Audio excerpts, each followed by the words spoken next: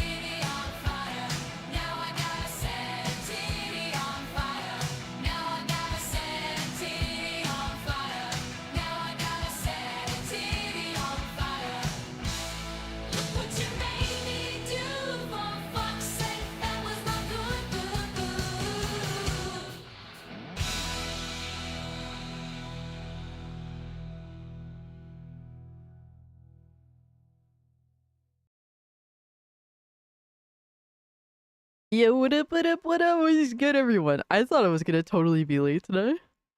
And somehow I'm not. I'm actually ahead of the ball game. When does that ever happen? When are Puerto Ricans ever on time? I mean, let's be real now.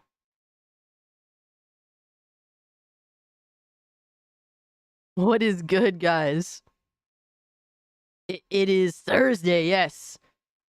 Most importantly, though, it is Cage Day, baby. What is good, everyone?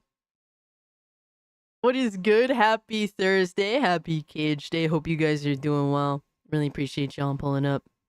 And we got the stream started off popping. So thank you guys for that. I appreciate it. Appreciate y'all being here, hanging out. Hey, D-Stock, thank you very much. The hair is very wild, yes. I simply just I got out of the shower and I don't comb my hair, so this is what happens. Apparently, I guess I am getting deported. It's over, guys. It's over. Puerto Ricans are technically American, but I'm still getting deported anyway. Puerto Ricans always on time, never late. I guess like the Puerto Ricans, but like New York Puerto Ricans, for example, never on time. Never on time, bro. It is what it is, bro.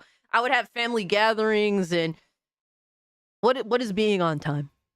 No, but what is good, everyone? It's really good to see you guys. Miss Bella, Lilith, Dax. Looking like Fem Rambo. Yo, I could dig it. I could dig it. My man, Mikey.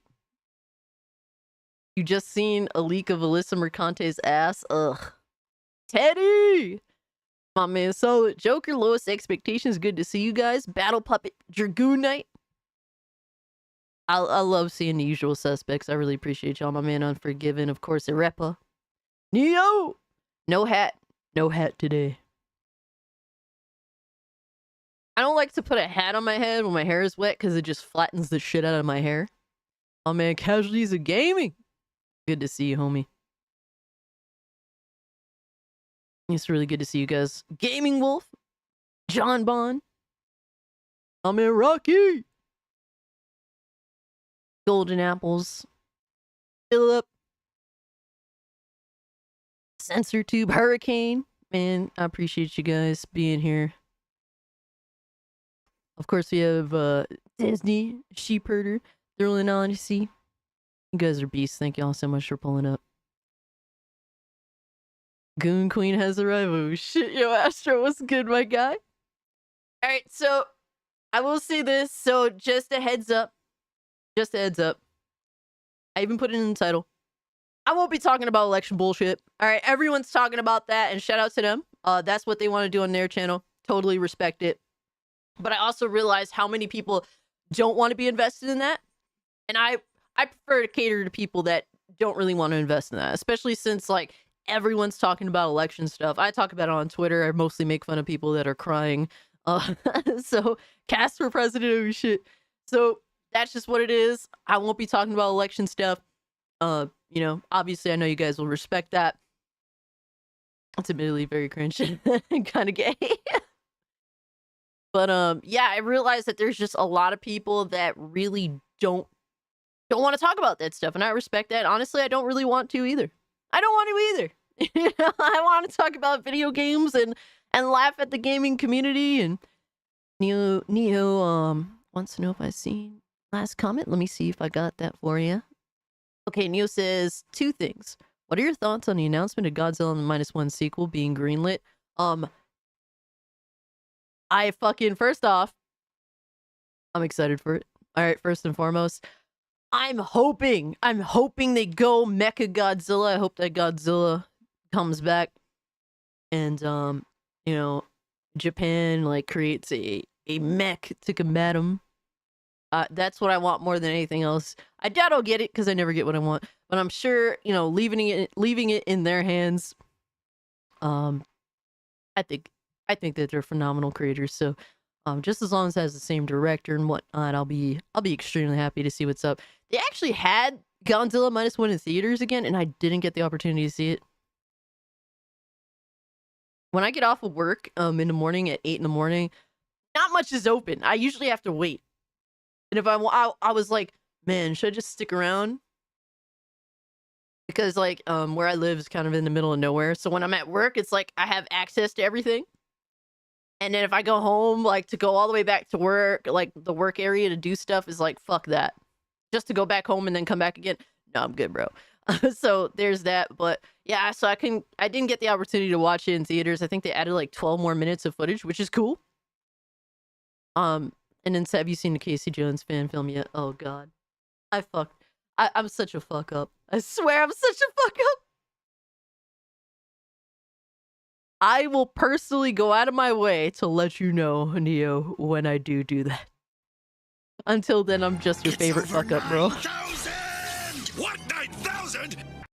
MF Cold Classic. Ah, man, Michael. Hey, thank you so much for the 5, Michael. I appreciate you. I hope you're doing well, brother. Thank you so much. You totally didn't have to do that. But the big positive. Yes, the director is coming back. That's what I'm excited for. So I leave it in homie's hands. Hopefully to make a good script. Did you see the trailer for 28 Years Later? No, I have not. I like 28 Days Later. I think it's pretty interesting. I wish it was filmed better. That's like my pet peeve. Like, I think it's a great film, but I just hate the way that it just feels a little too like. How do you say, like, I don't know, just like the film capture quality just feels shitty. I've only seen a little bit of 28 Weeks Later, so I can't really speak to it. Yeah, exactly. It had no budget. And I just, like, the quality of the film is so, like, it's a little bit hard for me to go over. Once I do, I'm cool with it, though. But it's one of those where it's like, the movie just feels kind of fuzzy. It looks kind of fuzzy. Yes, it was indeed an indie film. Yep. Hey, Miss Anonymous, good to see you. I heard Alyssa got fired because of Elon Musk. How the fuck? Wait. We need some, like... I need some, like... Where are the crumbs that lead to this? Where the fuck are we go from, like, Alyssa to Elon? Like, where are the crumbs in between? 9,000! Yo, my man, What Devastator! 9,000? Casas 1960s Dol Hedu XD. Okay, well, shout out to you. Thank you so much for the 2. And by the way, those 1960s hairdos, they're wigs. So my shit is real. All right, unlike Alex and everyone else that's wearing like a toupee and a fucking wig, my hair is real.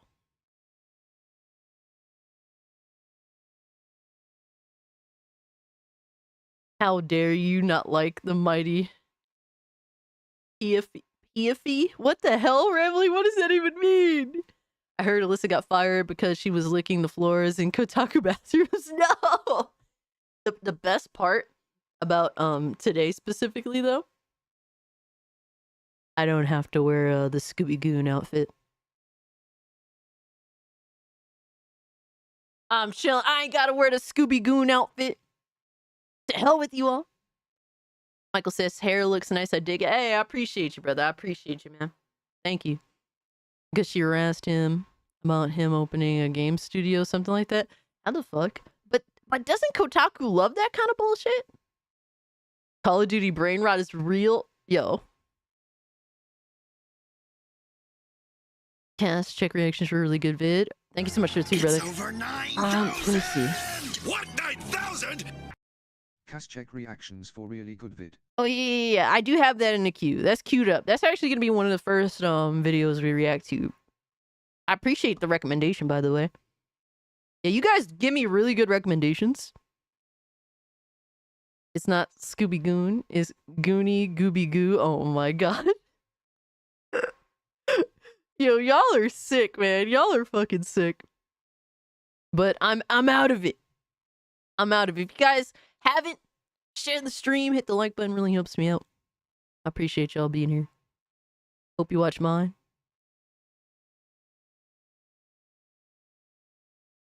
Hey, Ziggy, stop scratching my chair, sir.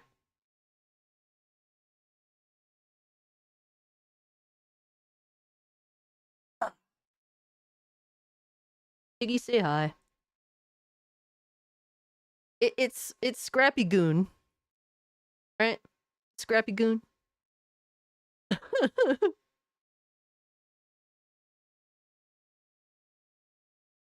Thank you, Rambling. He is a handsome boy. He knows it too. He takes advantage every chance he gets. He ate dinner, so he's sleepy. He gets the itis pretty often. Yo, my man Cannoli pulling up was good. Demolisher, appreciate you, brother. Wish YouTube do the same as Twitch, telling people you're live. The best I could do is tell you guys to, hit the bell notification and set it to all. YouTube is not really good at informing people when you're live. You guys know every single Thursday 8 p.m. I do go live. That's my promise to you guys, unless something serious comes up, obviously. But that's the one day the week I promise you guys a stream. And it means a lot to me. Yo, Adam, what's good? Good to see you, Adam. Wholesome gooner moments, yo.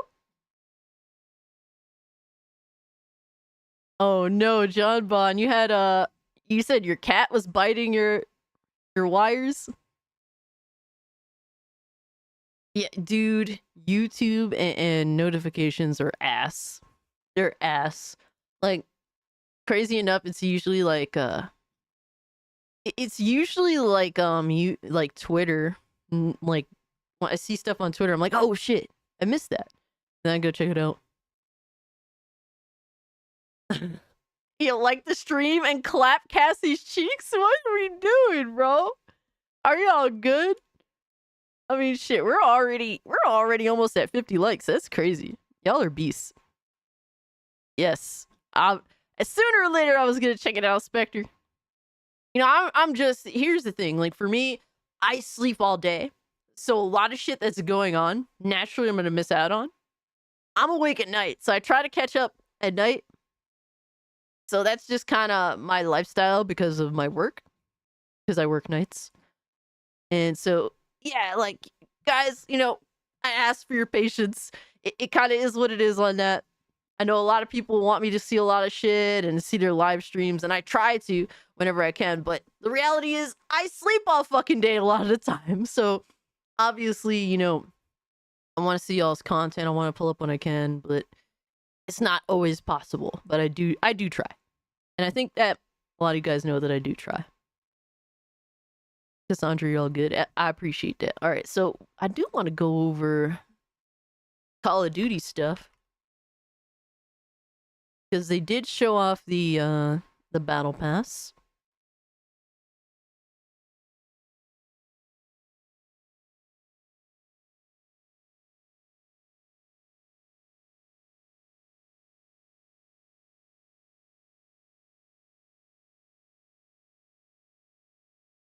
You're excited for the next zombies map? I haven't played zombies like that. I do want to, but I'm a crackhead for the multiplayer. But first off, guys, let me know in the chat what y'all been playing, what y'all been watching, what has piqued your interest as of late. I want to see. Let me know. Oh my god. Dreamcast guy thinks the PS5 Pro is a minimalistic upgrade.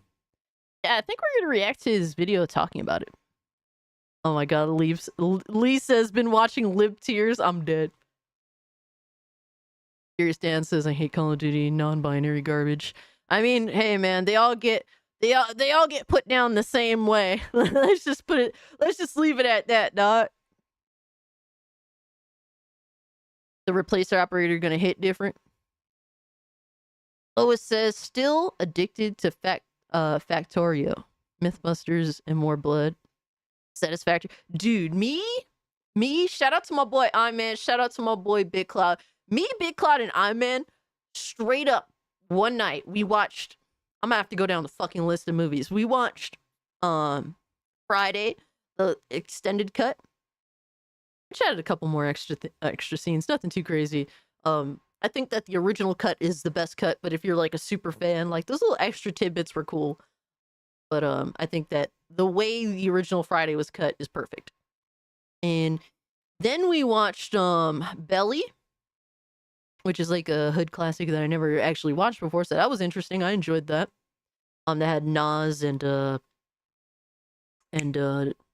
DMX in it. Really cool shit. Then we watched Coffee. All right, shout out to my girl Pam Grier, the fucking queen. And then we topped it off by watching Foxy Brown. Once again, yet another Pam Grier classic. I was fucking chilling the whole night. That was like, bro, I was good. What a fucking night of classics, baby. I was digging it. I'm on my Sparking Zero journey right now, getting bodied, trying to get better. That's what's up. That's what it's all about. Playing Black Myth Wukong, nice. Dreamcast guys are calling. We ain't lying about that.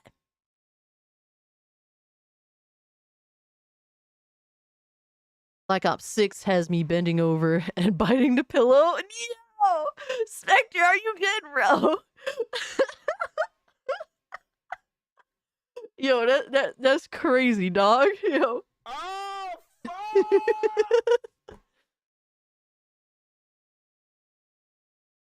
Black Ops 6 all the way for Teddy. That's what's up. Seeing PS5 Pro not hitting 60 FPS in games is a highlight for me. Well, here's the thing, man. A lot of people don't want to talk about this, but the reality is, unless these developers go out of their way to patch the fucking game, you're not going to get the upgrades. Like, that's the shitty thing about console. They don't give you those options that you can manually let the games take advantage of the new hardware. There's no future proofing involved when it comes to console. Like, that's one of the genuinely shit things about being stuck on console. On PC, we don't have that fucking problem. On PC, you get all the extra bells and whistles so that your hardware, whatever you choose to build, whatever you choose to buy, can be fully taken advantage of just off rip, just by going to the settings. And then if you want to add on all this other shit like mods and visual upgrades, you can go even that far too. There is no limit on the PC. Like that's the thing. And you could buy all these games and you could upgrade them manually without needing developers to do their job. Not even 1/4 of these games that are on PS5 are going to get pro upgrades. Not even 1/4 of them.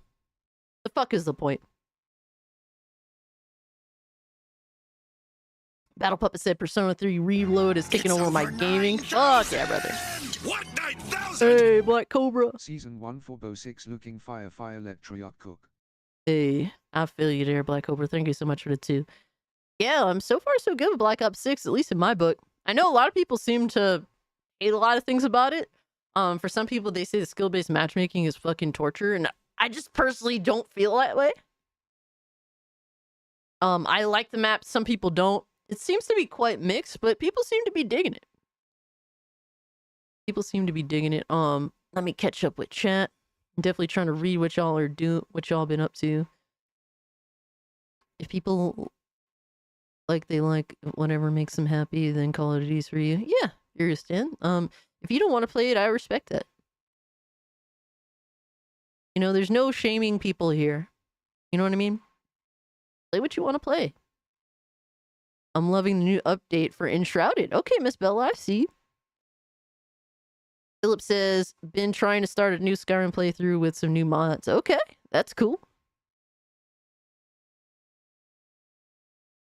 Been seeing anime VAs melting down lately. It's hilarious.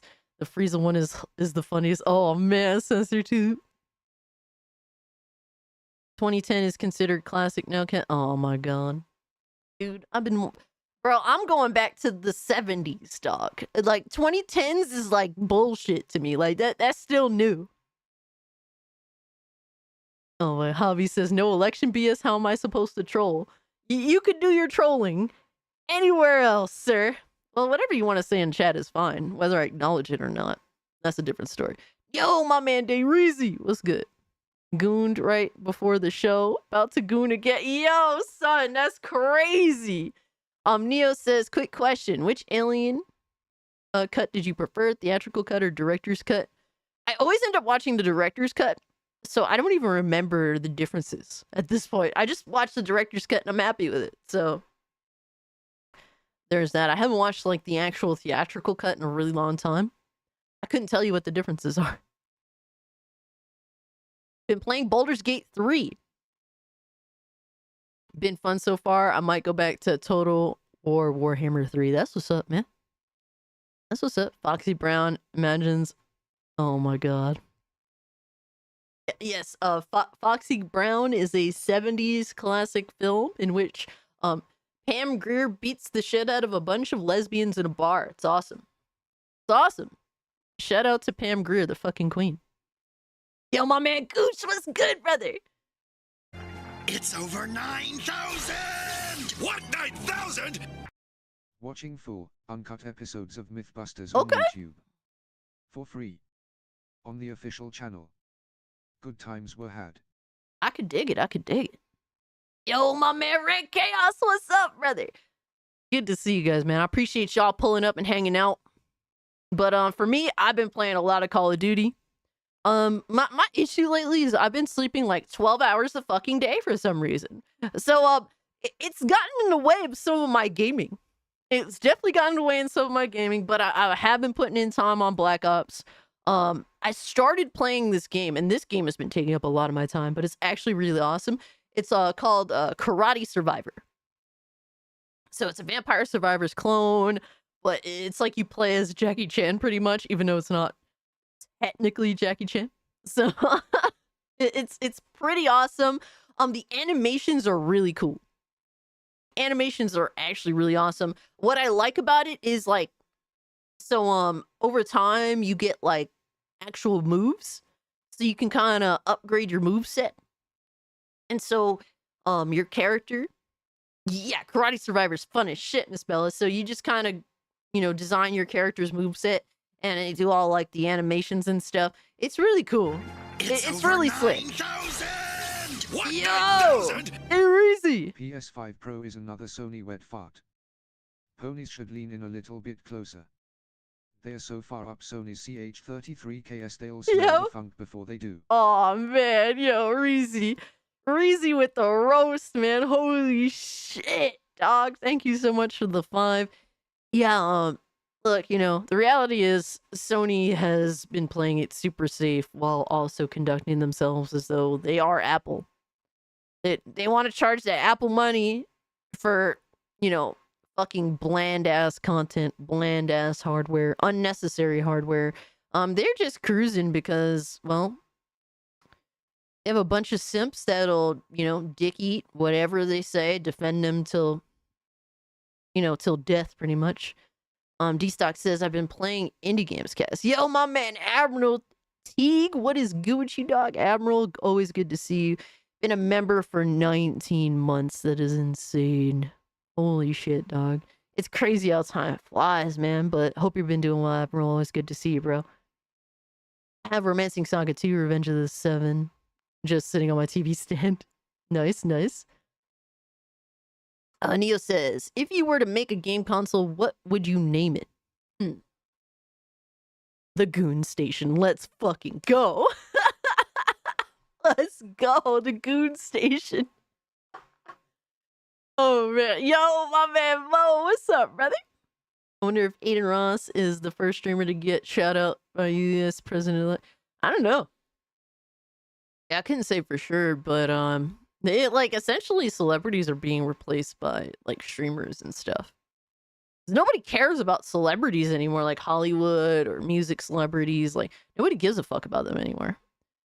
But yeah, Karate Survivor has been my bag. Plays good on Steam Deck, plays good on PC. Overall, just a really fun time with that. What else have I been playing? I played a little bit of Fortnite, started a new season. I didn't realize it was just like a 1-month season. No cast, the Goon Box is better. Oh man. Goon Station or Goon Box? Repa with the Goon Oil. Shout out to you guys, man. I appreciate y'all pulling up. But goddamn, we already hit 50 likes. You guys are beasts, man. Holy shit. If you haven't hit the like button, if you're new, subscribe to the channel. Only that cast, Astro Clip Mooch podcast featuring Creamcast guy. Oh no. The Goon U? Not the Wii U, but the Goon U? That sounds crazy. Goon U? Oh my god. Yo, son. Yo, son.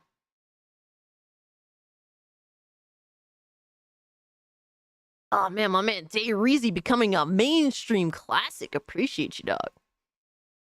The cream you, yo. Are y'all good?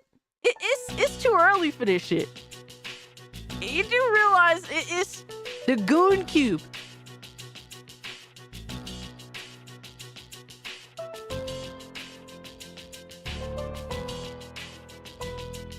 It's way too early for this shit, bro.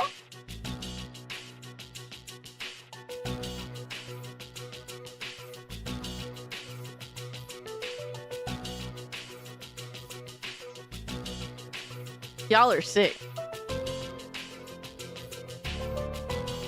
So, this is about to get interesting to say the least. Was wondering if I should have a suit up goal. Okay, because thanks to one of my artists, who's the biggest pain in the ass I've ever encountered in my life, by the way. Shout out to Lindo. He decided to make this.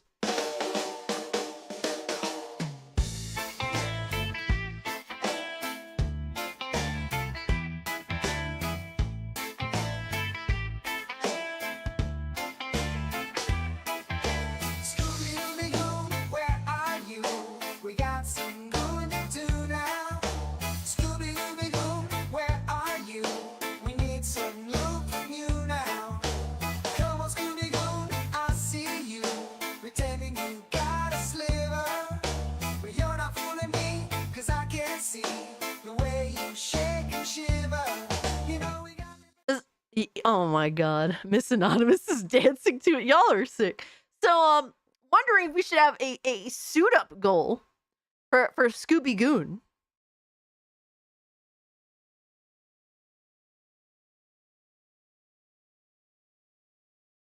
You love it. Of course you guys do. What? I'm not at all surprised. I'm not at all surprised. Yes. Y'all are sick, and I'll be the suit up song. Yo.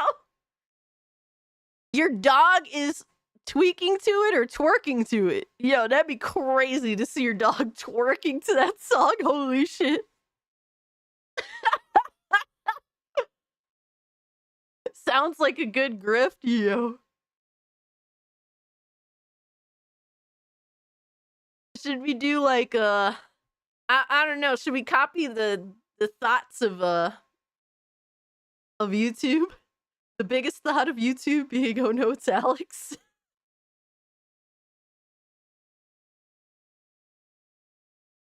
Or we could do like I don't know, like an overall stream goal. So like either a $50 super chat gives you like an hour of Scooby Goon.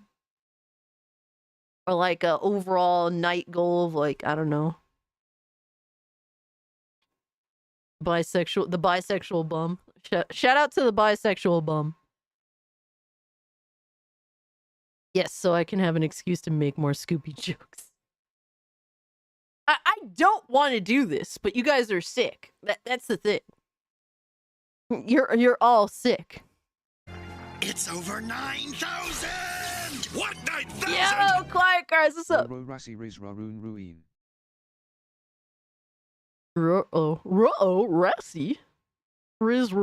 Green? Oh my god. Repa said, uh-oh, Cassie is the Goon Queen. I don't know what's worse, being the furry queen or the Goon Queen. That's crazy.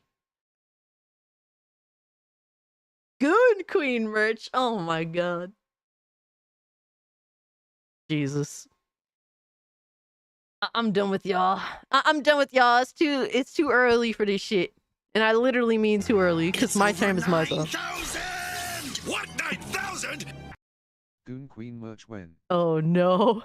Goon Queen merch when? I don't know. What am I gonna do for Goon Queen merch? Guys, look what this fucker did. Look what this fucker did, man. Hold on. If you guys, you know, I'm sick. I'm sick of you all. Forget just sick in general. I'm just sick of you all right now. Hold on. I have to bring up what this fucker did, man.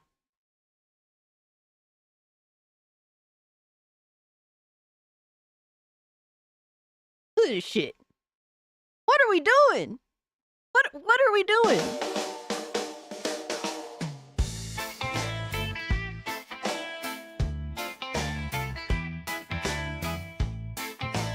Really?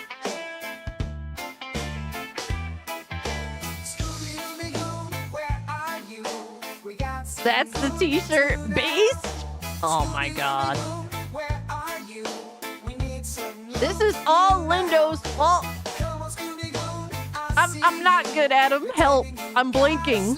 I'm blinking multiple times. Kata says he loves this. Oh my god.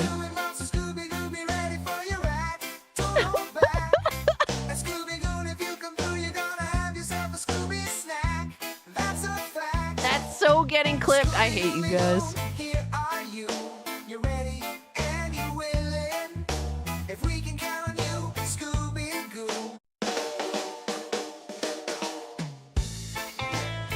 You're scared? Mikey, this is Michael, this is what I have to deal with all the time. All the time.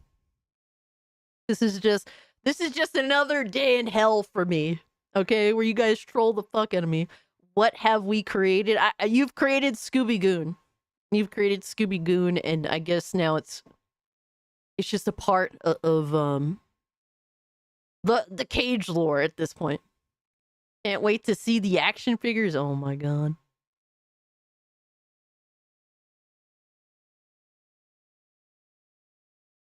Let me see, Neo.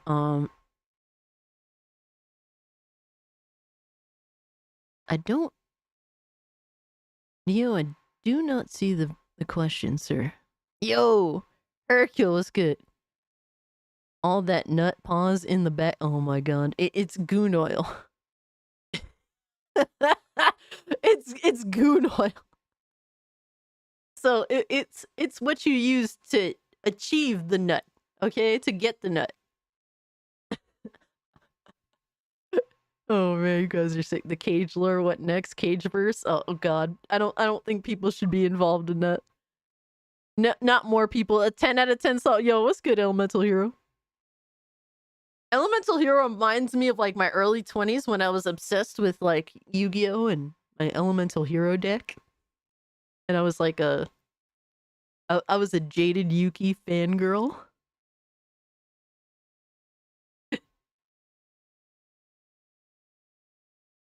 Get your goon on. I mean, what? Here's the fun question. Which cartoon dog would you rather watch or prefer? Scooby-Doo or Courage the Cowardly Dog?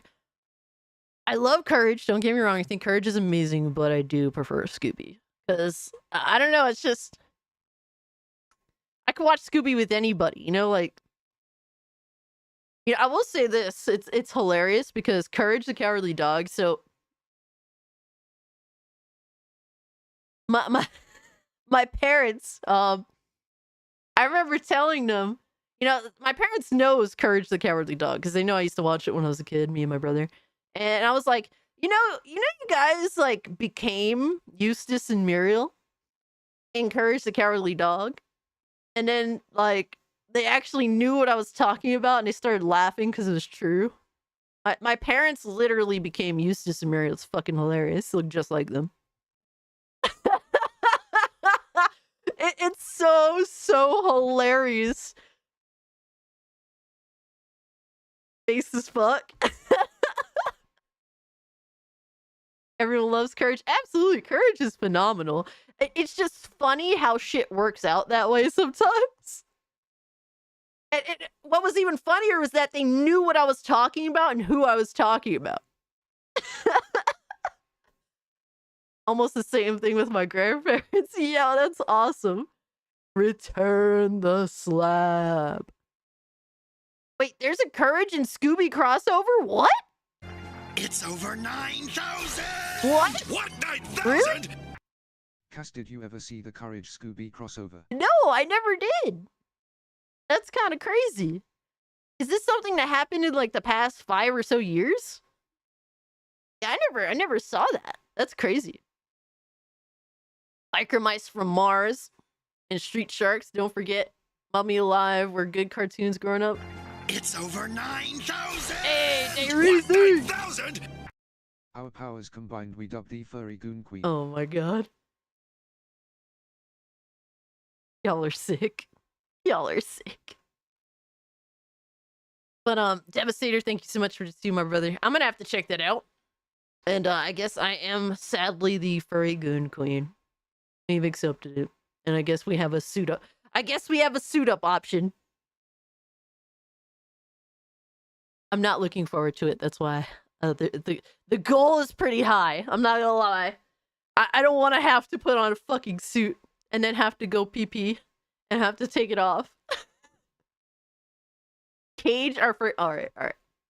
I'm done with y'all. I'm done with y'all. We have the $50 suit up option for an hour. I'm not even joking. That's it. And I hope that you don't fucking donate. Like, genuinely. It's over 9,000! What, 9,000? Goon World Order for life. Goon World Order for life, yo. That's crazy. You guys, stop. Here's the thing. My artist watches this shit. And then he reads what you guys are saying. And then 2 days later, he posts some bullshit in my Discord DMs like, hey, came up with this. Just something new to embarrass you with. That's pretty much what he does. He shows up like 2 days later after reading all your comments and super chats. So you guys inspire some of the worst shit ever. Okay? You guys are terrible. Javi Cass, you're selling your body. Please don't do this. I'm selling. How is this selling my body? This is me saying, hey, pay me money for me to put more clothes on. There's a difference. And I'm encouraging you guys not to. All right, so we got the update.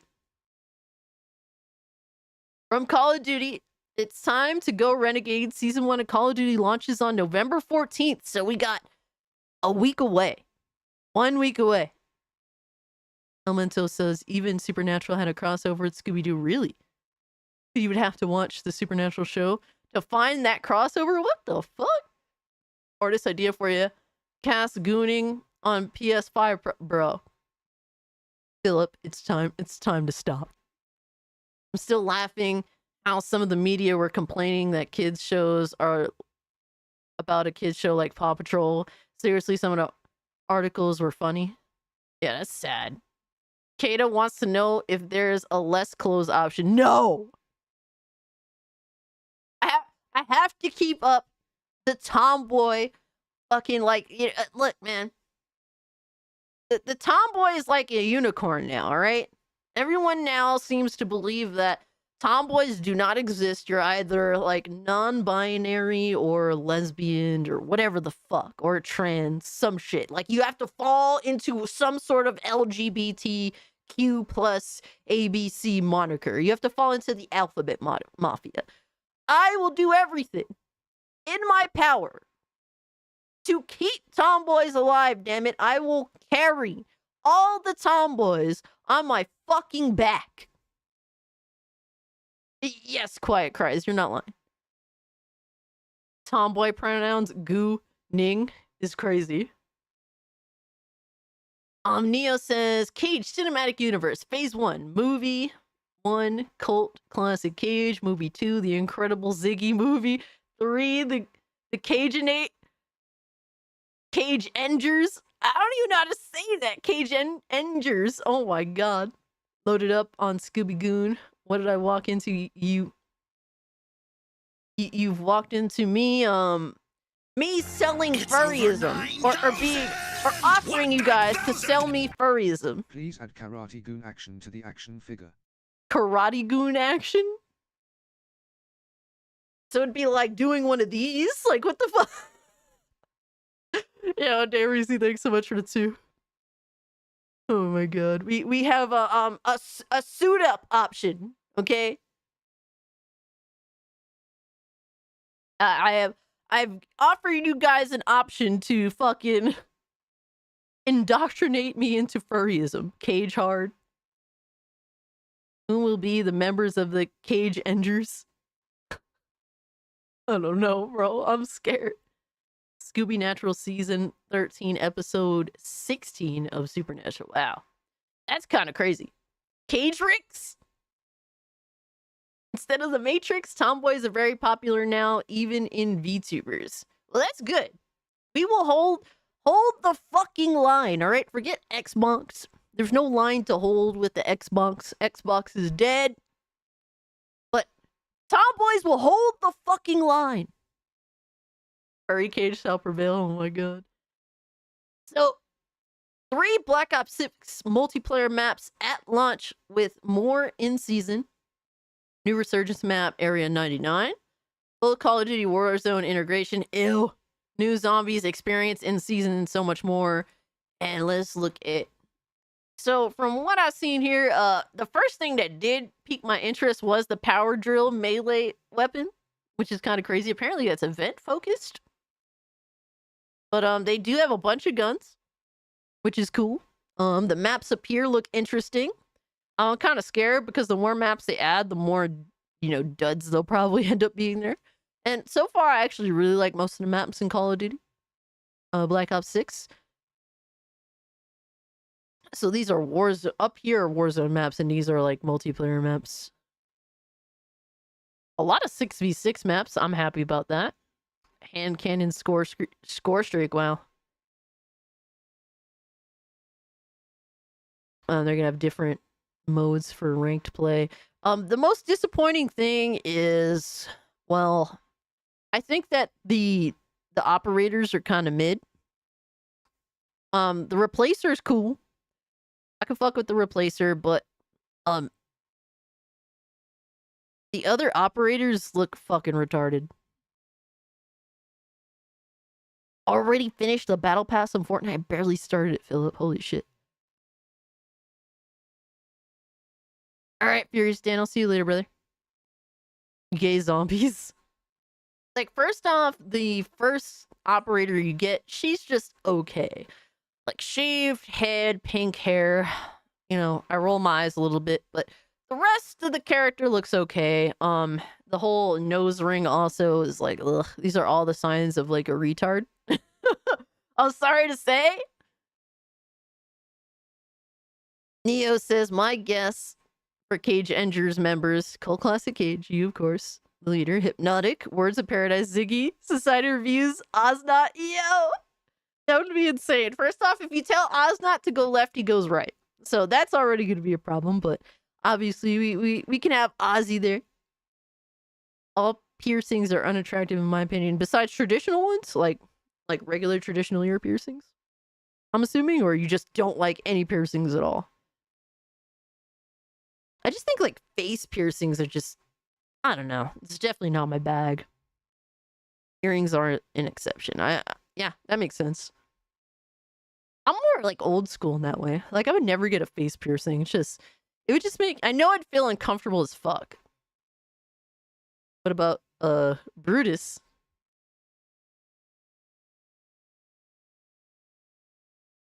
Ear piercings are neutral, everything else is bad. Tongue piercings were hot until I finally grew up. Ugh.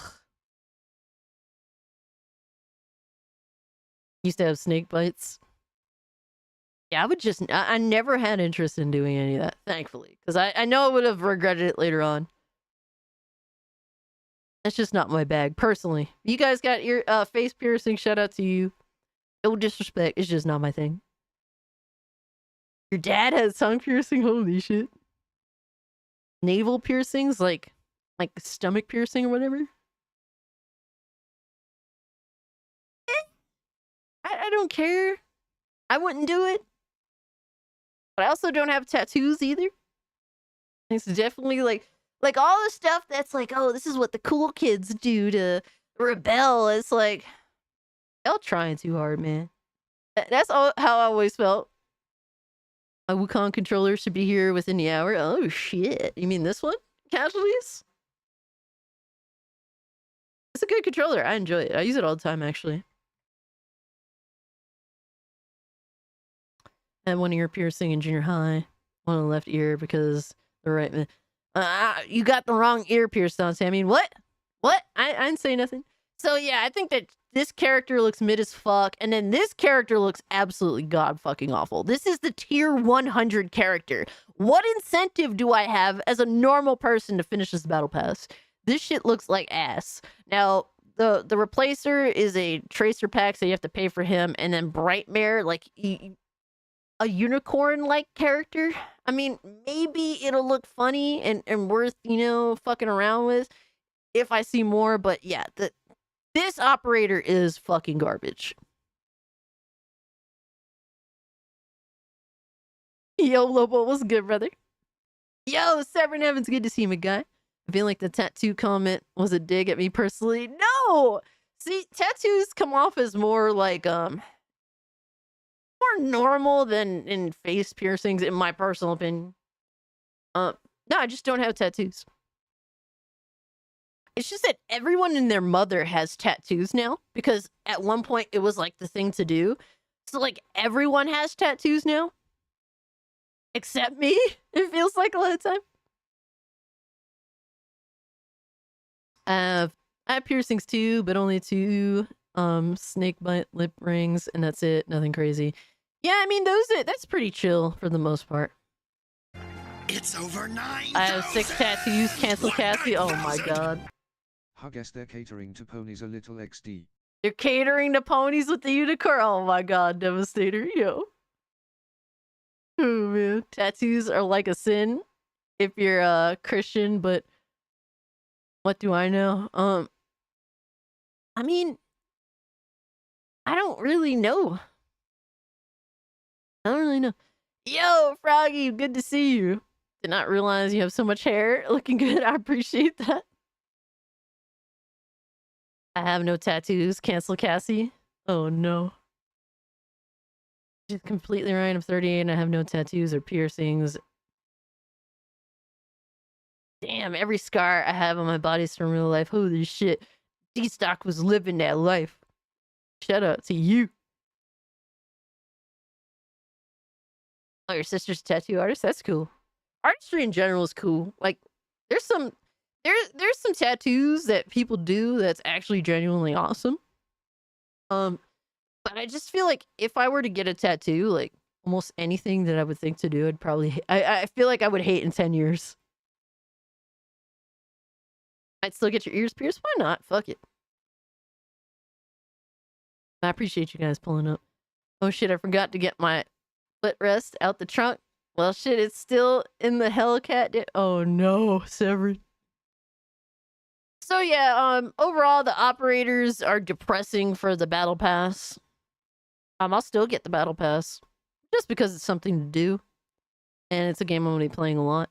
But yeah, I'll probably get the replacer pack because I'm a simp for games I know I'm gonna spend a lot of time in. Cast as a square? In a lot of instances, yes, especially when something becomes like super popularized, like it's the thing to do. I always get the Fortnite battle pass, Libo. But yeah, if I notice that like everyone does something, then I'm naturally gonna be like, I'm not gonna do it. The booty pass. I'm too lazy to go back out there and get it though. Oh no, Severin. Just do it. You'll be more relaxed with your footrest, sir. Hold on 1 sec. I'm gonna let Ziggy out real quick. And I'm also gonna get a drink. You gotta go bathroom, buddy?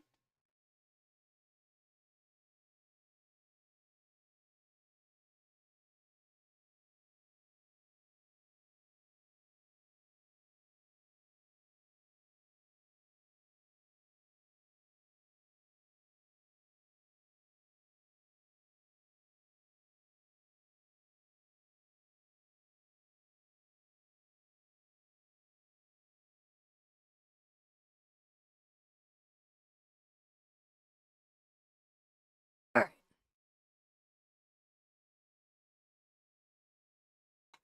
Coconut and pineapple, let's go!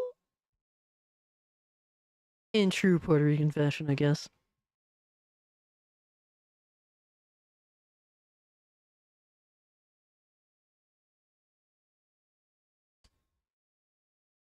I'm speaking specifically of trends, casualties. Like, I don't play Call of Duty or Fortnite because everyone plays it. I just like it. That's it. Some Call of Duties I don't play. Fortnite I just play because I think it's just better than most other multiplayer games that come out in modern day. If multiplayer games got consistently better across the board, I wouldn't play Fortnite anymore. But here we are with really shitty multiplayer games. None of these fucking companies can get their fucking act together.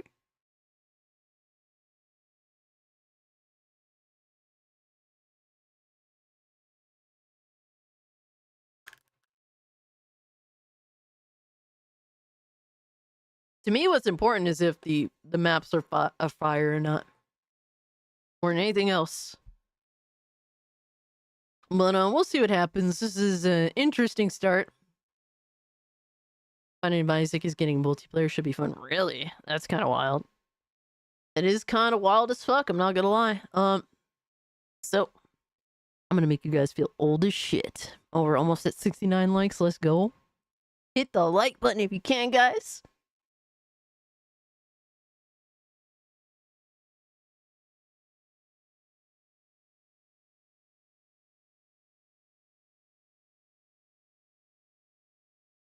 I'll make you guys feel old as shit. All right. So this is This is the promotion of Mortal Kombat 3 back in '95. Back in '95. So I was like two or three.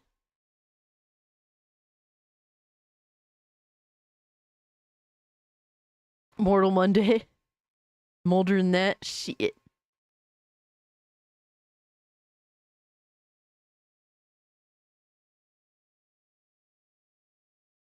He wasn't even born yet. Shit. I ended up getting Mortal Kombat Trilogy. That was my go-to. Miss Bella said I was 24. Wow. So yes, this is the promotion of Mortal Kombat 3. And I'm so glad I saw this video because I'd never seen this before.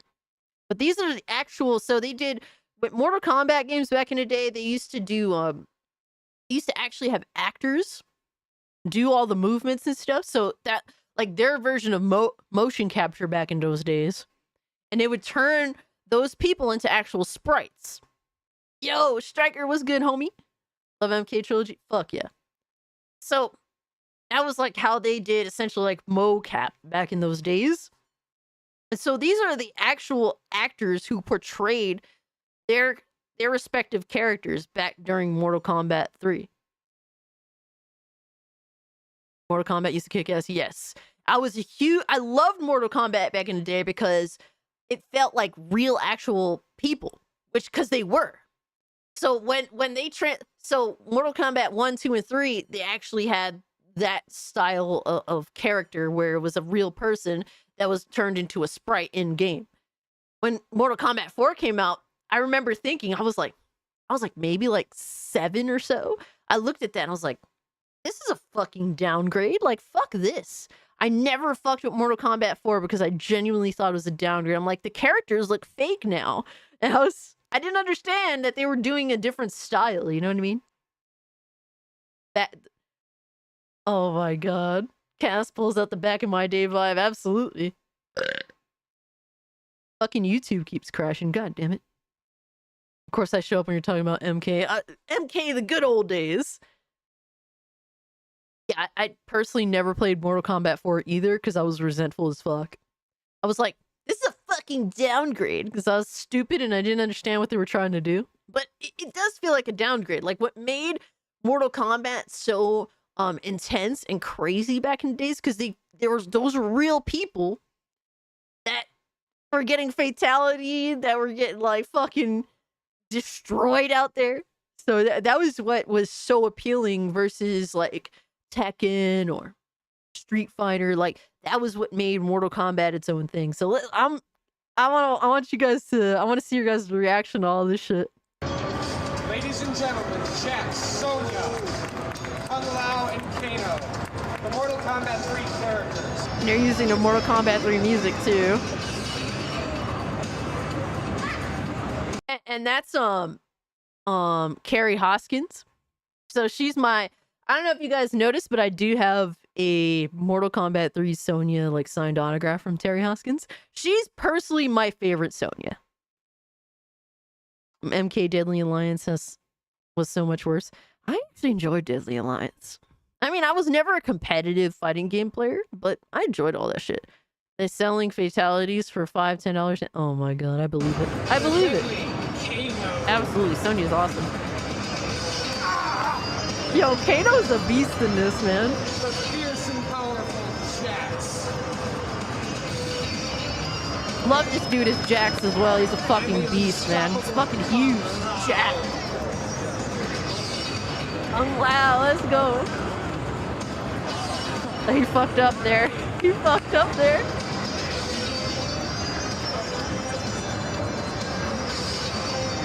Yeah, it's so cool though, man.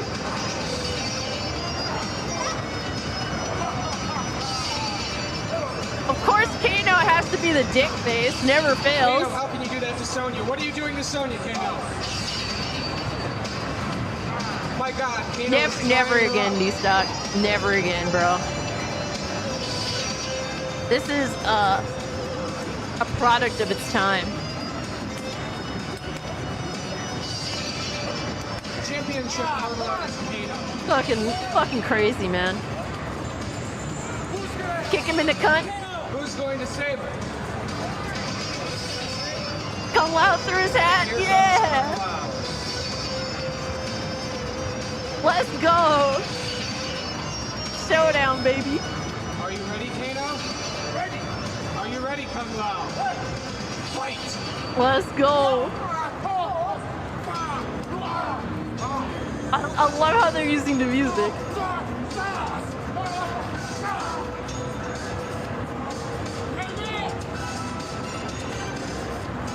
Who's going to save Sonya? And here comes Jax. Yeah, let's go, Jax. I love him as Jax. What a beast. Yo, let's go, Sonya. Fuck yeah, bro. Let's go. Yeah. Kano's awesome. I got you, Repa. Finish him. Yeah.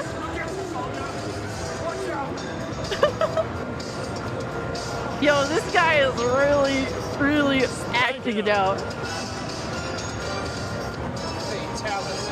Kick him in the head. Kick him in the head and let's head hit the gong. Yo, that's hilarious. The shit that they would do back in the day, that's something that people will never do again.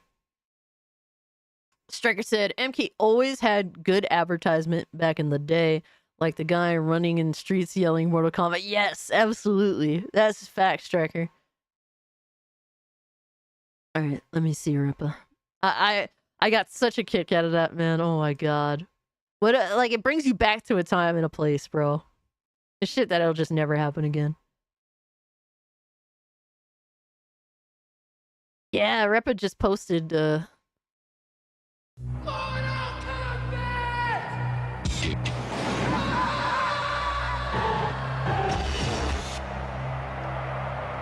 Yup. What a fucking throwback, man.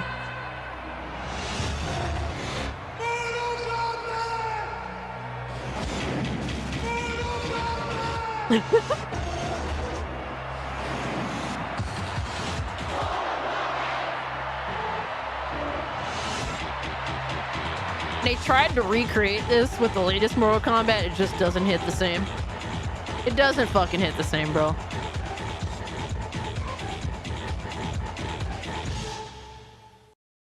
I could dig it.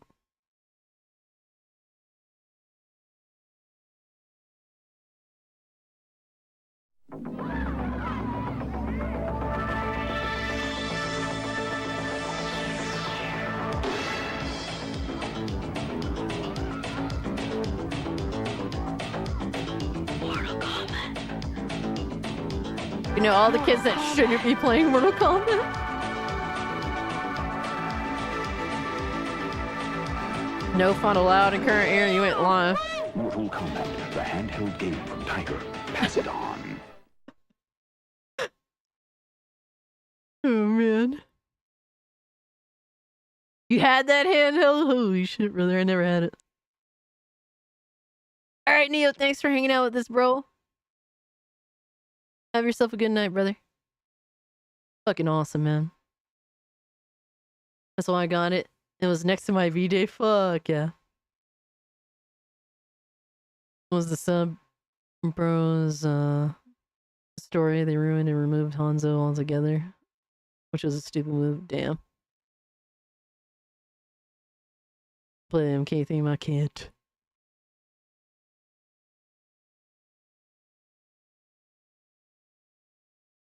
Yo.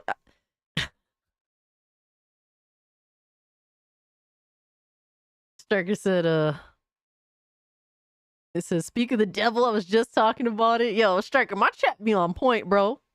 My chat is crazy. They will pop up with shit at a moment's notice, dog. Nothing slips by them, bro. Got taken by my teacher, too, of course. Of course. Oh, man. But those are great times. Oh, no. Oh, man. Reverend Coffin. Why did you change your name? Really hope I get the job I just applied to. Good luck to you, Golden Apples. Wishing you all the best. Yeah, exactly, Moody. We had enough election talk. We had enough. The thing is, everyone's talking about it, and I'm just like, well, I'm going to reject it. I just want to offer something that's not really very common right now. That's all I'm saying.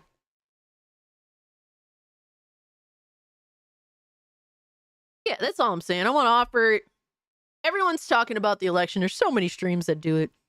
And this is just not the place for it. You know what I mean? And I know that there's a lot of people that don't want to go somewhere where they don't have to worry about that. And that's pretty much the entire point. I just want to offer something that's not as common. So we have a projected release date for GTA6? It's supposed to be coming out next year. Likely late next year because it's, holiday season's a big deal. But that's what we know unless it gets delayed. MK3 came out on the R zone too. Absolutely, D-Style. Let's talk about video games and fanboys and fuckery. But I do have a little bit of news to talk about. Let me see. But that was Mortal Kombat 3 advertising. Fucking just wanted to relive those moments with you. I do have a little bit of news. All right? Because, I'm pretty much an anti-violent person. I don't believe in imposing your will on people. Because I don't want to do that. And I don't want people to do that to me. But sometimes some people just need to get their ass beat. Know what I mean? Just sometimes that's the only thing that's gonna fix it, stupid motherfucker. Yo, Big Cloud, what's good with you, dog? Speaking of which, what? So, Kick streamer Johnny Somali was banned from leaving South Korea and is facing over 10 years in jail. This fucking asshole piece of shit. He goes to foreign countries and terrorizes people there for views. Yes, he's a known harasser. Last year, I recall that he was in Japan just being a complete, total piece of shit human being. And now, lately, he has been in South Korea being a piece of shit. I'd love to see him try that shit in North Korea. Just saying, pussy. Just saying, pussy. You know what they should do? South Korea should do? They should just throw him over the border. What? I'm just saying, dog. Or China, yeah. But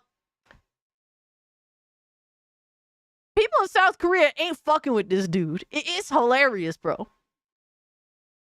So this dude posted, nuisance streamer Johnny Somali dares Korea to swing at him. Korea swings back. Yo, this shit is crazy. This shit is, bro, I saw this. And look, man, I don't like to be this way as a person. I like to discourage violence.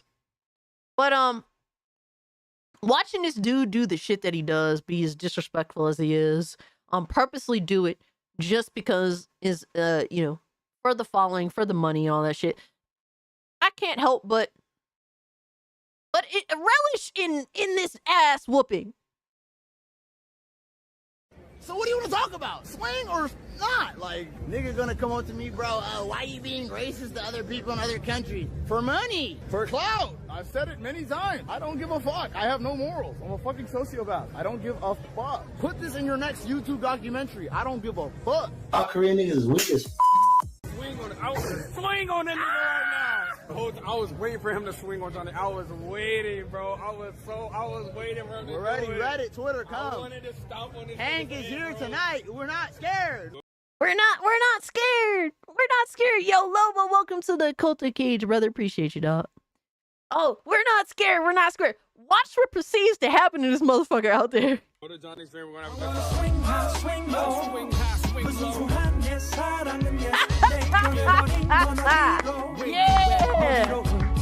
Yeah. I was waiting, bro. I was waiting for the Shut up! Shut up! Yeah. Yeah. Let's go. Oh, yeah, brother.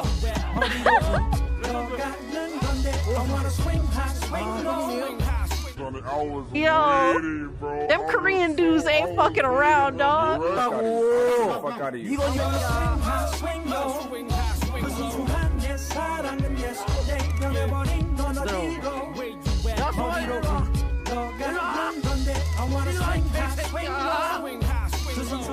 Swing or not? Yeah, he's been getting his ass beat, bro. And now he is in jail. Yo, he been getting his ass whooped, bro.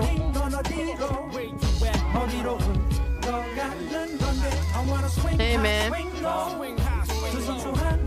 Wanna fuck around? our Korean niggas is weak as 대한민국에서 앞으로 저렇게 소말리 같은 애들 진짜 처리할 거니까 앞으로 Yo, they don't care, bro. They do not care. Put this in your next YouTube documentary. I don't give a fuck. Yeah, he absolutely goes out of his way to disrespect other countries. And it's so disgusting. So disgusting. They're all trained in martial arts. But fuck around and find out, bro. It ain't like in America where people are too pussy whooped to do anything about it. Like, he also has charges of harassment and carrying a gun and drugs. Damn, yeah, he's done. Homie's done. I don't know what it's like to be in a South Korean jail. I never heard how it is. But good luck, bro. It looks like you're going away for a while. You gonna get diddied? Oh shit. It's not good? Wow. Learn something new every day. Too bad it wasn't North Korea, damn. I did have a little bit of news, something that people aren't really talking about too much. Doubt he's gonna be racist in prison. Hey, there's nobody for him to stream to over there. He dropped the soap down. Y'all funny. Bubba gonna love him? Oh my god. Y'all funny. Here's another little news story that I thought was interesting. That I'm curious to see what you guys think about it. Lindo posted it in the react request, but apparently this is a thing. North Korean soldiers hooked on porn after getting internet access for first time while helping Russia fight Ukraine.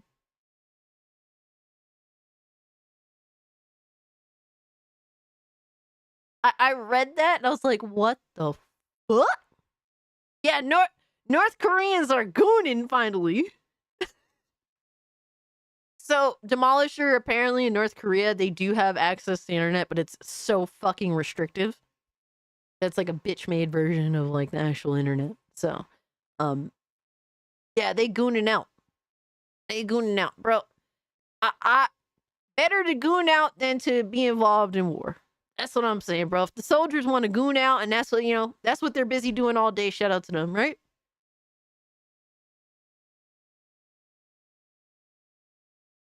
Porn will set them free.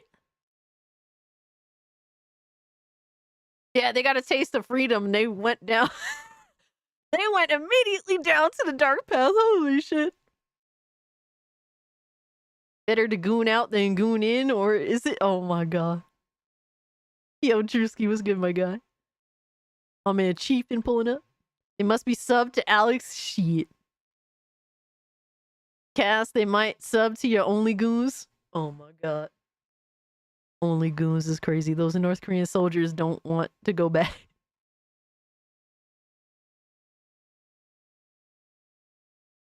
Better out than in is crazy. That's fucking crazy. Y'all are wildin'. And Hideo Kojima's Death Stranding's now available for Xbox in a surprise release. Came out of nowhere. I was at work. Out of nowhere it popped up. Oh, Death Stranding's now available on Xbox. I was like, holy shit, what the fuck? Said the Xbox version is available at a 50% discount for a limited time. Kojima Productions' Death Stranding is now available for Xbox Series X in a surprise release. Developer announced Xbox version in social media post on Thursday and confirmed that it will be available 50% discount for a limited time, which means it costs $20 US. That's awesome. That is awesome. The announcement was made as the clock ticked to midnight in Japan. Yo, Cobra! North Korean goon gang raise up. Hell yeah, bro. Thank you so much for the two. North Korea, yeah, we got the goon gang over, technically in Russia, but they're North Korean. Shout out to them. Helldivers on Xbox when? Sooner or later, right, Censored? Imagine if Death Stranding 2 is a day and date on Xbox. Holy shit, really. Fanboys have been calling betrayal over this. Dude, like, I was saying on Twitter, what's crazy is a new piece of hardware came out today for PlayStation, being the PlayStation 5 Pro. And they didn't get any new games to try on it, but Xbox got a new PlayStation game. That's crazy. Crazy how that works, right? And I don't even think Death Stranding has like a next PS5 Pro upgrade. Am I right on that? Because I don't think I've heard anything about that. The announcement was made as the clock ticked to midnight in Japan, marking exactly 5 years since Death Stranding first released for PlayStation 4, which could suggest that an exclusivity agreement expired. So from what I heard about this, apparently Hideo Kojima now owns Death Stranding, like the property itself, the IP. If I'm not mistaken, that's what I heard. I'm surprised they didn't actually... I'm surprised they don't actually know that. Like, they didn't talk about that. Yeah, Chief, and Kojima owns the IP as well, so Death Stranding could be on Xbox as well. Yeah, so it could certainly be go day and date. Yo, VGC fucking... VGC slacking today. Holy shit, brother. So, shout out to Hideo Kojima for owning his own IP. Cool to see when creators actually have that. It's kind of rare, so.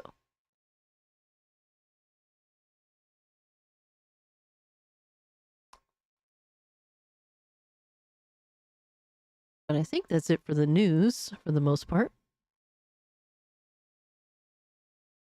Now we got some fanboy bullshit to go through. Holy shit.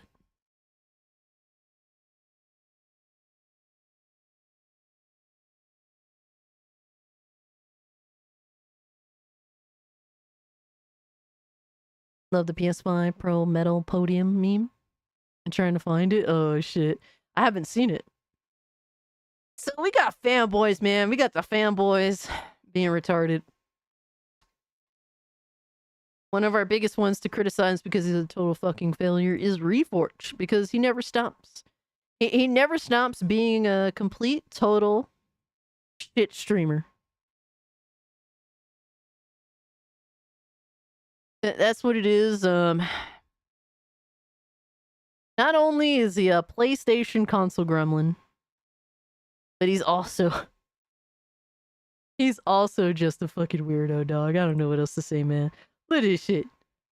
Dude. Shout out to Dumpy Koala. He's a logician. Refraud Gaming. Oh, man. But Dumpy Koala says, Reforge Gaming begs for members to throw a birthday party for the low cost of $2,500, then claims his whales are on vacation.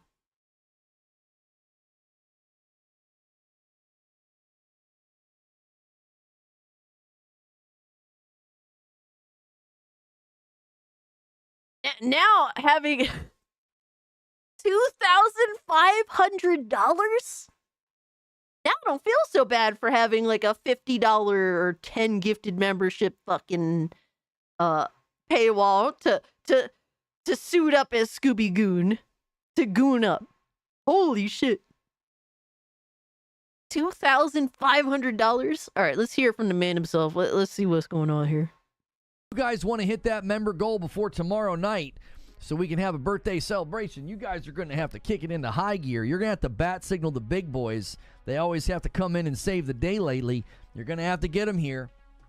They've taken the week off. You guys want to hit that member goal before tomorrow night so That's we can crazy. have a birthday celebration. You guys are going to have to kick it into high gear. You're going to have to bat signal the big boys. They always have to come in and save the day. Bat signal his whales. That's crazy, bro. What the fuck? 500 member goal.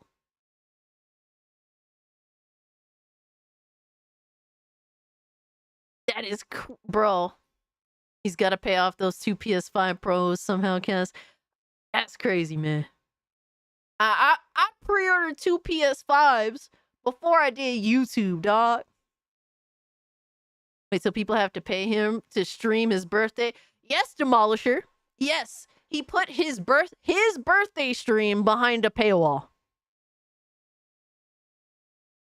Hawkins said, Cass, my dignity is affordable. No, it's not affordable. That's why I have a $50 fucking paywall. My dignity means a lot to me, damn it. Holy shit. If you want me to goon up as Scooby Goon, you're gonna have to put up, because I'd prefer you to not. I'd prefer you not to. Yo, Attendo, what's good, brother? Appreciate you pulling up, dog. Would rather buy current Concord, damn. That's crazy. The goon oil, yeah, if you want the goon up. Holy shit. You better double that goal. I'm in. I don't have to, okay? I don't have to because it's not going to happen anyway.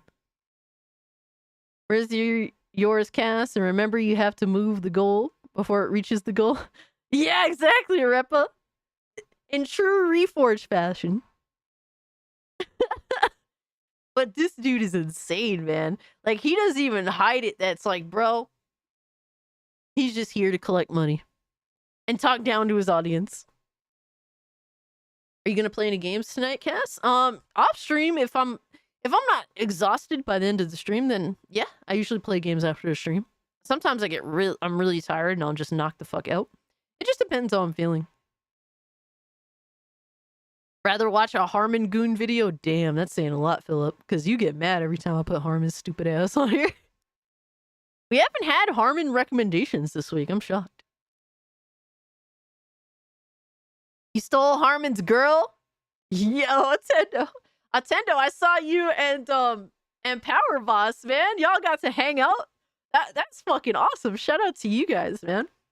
2 handsome Chads. Shout out to you. Can't really mock taking money from idiot fanboys, though. Demolisher, you do bring up a good point. You met Princess Peach? Oh, shit. That's what's up, Nintendo. Oh, shit. Stole Harmon's girl. Shout out to you, brother. And then we have more fanboys. More fanboys talking out of their ass about the PS5 Pro. Because apparently it's the end-all, be-all of gaming. A goon point. What are you talking about, Cass? Harmon is sexy. Philip, are you good, brother?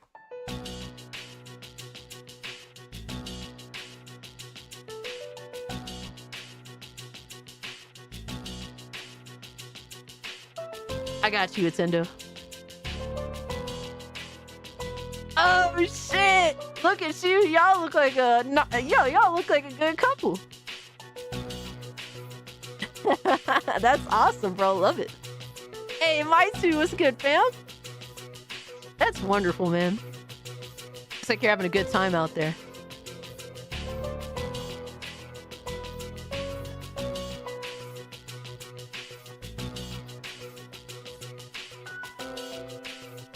But Philip calling Harmon sexy is insane. Harmon is eternal. He lives on forever. I did, as expensive as America is, I did enjoy myself. That's what it's all about, man. You know, it costs a lot to definitely, you know, have an extravagant time. But if you're lucky enough to be in that situation where you can swing it, man, shit. Fucking, I'm happy for you, bro.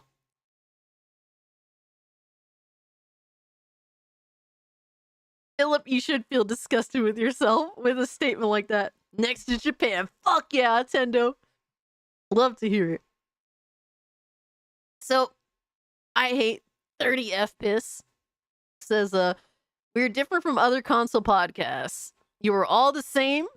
In my book, full of lies and crazy batshit insane comments nobody calls out. Back to good gaming. LOL. Yes, FPS. 30 FPS. That's what we call it here. Quiet Christ says that's like saying Kevin Spacey is hotter than Brad Pitt. Art, bro. No. No. All right, let's hear what these fanboys got to say. Honestly think that it's going to bring in a new group of gamers. I see a ton of PC guys buying the PS5 Pro. Hold up. What? Let me hear that one more time. Honestly think that it's going to bring in a new group of gamers. I see a ton of PC guys buying the PS5 Pro. You are coping and seething. You just They know this shit isn't gonna sell like that. It didn't sell out. They'll be lucky if the PS5 Pro accounts for 10% of PS5 sales, really, at the end of the day. Coping so hard. Coping and seething. We're just 11 seconds into full retardation. That's what PlayStation console gremlins do. D-Stock actually, the Cope song has been a thing well before Hypnotic started using it. I'm just saying, D-Stock. Well before. That's been used in the gaming community for years now.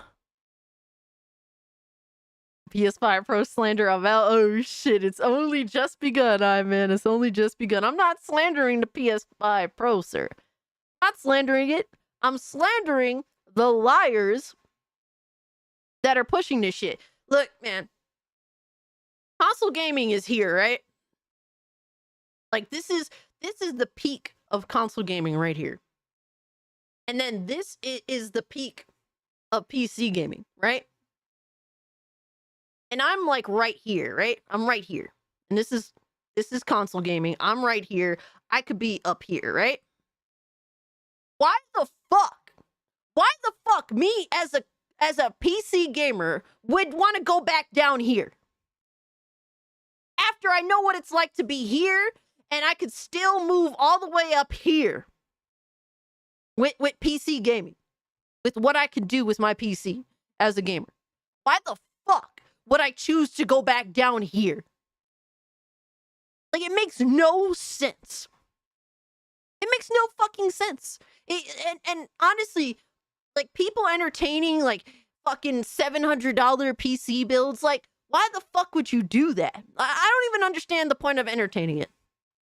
I haven't talked about $700 PC builds. You know why? Because if I see a console that's fucking $700 to $800 with the disc drive included, guess what? I'm going to say, fuck that price point. At this point, I'm just going to say, fuck it, and spend at least $1,000 plus and build a way better fucking PC in comparison. Why the fuck would I bother with a console at that point? If I'm going to spend $800, you know what? Fuck it. I'm going to spend almost double that and get the best of the best. And not be stuck down fucking here with these fucking losers.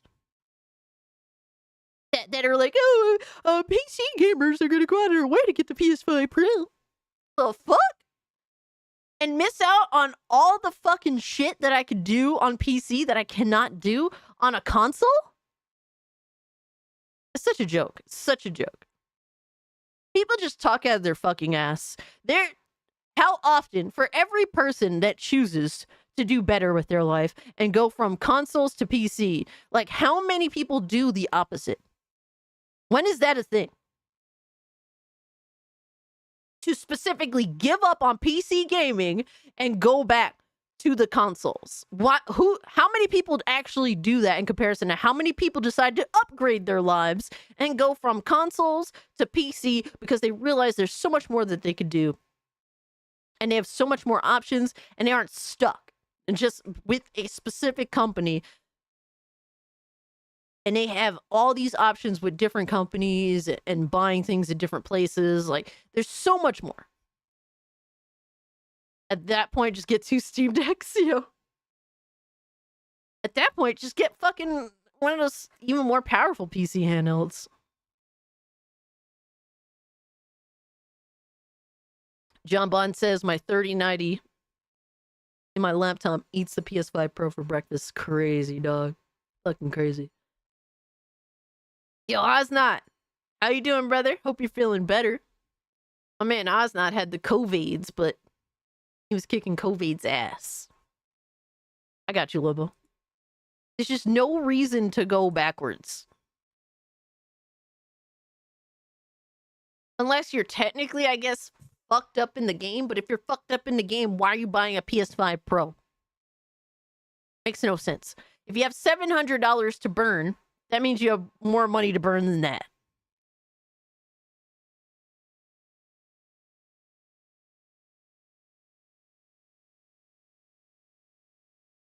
Oh my god.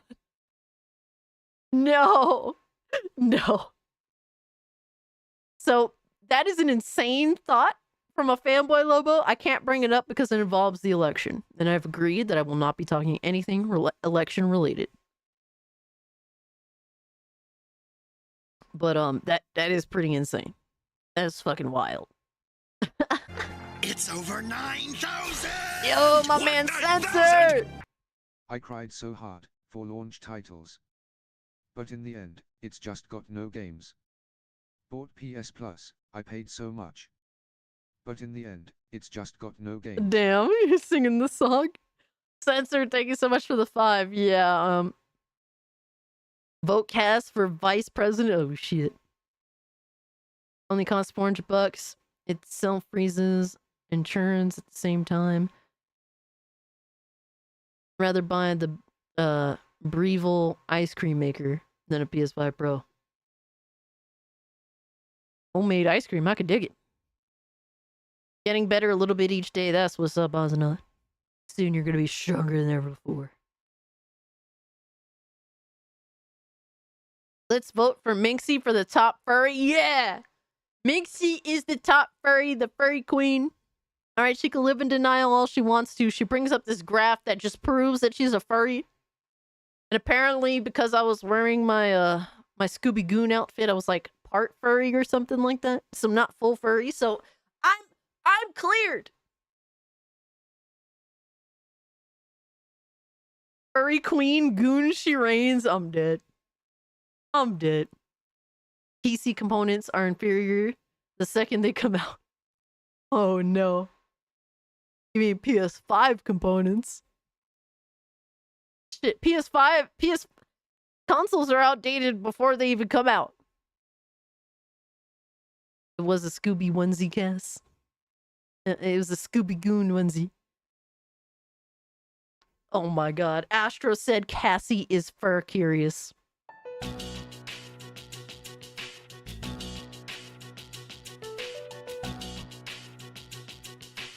Attendo's the top furry? Yeah, let's go, Attendo. And Attendo came out.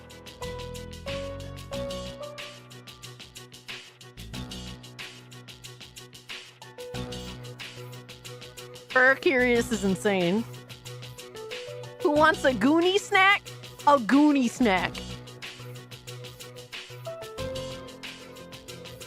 I just think of like, so if you ever watched like and it's a Gundam like P.O. Box video where he opens up stuff that people send into his P.O. Box. When I think of a Goonie snack, I think of those like little fruity dicks that they sent him.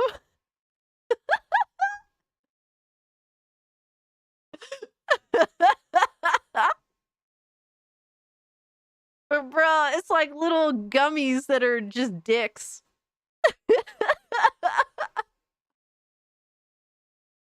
This is not a gooning furry stream meetup. Preferably not a Repa. Absolutely love Gundam. He's a fucking beast. But yeah, this fucking guy, J-Dub, he talks out his ass. He always thinks he knows about PC gamers, but he always proves that he's just a clown. Like, he wants something to be true, so he talks as though it is true, but he's just full of shit. PC gamers aren't going to buy a PS5 it's Pro. It's going to be marketed towards them. It's not marketed towards them. It's marketed towards dummies like you that are willing to pay $700 for a very, very minimal upgrade. All right, PC gamers, they don't give a fuck about the PS5 Pro. Right now, they are looking at the AMD Ryzen CPUs that are coming out. All right, I'm looking at that 9800X3D. That's looking like that's going to be my processor purchase for my next PC build. Because what I'm looking at in terms of what that processor could do is pretty insane. The 9800X3D is looking insane, so that's gonna be my pickup. Shortly, actually, either like late this year, early next year, whatever have you. But that's what I'm looking at. All right, PC gamers is looking at the 5000 series. Nobody gives a fuck about your piece of shit PS5 Pro, dog. PC gamers are looking to upgrade, not to fucking downgrade to a PS5 Pro. Fuck out of here. Gay sub is goofy. Oh, man. Anonymous said, we used to get a magazine for party supplies. There was a candy in there called Dickies. Dick-shaped candy. Oh, man. Grandma quit letting us kids look through the magazines after that. No! Yo, Tarnish the Witch, what's up? We're so far ahead, it's not even fun. Exactly. Like, it is crazy, bro. Like, we are already in such a... Like, even without the 5000 series, like, there's such a huge gap between consoles and PC, and it's only gonna get more insane. It's over 9,000! Devastator! Cass going by specs PS5 Pro weaker than PS4 Pro. Wait, what? Huh? Like in terms of the upgrade between the PS4 and PS4 Pro and then the PS5 and the PS5 Pro? I mean, I wouldn't be surprised, Devastator. Thank you so much for the tea, brother. I'll get a 4700K soon. My 12600K is starting to struggle with some things. Yeah, I think I'm just done with Intel. I think they've just been fucking up, you know? They've been trying to keep up with AMD with the processors for a while. And in trying to do that, it's just hasn't been good on them. Nintendo says, Steam Deck? Oh yeah. Good purchase right there. Hell yeah. Have you seen Dreamcast Guy's latest video? Silent Night? We will be watching that shortly. because real PC gamers don't play those type of games. And he continues to go on and claim what PC gamers play. He has no idea what PC gamers actually play. And I continue to hear this narrative pushed all the time, and it's such a fucking lie. It's such a lie. Play the Dotas, the CSGOs, the bananas. That's only a handful of PC gamers. He neglects to mention that some PC gamers only fucking emulate retro games. PC gamers play games on Steam. There's thousands of games that come to Steam every fucking year. Like, what are we talking about, bro? What are we talking about? Like, the entire point of PC gaming is that you have the most freedom. That means PC gamers can go and do whatever the fuck that they want to do. Just because CSGO happens to have, like, the highest player count across all of gaming when it comes to online gaming, that's only a minuscule amount of people in PC gaming. Still, like, despite that number being so fucking high, it's still a minuscule amount of PC gamers. It's only a tiny, minute group. So he's refusing to account for the millions of other PC gamers that he has no idea even exists, quite frankly.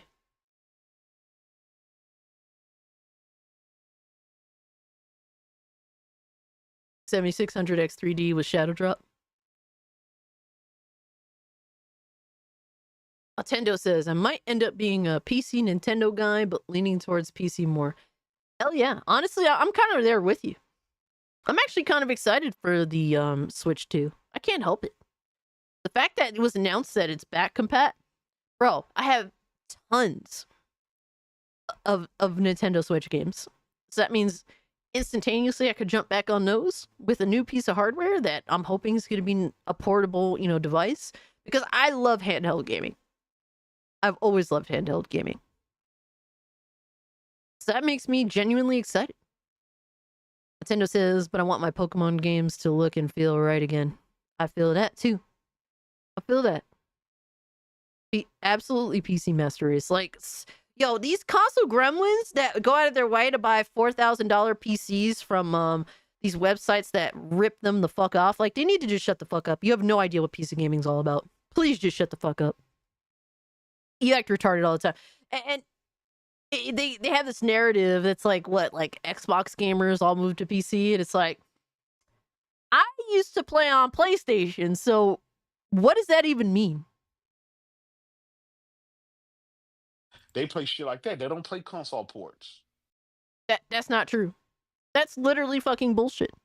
We play all the games, and we'll take all your fucking games. So all of these guys that have PCs, those are mostly Xbox guys. There we go. Every fucking time, bro. Every time. Every time. They run their fucking mouth. Sound stupid as fuck. All of the time. They run with the same lying ass narrative. And they look stupid every time this bullshit comes out of their mouth. Every single time. You exposed, bitch. You exposed.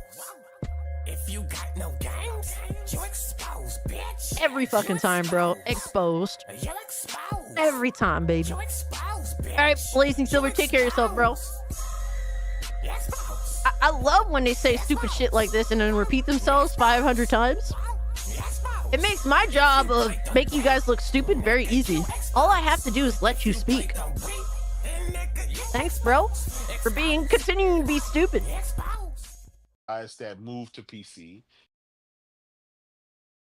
It's the Xbox dudes that move to PC. So what about me, who was on PlayStation and realized that PS5 ain't that good? They pretend people like me don't exist. Fucking hilarious. Either way, bro. I don't think there's much else here. But shout out to my guy, QL Dog. I hate 30 FPS. Appreciate you, brother. Love Nintendo Pokemon games, but I hate both companies. They both can be sent to the distortion world with Garatina. Oh no. Don't say that. You'll hurt Iman's feelings. Oh, man, dog. Oh, man.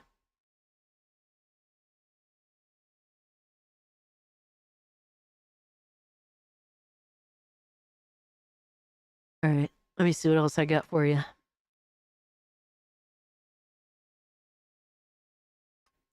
Well, I mean, hey, man. I got some insane shit for y'all. There's some insane shit here for y'all. This is from Devastator. He recommended. He wanted me to watch this.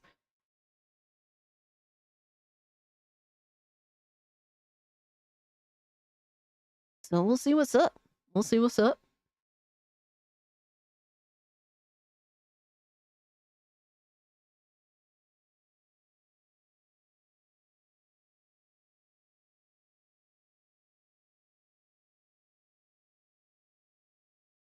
This shit never fits right. It's always fucked up.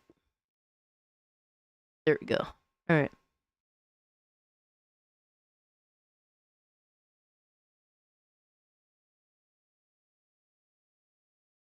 Giratina is the Pokemon, is pretty much the Pokemon devil and represents antimatter. Okay, I got you.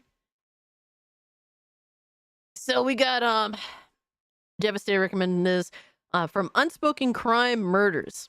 Grown man acts like a toddler after card declines for PlayStation 5 purchase. Oh no. Must have been Reforged. Oh shit, bro. In January 2023, officers received a phone call related to an incident at a local Walmart where a 40-year-old man was throwing a huge temper tantrum because he couldn't afford a PS5 bundle. Oh my god, that sucks. Really? Couldn't afford a PS5 bundle? That's rough. My favorite Pokemon is Arcanine, Lilith. I love Arcanine. You're gonna laugh? Just wait. Alright. His card declined multiple times, and not only did he become angry, but he also began threatening to shoot customers. What? No. No.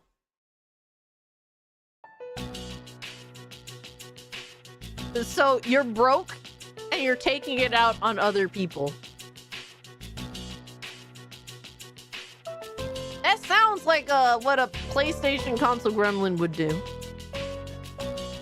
Nintendo's favorite Pokemon is Turtwig. I actually know that one. Nice. Yes, he totally sounds like a normal person. Yeah, a grown-ass man. Old motherfucker. Favorite legendary is Dialga. Oh my gosh. And fave mythical is Arceus. Hold on, let me look up this Pokemon real quick, because I feel like I fucking know the Pokemon and I'm just saying the name like a retard, which is normal for me.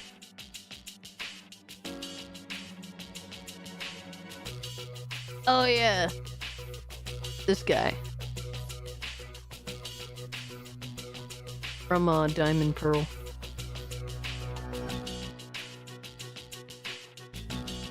I can't believe that this is really a thing. Motherfucker broke and he's taking out everyone else. What the fuck? What kind of shit is that? Oh yeah, Nintendo is definitely a Pokemon lore expert. Favorite Pokemon is Lucario. Incineroar. Ooh, I know that one. I do know Lucario as well. Gyarados and Mal. Oh my god. All these names! I can't! Primarina. These names are crazy. Oh my god. Rayquaza. I mean, I like Jigglypuff and Floette. Alright, I'm done with Pokemon names, man. Let fucking... Yo, fuck that. I'm leaving that shit up to TTS to read. My brain hurts. Holy shit. So, threatened to shoot customers. Okay, well, totally normal shit. Flying around from back. That's where the bathroom is. Okay, is he still over there? Yeah, he's Okay. Are you guys going to be in the store for a little bit? I can be. Okay. Would you say he disturbed your peace? Yeah. Would you be willing to put that on a statement? Yes, I would. Read the names or get gooned? No. Oh, sorry. All right, where is this fucking retard? What's going on? I don't know what's going on. No normal person would understand what the issue is. I already let you talk. This fucking guy? You Really? asked for us to call the cops. This You fucking guy? agitated the customers. You agitated associates.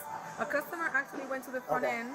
No, you called me back here. You called me back here. Let me just explain. Now that I got them here, you started agitating my associates. You got a customer uncomfortable, and you literally was upset.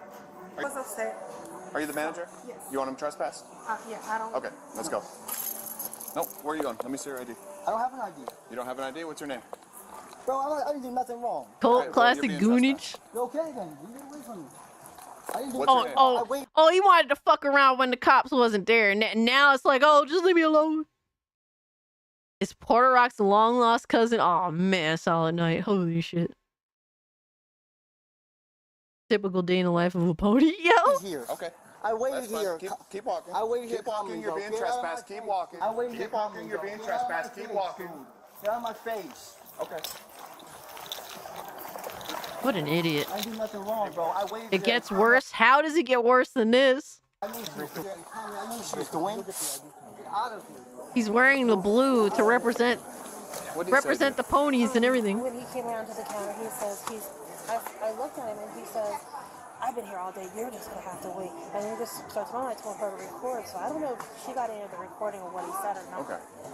Okay, well, he's being trespassed. He was being rude and he threatened the one guy. Okay. Yes, ma'am. No ID means no license. Do something to me, find something I'm doing wrong. I hurt my life. You're just being trespassed. All right, not you. You know, the other dudes are all hot up. Grab this one. Yeah, I didn't know that they were calling the cops. I literally tried to leave and she called me back there. Come on.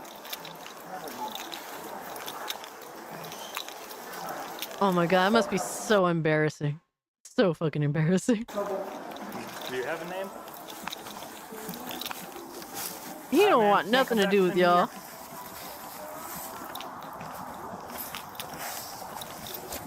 At first, this seemed like a simple trespass warning, but things took a wild turn after the suspect decided to threaten to harm the officers.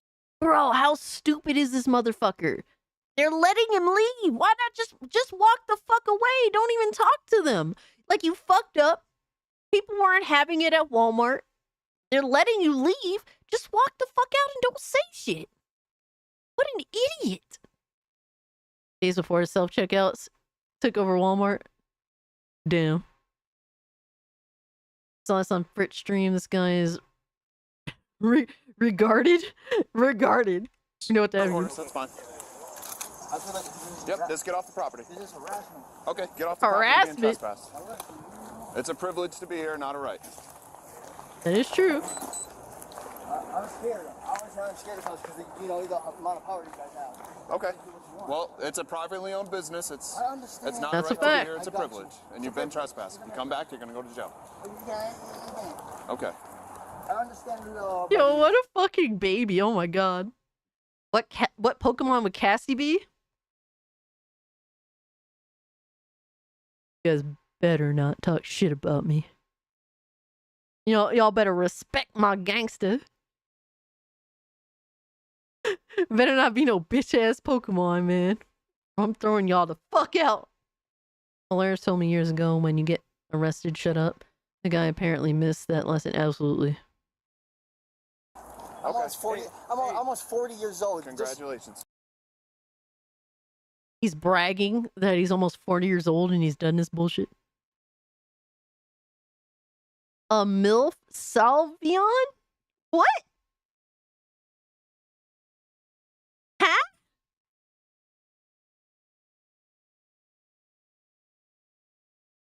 A what?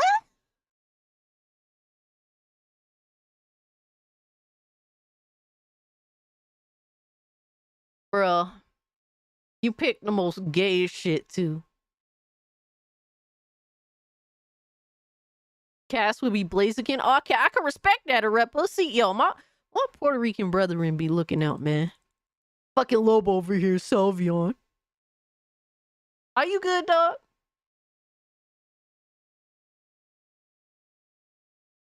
So, Lilith, apparently this guy was in a Walmart trying to purchase a PS5,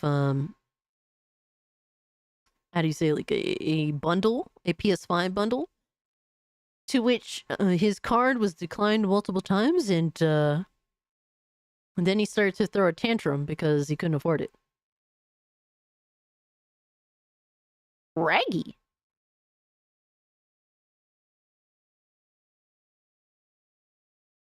Flareon. And so we're watching kind of the after he started some shit in Walmart and the police escorting him out. Oh yeah, Flareon. Classic Pokemon. I can respect it.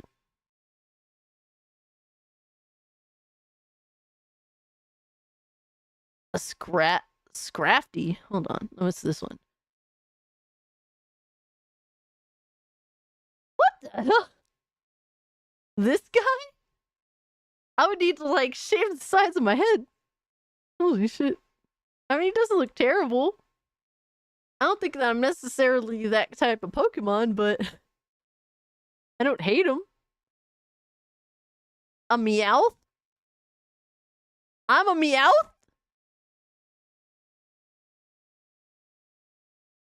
Let me see what type of Meowth this is. Now there's all different types of Pokemon and shit, bro. It's more confusing than ever before. It wasn't confusing having over 1,000 Pokemon. Apparently that wasn't confusing enough. Oh, this Meowth. I kind of like that one. Not gonna lie.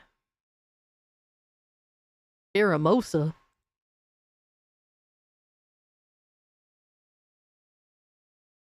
What the hell is even that? Alright, I'm done with y'all.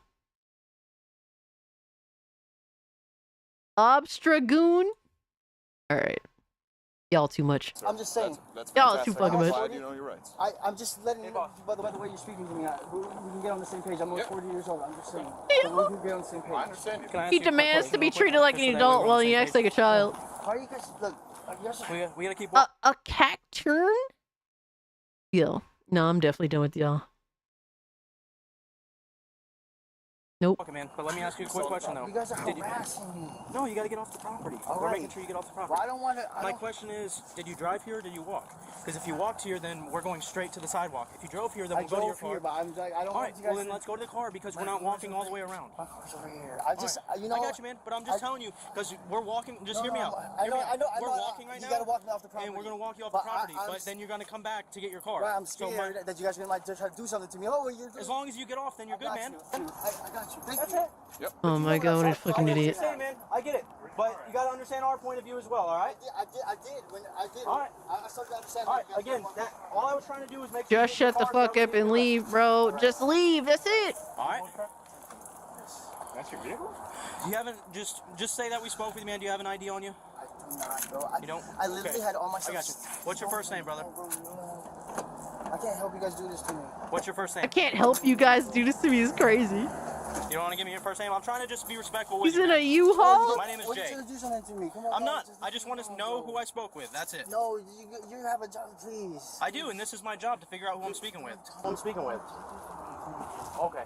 Can you give me your He's first in name, a please? fucking U-Haul. I'm dead. What do you mean? Because you might be able to Yeah, exactly. Yeah, he definitely has his license. He just ain't giving it up. Okay. Can you give me your first name, please? Don't let me hurt myself. Maybe he doesn't drive it. Maybe that's just his home. What do you mean? Anything wrong right now? Am I doing anything wrong? No, as long as you get off the property, then you're good. Okay. Yo, what a bitch. I just don't want to hurt myself, okay? What do you mean by that, though? Bro, just leave, you dumb You got fuck. a warrant or something? Just leave. You got a warrant? Oh, now he fucked up. I don't want to hurt myself. Like, what do you mean by that, though? More information than I need to do. I just like Right, well, it's not hurting yourself, man. Dude, what is this dude doing? He's doing his He's doing his job. You can't be mad at him. I mean, dude, if you think I stole anything, I will shoot you, bro. This is my stuff. Okay, nope, we're gonna get out. This motherfucker threatening to sue people. He can't even afford a PS5 bundle. Literally can't even afford the PS5 bundle.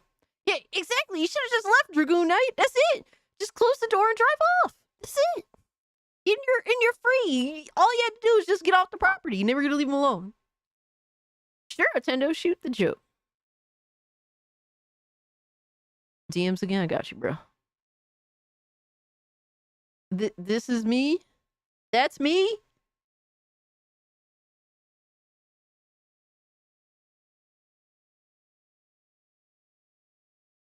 It looks like a reject grown-up Meowth.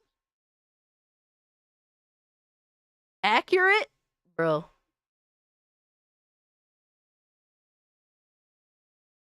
I was going to try an all-almond diet, but that's just nuts. Oh my god. We got dad jokes. Where's Sonia when you need her? She loves dad jokes. Shout out to you, Attendo. Sure, Attendo, you absolutely. You can tell as many dad jokes as you want, bro. Yo, he's fucked now. What are you doing? Stupid bitch. Oh my god. What a stupid bitch, bro. All he had to do was leave. What a bitch, bro.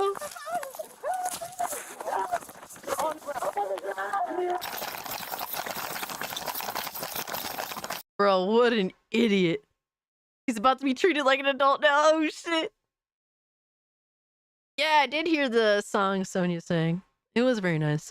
Attender says, 2 windmills are sitting on a hill. One asks the other, do you have a favorite song? The other replies, well, all my life I've been a heavy metal fan. Oh, no. Terrible. Silly, but terrible. How dare you, sir? No, I'm playing. Go on, Nintendo. Cyrax's long lost brother, shit.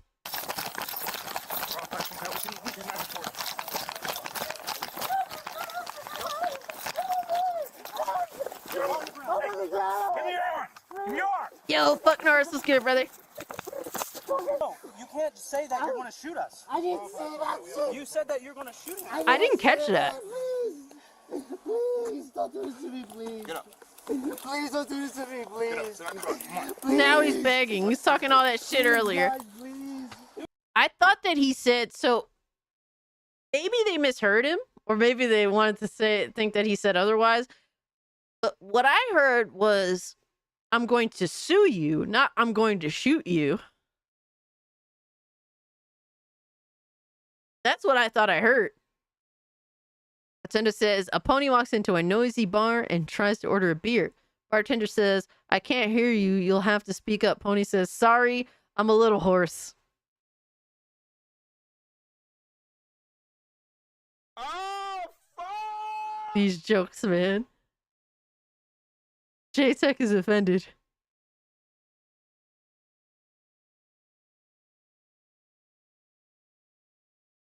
Yeah, he literally did talk himself into jail. Yeah, the cops heard shoot. Yeah, I could tell. I heard sue, but they heard shoot. And when you're in a high situation like that, like anytime you put yourself in a situation where you have to engage with people that are out of line, like you do put yourself at risk, naturally.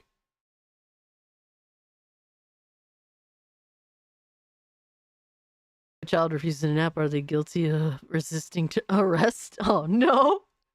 Yo. Dude, you can't just say I'm gonna shoot. I didn't say that. Yeah, I think the cops definitely misheard him. Or maybe I misheard him. I didn't say that, dude.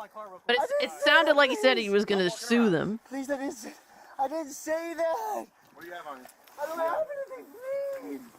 Please, I didn't do anything wrong, please. At the end of the day, he should have just shut the fuck up. That was basically his L. Get off the ground. Come on, stand up. Please. Please, don't do this to me, please. Please, I'm recovering my life. Please, don't do this to me. Please. Please, God. Please. He said please, don't shoot. do this to me, please. Please, please, please. Bro, you did this to yourself. I don't, please. Please, don't do this to me. Please, please, please, don't. Let me see. We're at 7.5. Let's go back. Fuck it. Then I need to do. I just like do. Right, well, it's not hurting yourself, man. It's What is this dude doing? Why he's is he doing his acting like bro. this? He's doing his job. You can't be mad at him. I will, dude. If you think I stole anything, I will shoot you, bro. This is my stuff. Okay, nope, we're gonna Dude, it says at the bottom, I will shoot you. I heard I will sue you. That's what I heard. That's what I heard. Now, he's at the end of the day, he should have just shut the fuck up and left. That's it. That's what he should have did. That's where he fucked up. Because what you say versus what other people hear, yeah, like, you never know. It could absolutely be misinterpreted in a high in a high situation like that. Sounds like shoot to you.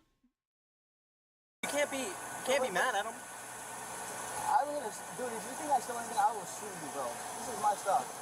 Okay, nope, we're gonna get out. I heard sue. Please, please, don't do this to me, dude. Please, why? I didn't do anything wrong. Please, please. But he did it to himself. He said shoot. No, please. Please, don't do this to me. We'll have to agree to disagree. Please, don't. Please. Still his fault. Please. Come on, stand up. Please. No, please. Please. Come over here. Please. Please. Please. Yeah, I heard sue too, Dex. Please. Please. I didn't do anything. That's why I made the comment. Oh, he's threatening to sue people, but he can't even fucking afford a PS5. Oh, nothing has happened. Please.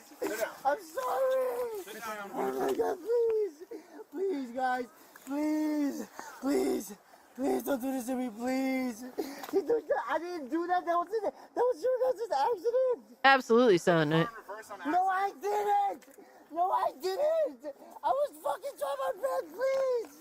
I didn't do that on accident, you liars. That wasn't my fault. You see it? Man, hey, just be quiet for a second. Are you hurt? Do you need fire department? Please. Please. Please, I didn't do that. That was just, you know I didn't do it, dude. You know it. If you don't answer my question, we're not going to call fire. Don't do it to me, please. Got a 46. It was Don't listen to the other truck. Okay.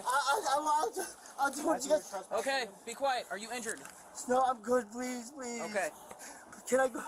If you guys let me go, please. I didn't do anything. Absolutely, Dragoon Knight. I just want to be okay. Okay, I got frustrated. I didn't say nothing that just because you get frustrated doesn't mean you could almost run over an officer. I didn't do that. Was you know what happened? Because we are now enforcing this policy like tighter, that we need to ask for ID if it's All right, so this is the victim's perspective. I guess the people that he was fucking with earlier. husband on the street. Yep. And he needed to be over 17 because the PS5 was bundled with the God of War. Okay. So he could not show me ID, and then he got aggravated, and he called someone to buy the PS5 for him, but the transaction didn't go through, and he stood by that PC. You see that charger that's hanging out? He was charging his phone right there. What a 'cause he said it was loser. slow. Okay. So he was mumbling to himself. I remember him saying something along the lines of, "Oh, you want to know how old I am? I'll show you how old I am." Okay. And Hey, yo. I don't know. Okay. So if you were here, I recommend for you to fill it because I think Darlene was in here. And he she needs was. a statement. Okay. And at any point, did he make you feel uncomfortable? Yes. Did he yell at was you? Not yelling, but he was basically. Would you say he disturbed your peace? Yeah, absolutely unwell. Would you be willing to fill out a statement for us? Sure. Okay. What a fucking idiot. So, same thing for him. So for here, you can just put Walmart for business. Yeah, when I suggested he calm down or Walmart might call the police, he said, "Call the police, I'll tear this place down." He just, every kind of threat. Well, he's made threats. I don't think that the one to the police was a threat.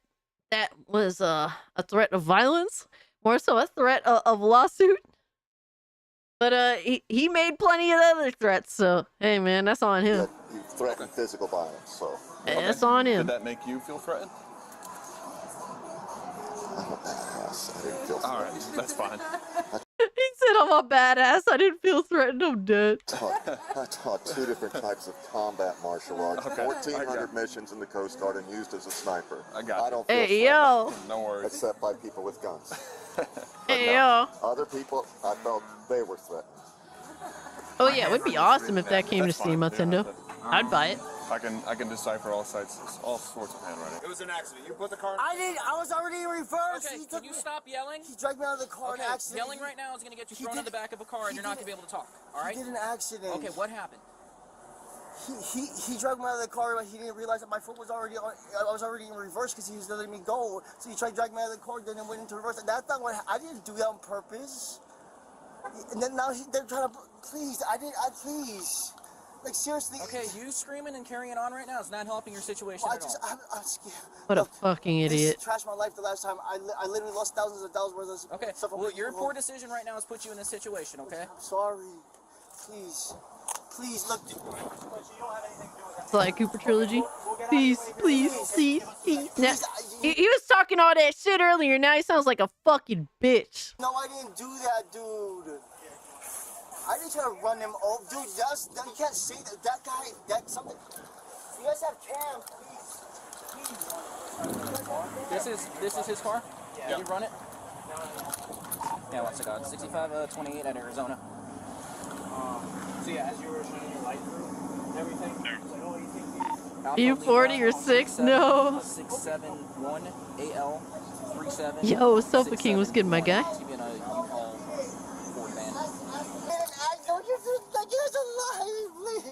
What the hell?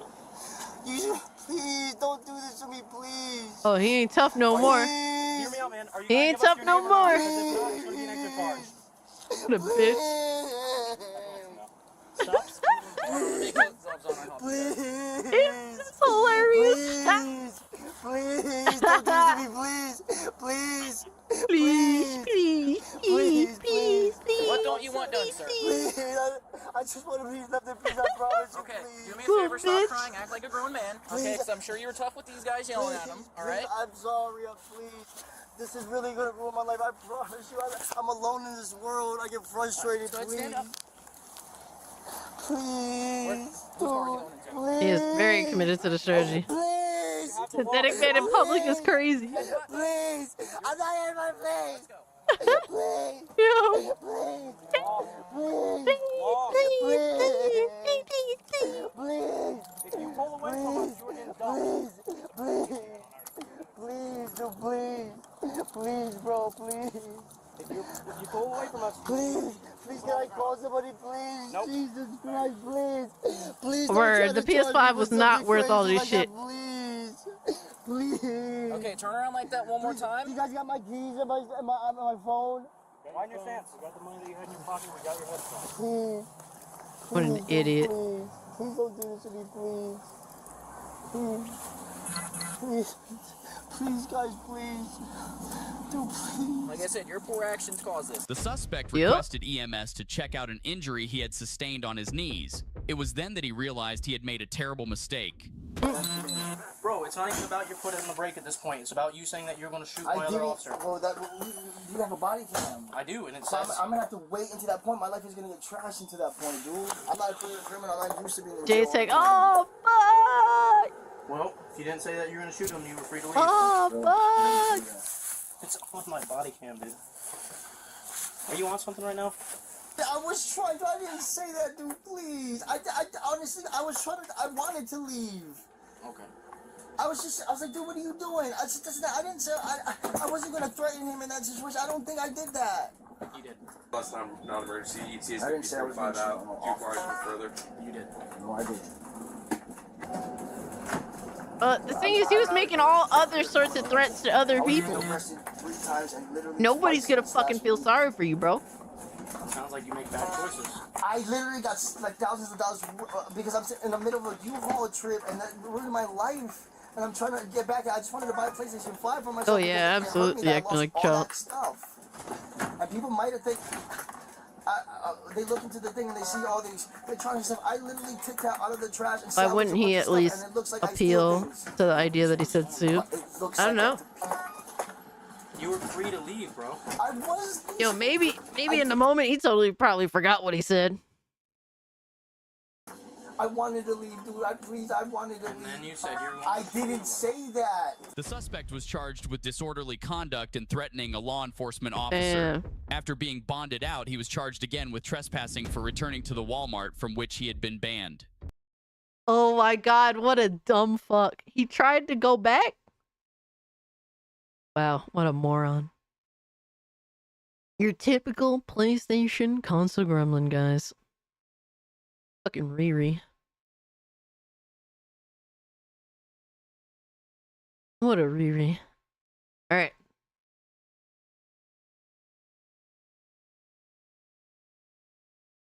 Yeah, it definitely isn't worth that ugly ass fucking piece of shit. I mean, what?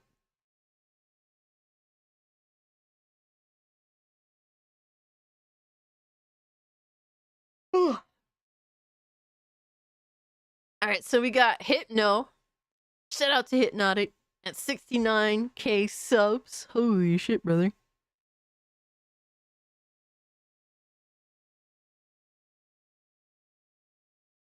YouTube be like that, Astro. Holy shit. But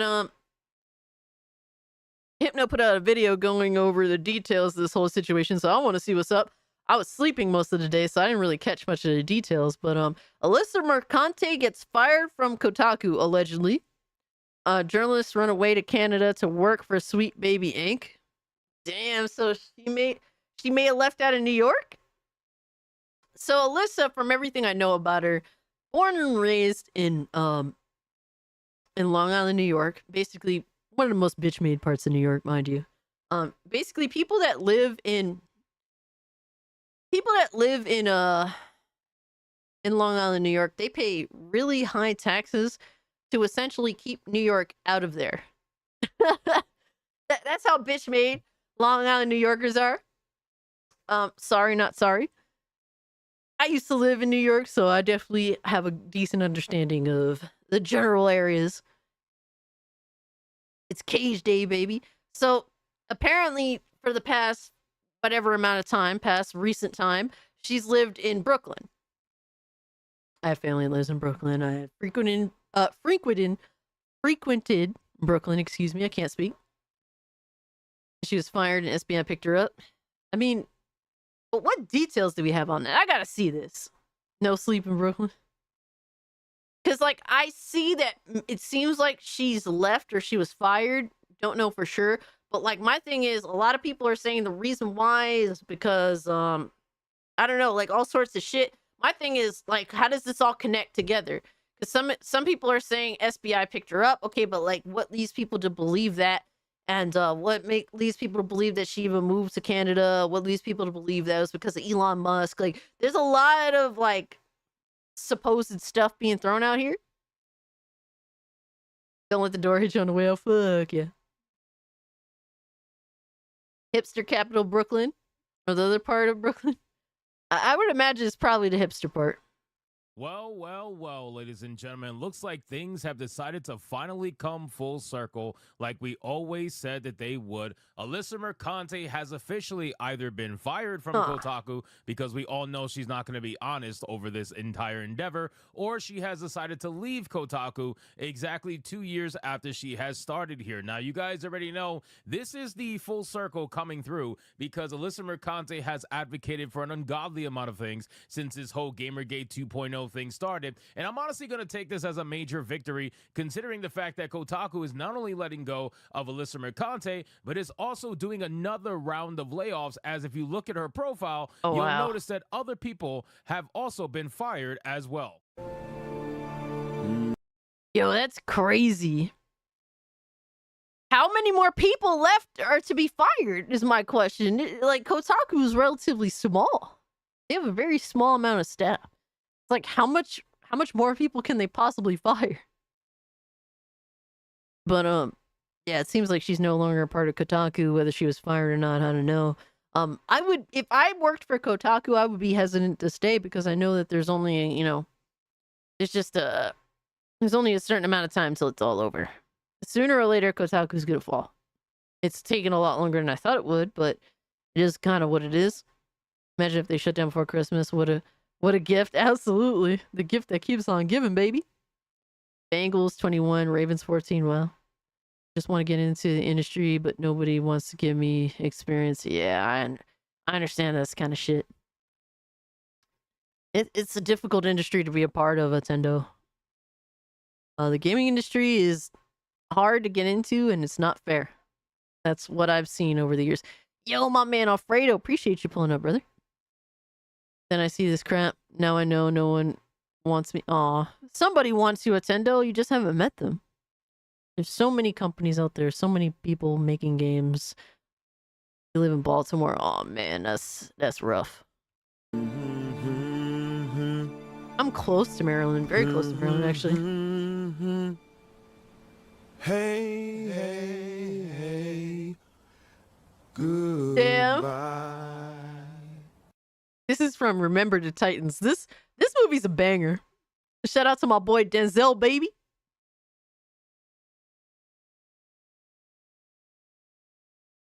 Definitely Nintendo. Go for it, brother. Na na Na na. Na na na na. Hey, hey, hey. Fuck off. Yo, that's crazy. Oh man, yo, leave it to Hypno to always have the fucking crazy edits, dog. Holy shit. Oh my god. That's 8-bit Eric. Oh, Jesus.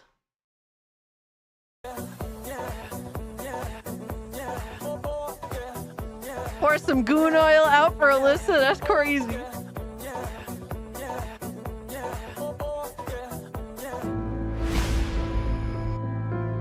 My eyes hurt. Holy shit. So Alyssa Mercante was one of the higher staff in Kotaku. She's like an editor-in-chief or some shit like that. She's one of the most obnoxious writers in the gaming industry.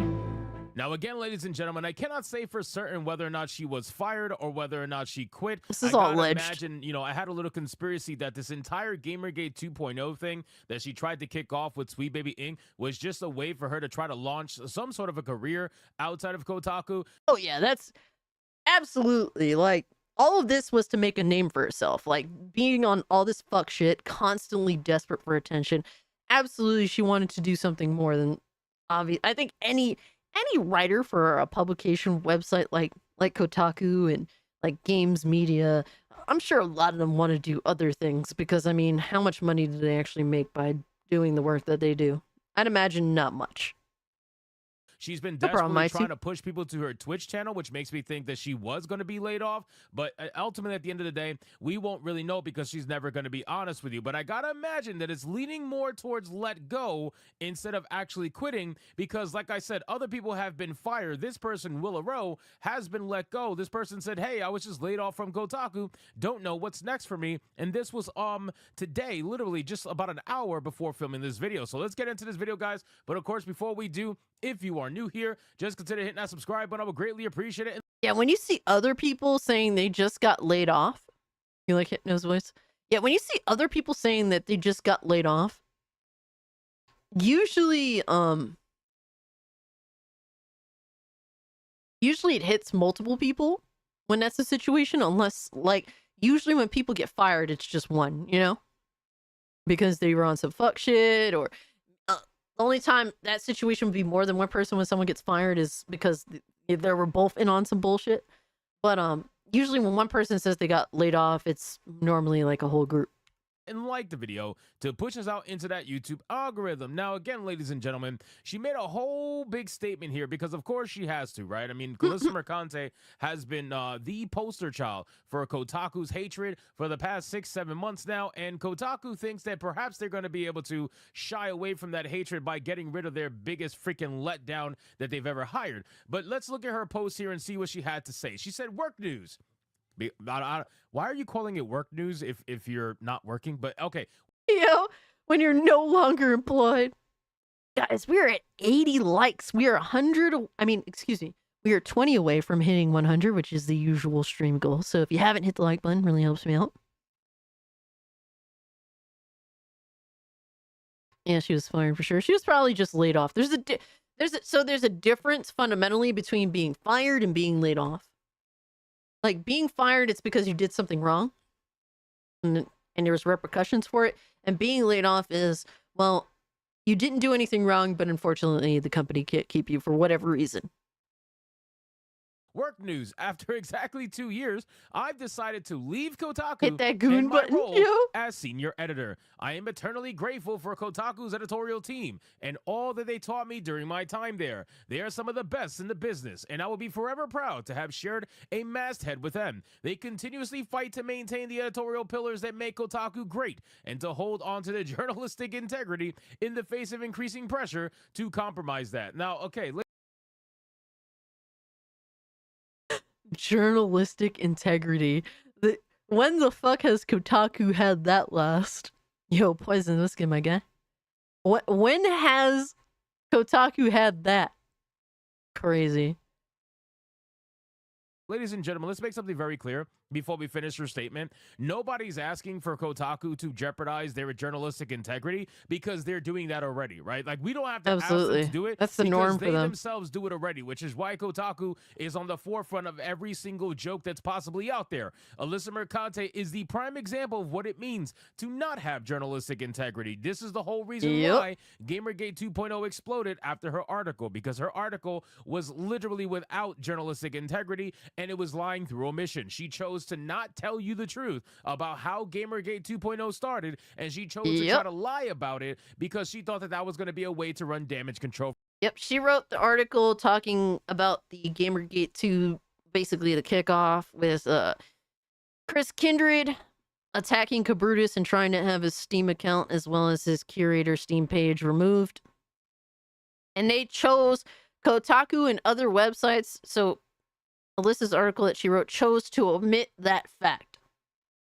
Because, well, if they added that, it would definitely change the perception of the situation. A lot of people read a lot of these articles, and it made, obviously, Cabrutus look bad. It made people that supported Cabrutus look bad because they chose to omit why it actually started. For Sweet Baby Inc. Well, that backfired majorly, and now since she has no clout, she hasn't convinced. And also keep in mind something. Alyssa Mercante was one of the people with Carolyn Petit that went to the managers over at Geo Media and begged them to allow them to continue their activism. They wanted, Geo Media wanted their journalists to start focusing on gaming stuff, ironically on a gaming website, so take that for what it's worth. They wanted their journalists to focus on gaming content, and yet the journalists wanted to focus on activism. So the journalists probably, they did admit to having a meeting with the managers over at Geo Media and convince them to let them continue their activism for XYZ amount of time. Well, so the way that Geo Media set up how they wanted Kotaku to run meant that Kotaku was never gonna continue. Like, basically, they were telling Kotaku to make like walkthroughs and to do like a bunch of those every month. There's only like, they asked for like 50 a month or something like that. Or like a week, I don't remember. But the number was so disgusting that there was no way the writers at Kotaku were ever going to hit those numbers. So it seemed as though they were just trying to push the writers at Kotaku out to make them quit. And I've conspiratized this, that what they probably ended up doing was that Alyssa Mercante and Carolyn Petit probably convinced them that, hey, we need an XYZ amount of time to prove to you that we can recreate the big bang that happened with our Sweet Baby Inc. article, where they got 50 million clicks in that month, which is probably 40 to 45 million more than what they get on a monthly average. I think you're right, 50 guides weekly. And they said, listen, give us time. We can do this, guaranteed watch. And then what ended up happening was when Alyssa Mercante failed to recreate that fire, they got rid of her because she's not useful. She's absolutely useless in every metric. But let's finish what she said. It's been a long few months during which I've learned a lot about myself and my value as both a woman and a writer. Aren't you like non-binary? Like, don't you have like pronouns or something? I don't know. Anyway, you're not even a writer. This is the right decision for me. I have some things coming down the pike, so keep your eyes peeled. She's most likely going to go into some form of consultancy. How much do you want to bet? I would bet so much money that Alyssa Mercante is going to go into some form of consultancy work. She'll probably end up working for Sweet Baby Inc. You want to know why I think that? Because she just recently took a trip to Canada. Oh shit. Is there proof of that? Is there proof of that? Guys, so not only is Sweet Baby Inc. from Canada, but so are a bunch of these weirdo ass consulting agencies that are just like Sweet Baby Inc. Most of them tend to be from Canada. I think there's like maybe, one or so that's from from I think England. If I'm not mistaken. It's been a little minute since I looked into that. Just noticed the Eddie shirt. Fuck yeah, brother. Hell yeah, Eddie Guerrero, baby. You already know. You already know. But I don't know.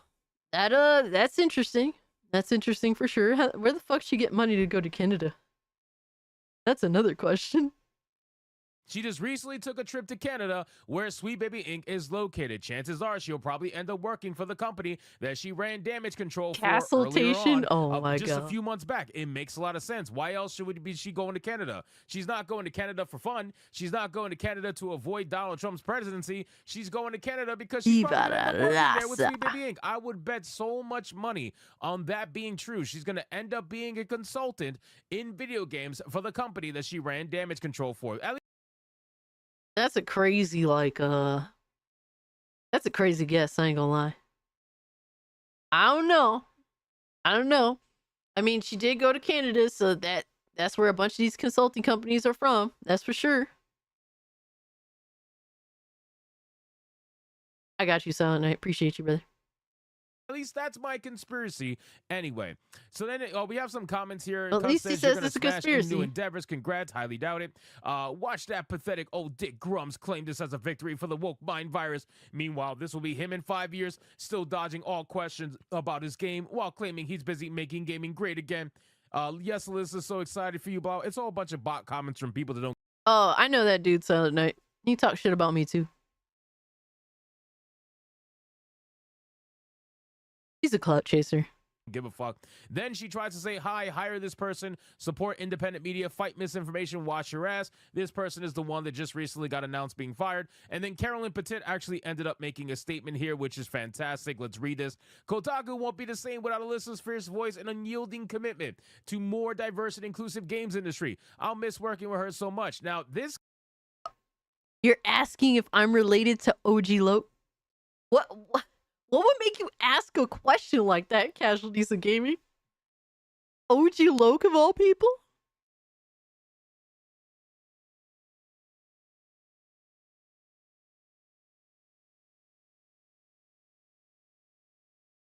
You act...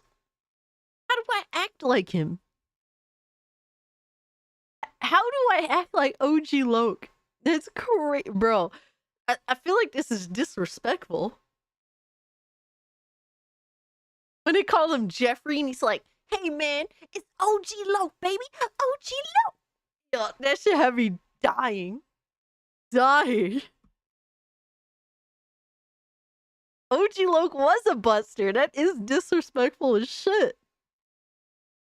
This comment right here is what's making Not me only think was he a that she's buster, gonna but he end up got working with busted in SBI, jail too. in my opinion, because this is all she's for. She's the like warrior for diversity, equity, and inclusion. She's Okay, gonna fight the Jeffrey's good fight. sister. And where else would she end up going other than working for SBI in Canada? I mean, I really genuinely believe that's going to be a thing. I feel like that's the next play for her. That would be the most obvious choice. And let's be real, Carolyn Petit would love someone like an activist like Alyssa Mercante. She would love. I'm sorry, not Carolyn Petit. I know, right, Lawrence? Would The love someone fucking like Alyssa disrespect. Mercante as an activist for SBI. That would be a way to bolster their cause. I mean, they got rid of Chris Kindred, so getting rid of Chris Kindred, they got to replace him with someone, and they're going to replace him with a female because that's.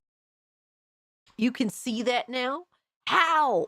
How can you, bro, not to be fairly obvious, but, I am half white, half Puerto Rican. All right, OG Loke is a black dude. I'm just saying. How does that work? All right, he works at was it Cluckenbell or whatever the fuck?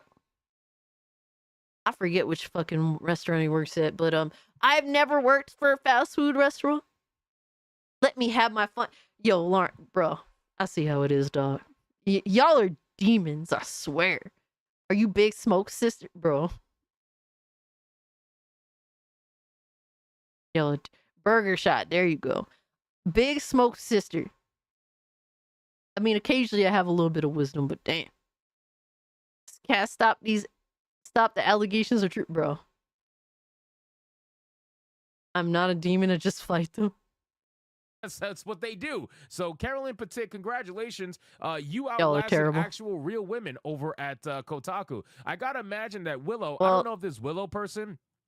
Well, he was good at sounding like a black dude. All right. I still don't understand how the fuck furry goon queen. Oh my god. Let me see. I It's have something no new idea. every week, Let you me see. guys. How dare you? Willow, is Willow a female? I doubt it, considering it's an I anime could profile. see Yeah, I could see being related to Caesar, but OG TARDIS. I don't know. Goon Queen Buster. Oh my god. All right, thought fuck so. you guys. Okay, so I'm not Willow, reading she, her, your trans. Okay, so damn what's a dude? comments so anymore. Willow got fired. Yo, Willow Jago, got what's fired, good? not Willow. Appreciate you pulling and, up, bro. Carolyn Petit has maintained their position over at Kotaku, which is hilarious to me. So ultimately, ladies and gentlemen, They can't go and fire the trans one because then it makes them look super bad. it seems like Kotaku is firing people from their New York branch because you got Willow, who is gone. Oh, so this one is trans too. Okay, so they can't fire all the trans ones then. And It ironically, looked like Alyssa Mercante is discrimination. gone at the same time. But while Willa is admitting they got fired, Alyssa Mercante is trying to make it seem like they left on their own Oh, accord. And let's be Jerry. real, that's not true at all. I don't buy that Fucking- in the slightest. dude, that So, sounds anyway, guys, crazy. thank you so much for watching this video. Hope you did enjoy it. If you did, I don't know. I don't think Alyssa's gonna work for SBI. I could be wrong. But that's a crazy hop, skip, and a jump. I don't know what the fuck this bitch is trying to do though. Imagine moving to Canada. What a downgrade. Ugh. I mean, she was in Brooklyn, so it's not like that's necessarily a good thing by any means. But yeah, I don't know. But that's the update there. Appreciate you, Hypnotic, for giving us the update. Definitely check out Hypnotic's channel. Good dude. Keeps everyone up to date with the fuck shit that happens in gaming.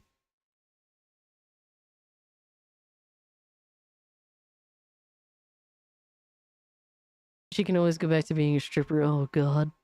Ugh, does anyone really want to see that? At least the immigrants aren't in Canada yet. Oh man.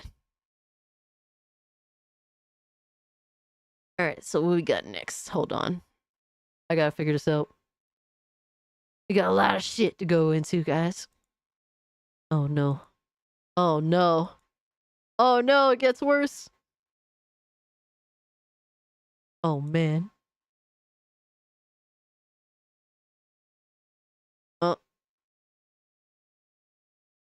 Well, we have your guys' crush.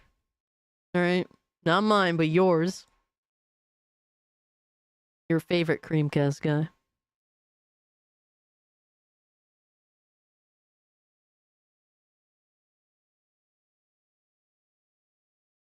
I wouldn't, and I work with strippers, actual strippers, mind you. Yeah, I heard.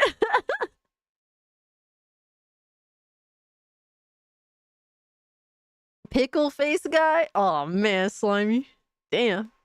So we got Dreamcast guy here who says PS5 Pro review scores are bad, and they are pretty bad. Actually got footage. Oh shit. Cassie Monster, no god, no. Hey, you guys, look. I have a reactor quest tab for a reason, okay? Okay, you guys put this in the reactor quest, okay? So it's not my fault. Blame your brethren, Philip. Blame your brethren, the ones that are here in the chat, the one that posted this in the reactor quest in my Discord. Okay? That's not it's not me, it's them. did consider. Alright. Let's see what Hey there, Dreamcast gamers, guys to Dreamcast say. Guy here, and today we're talking about the PlayStation 5 Pro because the first Of course he has to pull up the fucking controller. review scores have Every started time, to come bro. out, and Every time. if I'm being honest, they're lower than I expected. In fact, Wait. You expected the scores to be good? You expected the PS5 Pro to really just be worth it? At over $700? even the more positive of the reviews seem to kind of ask, do you really got the cash to waste? But let's talk about it and take a look at a couple You're different scared, Luz? reviews. Oh, One that's man. more of the positive scale, one that's more on the negative scale, because even the ones that are happy with the system are kind of explaining why this is a very niche item. Let's get into it. Hi, hope you're having It's niche because it has zero purpose other than to take your money. A great day. And if you could, please give this video a like and subscribe if you haven't already. Now, I do want to be clear. I am planning on reviewing the PlayStation 5 Pro myself, but this is definitely... It seems to range within that like 7-8 range casualties of gaming. I've seen a lot of 7s for it. Mostly because it is such an expensive system. When I see headlines like this talking about the fact that No Man's Sky can run at 8K, stuff like this sounds enticing. And I'll admit the fact that... Who actually has an 8K TV, though? Who cares about that? Dude, I'm perfectly happy playing on a 2K monitor. I'm genuinely happy. The thought of getting an 8K monitor just sounds disgusting. What is the purpose? What is the purpose? 4K is completely fine if you're on a massive TV and you're playing on console. Not that the consoles actually utilize that shit. Thanks to Cass and oh no, it's Alex. I see this guy in my nightmares, so thanks for it. No problem. You do have to. Don't blame me though. Blame everyone else in the chat that posts his videos in my react requests. Yeah, casualties of gaming. I'm the same. I have a 165 hertz monitor. Honestly, I play so much on my It's not PS5. The PS5 Pro is not going to take advantage of that. I'm always curious about those I love hardware 1440p. pushers, those things that are going to bag. make the already good-looking games look even better. Now, if you look at this, the total spread isn't terrible. I'm not going to act like it's getting crushed. It's not like it's getting 3 out of 10s and stuff, but the original console, the original PlayStation 5, a lot of those console review scores were 9s, 8.5s. This is still getting a decent amount of 8s, but these 7s are what kind of just latched into my mind. Apparently, you do notice the upgrades. It is the best console experience. If you have a high-end PC, well, it's not really going to be that big of a difference. Obviously, 2 terabytes of SSD. The design looks cool, and it's got a good game selection.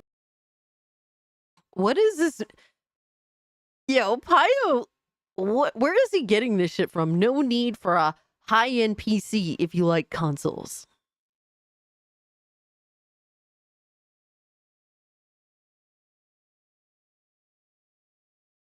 Seven's not bad. I think that realistically, yeah, if a console is like getting like a, generally speaking, like a 7 out of 10, it's not bad until you factor in the price point. Like you're paying $700 for a diskless console, a disk driveless console, I should say, or you have to pay the extra money for the disk drive, which is actually not available anywhere. So like that's when it's like, okay, like people are like kind of not completely sold on this at that price tag. Kind of sounds gross. Yeah, this makes it sound even more depressing. I mean, it is kind of depressing where we're at with console gaming. Like the whole purpose of console gaming is supposed to be a reasonably priced entry point into gaming, to make gaming more accessible. And the Pro model has definitely gotten away from that. I can understand the idea of having a more expensive model that does a little bit more, but like we went from the $400 PS4 to the $500 Pro, or I believe it was 500. I think I could be wrong. 450, 500.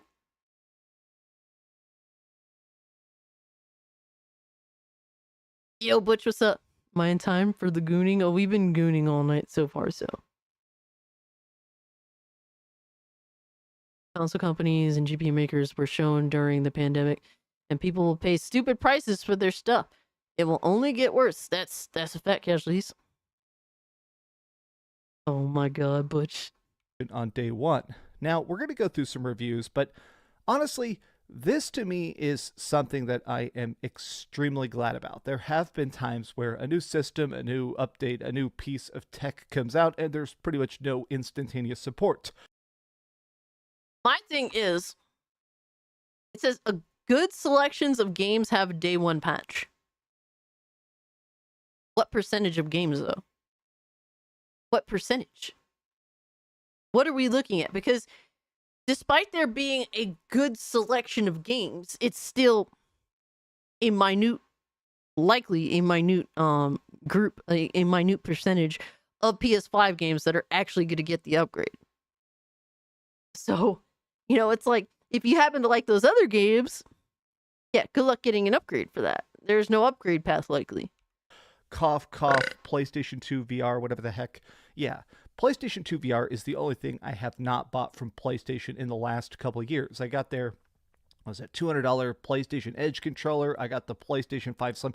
I like to experiment with Sony tech, Okay, but the Pony PlayStation Simp. VR 2, it just never seemed that fully supported. At least the Pro is being properly supported. But so I took a look at IGN's 7 out of 10 review, and it's very technical. I give them props about the fact that it is something that goes into the details of the hardware, the technical details, Well, as it how should. exactly it's creating these extra frames, but it's a little You love too Creamcast guy? in Oh, the no. weeds.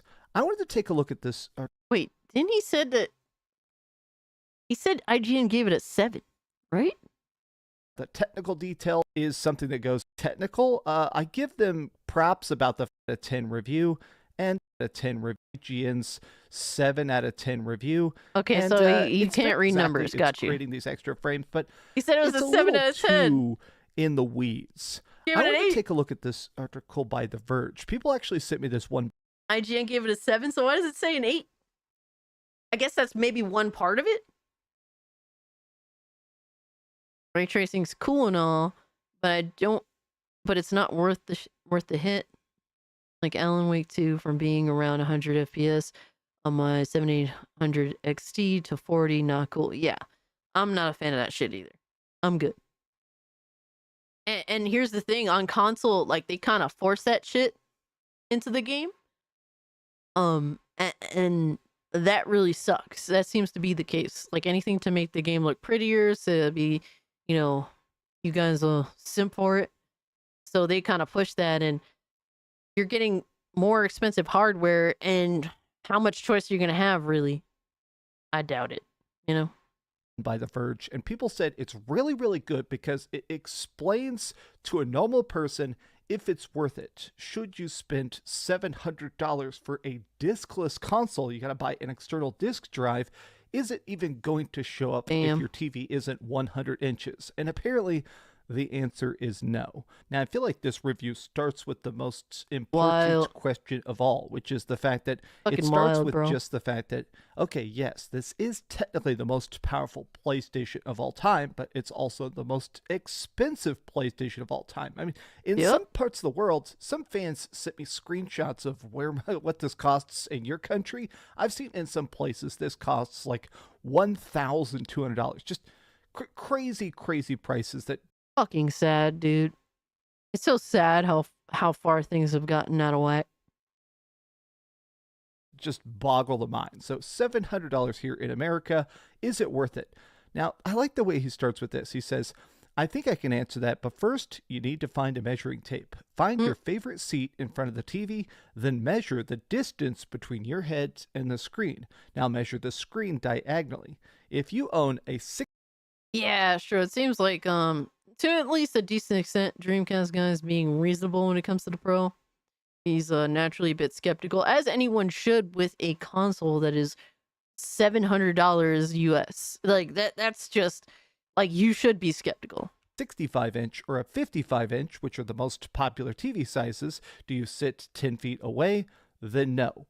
The PlayStation 5 Pro is probably not worth $700. Not even if you have 20/20 vision like me.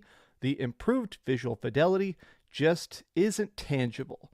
Now, this to me is not great.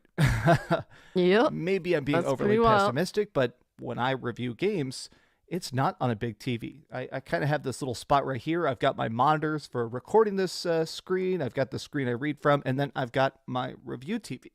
And my review TV is a 41-inch. It's 4K. It's 120 hertz. It's really good. But this is where I do about 85% of all of my gaming. So the fact that they're straight up saying that if you do not have over a 65-inch, if you're not close to the TV, you're not even going to notice the difference.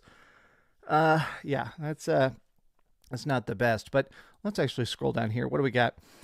If you Yeah, that's. I don't know, man. I don't know. That's kind of wild. Two Dreamcast guys. You.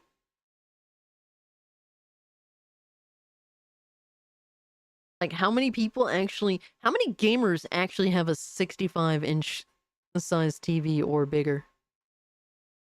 It's got to be a very small percentage. If you sit a bit closer, Sony's new game console can make select games look amazing. Damn, Ravens got him. This is the 8 out of 10, by the way. This is a man. I feel like this guy's tone of voice is very bleak. Maybe that's just me though. If you sit closer, certain games look amazing. Blades of grass, pillars of rough-hewn stone, the weave of a backpack. They pop at that higher fidelity. It's enough of an improvement that I found myself wanting to sit a bit closer or stand or even plug the PS5 Pro into a 4K computer monitor and use it like a gaming PC. Okay. 55-inch While some LG, games nice. playing the original PS5 could feel like they're looking through a dirty window, the PS5 Pro has the power to wipe that window clean. I wish you'd given a specific example. I think almost everything looks extremely good on the PlayStation, especially everything that Sony directly touches. There's certain games I wish they would show the most. I haven't seen certain people show, like I heard Black Myth Wukong is probably getting some sort of patch to actually make that resolution looks better. I want to get, like, the reason I'm curious about the PlayStation 5 Pro is because I want a 27-inch system LG that 4K just monitor, keeps nice. the best quality graphics while sticking to 60 FPS. I am obsessed with 60 FPS, and it is wild to me that PlayStation 5, just base PS5, the amount of games that look good but can't hit 60 FPS. Yeah, like, honestly, the Pro should just be the high frame rate bonks. Like, that, if it can guarantee, like, hey, every game's frame rate is gonna, like, double, you know? That would be nice. Or sometimes just choosing between performance and graphics. So if it's it just 30 feels- on it PS5, feels 60 weird. on Let me the Pro. continue here.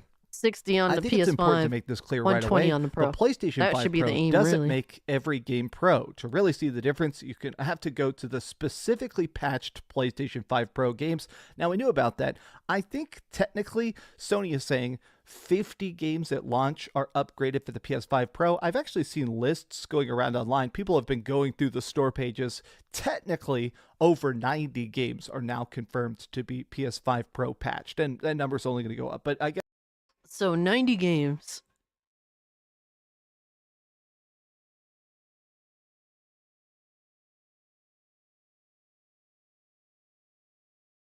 So how many PS5 games in total?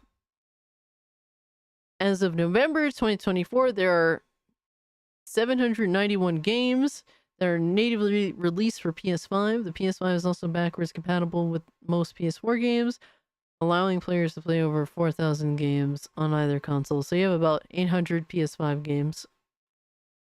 Depressing.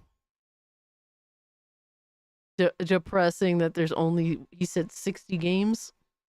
I've actually seen lists going around online. People have been going through the store pages. Technically, over 90 games are now confirmed to be 90 games. So that's about, like, what, an eighth? I was saying not even a fourth of the games are going to get a patch. So right now, only an eighth of the games are getting patched. So, yeah. be PS5 Pro patched, and that number's only going to go up. But I guess there's 50 that really maximize the power of the PlayStation. This is no PlayStation 6. Sony has made no suggestions they'll kick off a new console generation. There's no exclusive games. It still plays the same stuff that your PlayStation 5 and PlayStation 4 titles are using. Astro, not but an now, eighth of with the- that, or sorry, bro. Not an eighth of that. Oh my god. it still plays the same PlayStation 5 and PlayStation 4 titles using the same AMD Zen 2 CPU cores. It gets the same software updates, and it uses the same excellent DualSense gamepad and offers largely the same ports. Okay, yeah, so expects what we expected, which is that it's just a better PS5. But the PlayStation 5 Pro comes with an extra 2 gigs of DDR5 memory, more than double the storage with the 2 terabyte drive we now have instead of the 1 terabyte we had at launch, and most importantly, a 62% faster GPU with 16.7 teraflops of raw graphical compute. Add in an AI upscaling technique called PlayStation Spectral Super Resolution, PSSR, and it's easily the most potent home console yet made. These specs, we made a video talking about this. This is a really, really, really strong console. I'm curious how that's going to be with patches down the road. A lot of times whenever they launch new tech, it still takes developers a bit to actually get good at making games for it. I'm curious how long people have had PlayStation. All I have to do is unlock the fucking frame rates for the upcoming games. It's really that simple. I don't have to do anything else. It's boring. Dreamcast guy's boring. Oh shit. Where's my controller? I stole it. Is there PSSR? Yo, what's good, Lindo? PlayStation 5 Pro dev kits, or if they just gave them specs to hit the PlayStation 5 Pro accurate. With only 45% more rendering performance, some graphical compromises are still being made. Yeah. Of course. Well, what a surprise. We knew this was going to happen. Before it came out, I am glad places like The Verge asked the hard questions because, hey, you know, this isn't just some cheapo piece of impulse buy thing. It's the better place to play. So this is one of the things that people have been the most curious about. It actually boosts even PlayStation. But you asked for that shit. Don't come crying over here. PlayStation 4 games. Yeah. So this is part of. Is that worth paying $700 for a new console? And then if you have physical PS4 games like Bloodborne, if you have a physical copy of Bloodborne, like I do have a physical copy of Bloodborne. Almost $800. Almost $800 that you could play a Bloodborne looking like this. Is it worth the upgrade? Yo, we got Bigot Army pulling up. What up, y'all? Yo! Bigot Army raid clapping your cheeks. Hey, what's good, Bio T-Wolf? Appreciate you pulling up, brother. Yo, what's good, Tripwire? Ryan, Let Your Dreams, Alfredo. John Doe. Welcome back, Adam. Raging D-Head, appreciate you. Gal Pal Val, good to see you. Good to see you. Appreciate y'all being here. Bigot Army Raiders, yo. Triple J. Lucy, good to see you. KDA, yo, shout out to my boy Hypno. We actually just got through watching Hypno's video because I sleep all day, guys. So I work at night, so I sleep all day. And I heard that Alyssa got fired from her job. So I wanted to catch up on the details, so I checked out Hypno's video. But shout out to my boy Hypnotic, appreciate you. Devil Max, appreciate you. Yo, Yamato! Yamato, it's good to see you, my guy. Hey.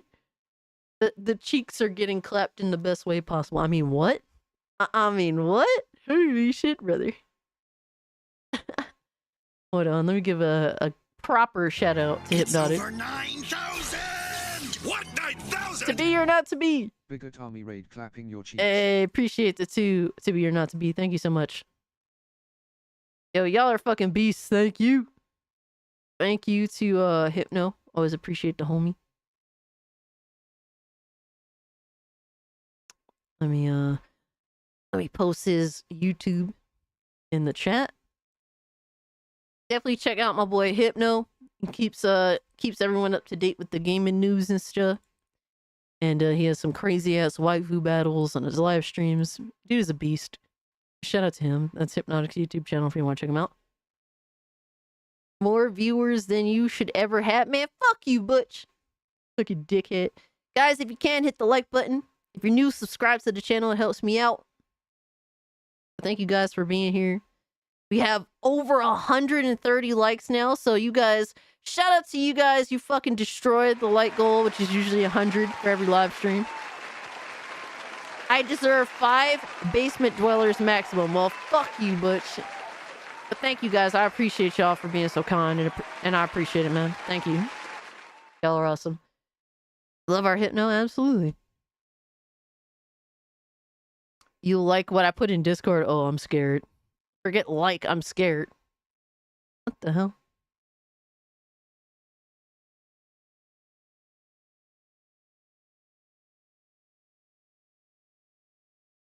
Goon, you drew Goon. Jeez, y'all are crazy. So, guys, we're watching a Dreamcast guy discuss the general review perception of the PS5 Pro. If you didn't know, the PS5 Pro just came out today, and it is touting the $700 price tag, which is a lot more than a PS5. $200 more than PS5, and that's without a disc drive. So it's been a very controversial piece of technology, and trying to see, well, what people generally think in terms of it. Is it worth the money, even to specifically a console gamer? If you're a PC gamer like me, I'm not downgrading. You know what I mean? Like, fuck that. But I'm curious to see what the general perception is, because the reviews have been kind of like, middle ground. Like, it's not terrible, but it's not exceptional for the price point either. Exactly. No new games, my two. Fucking Xbox got Death Stranding today. It came out on the day PS5 Pro comes out. So it's hilarious that Xbox got a new PlayStation game and PS5 Pro players didn't. So, but yeah, this does not look worth it to me. This is a very minuscule upgrade that if not zoomed in, you won't really notice. If you don't have comparison, if you don't zoom the fuck into the picture, you're not gonna notice this. Hey, R2, appreciate you being here, brother. Of the new AI upscaling thing where Let's it actually boosts the quality of like individual lighting, individual textures, it ups the resolution, it ups the quality. That does look much, much, much better. Like, not to a crazy degree, but enough where I'm exactly, like, bro. okay. Can we be honest though? Yes, it looks slightly clearer. Absolutely, there's slightly more details on the character, but that is so minor. Okay, that's pretty rad. Pretty rad. Engage in Sony squint mode.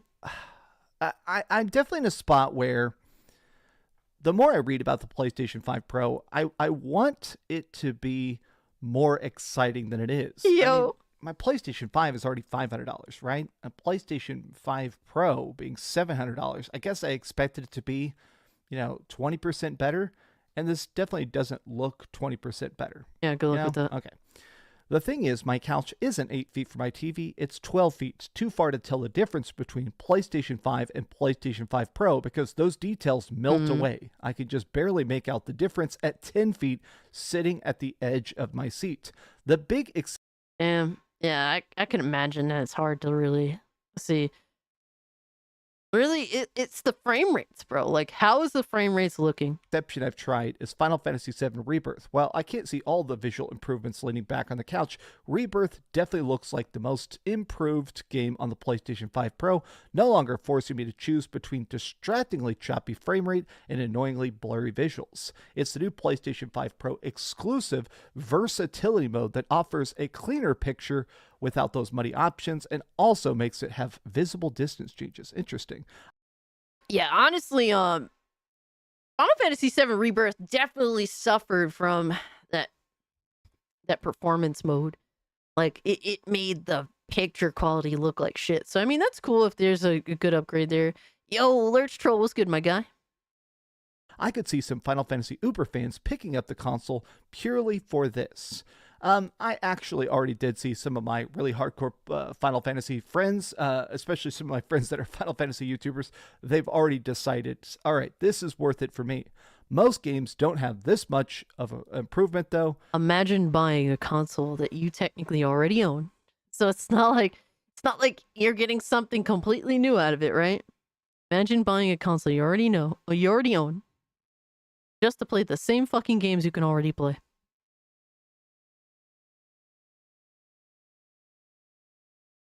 That's crazy, bro.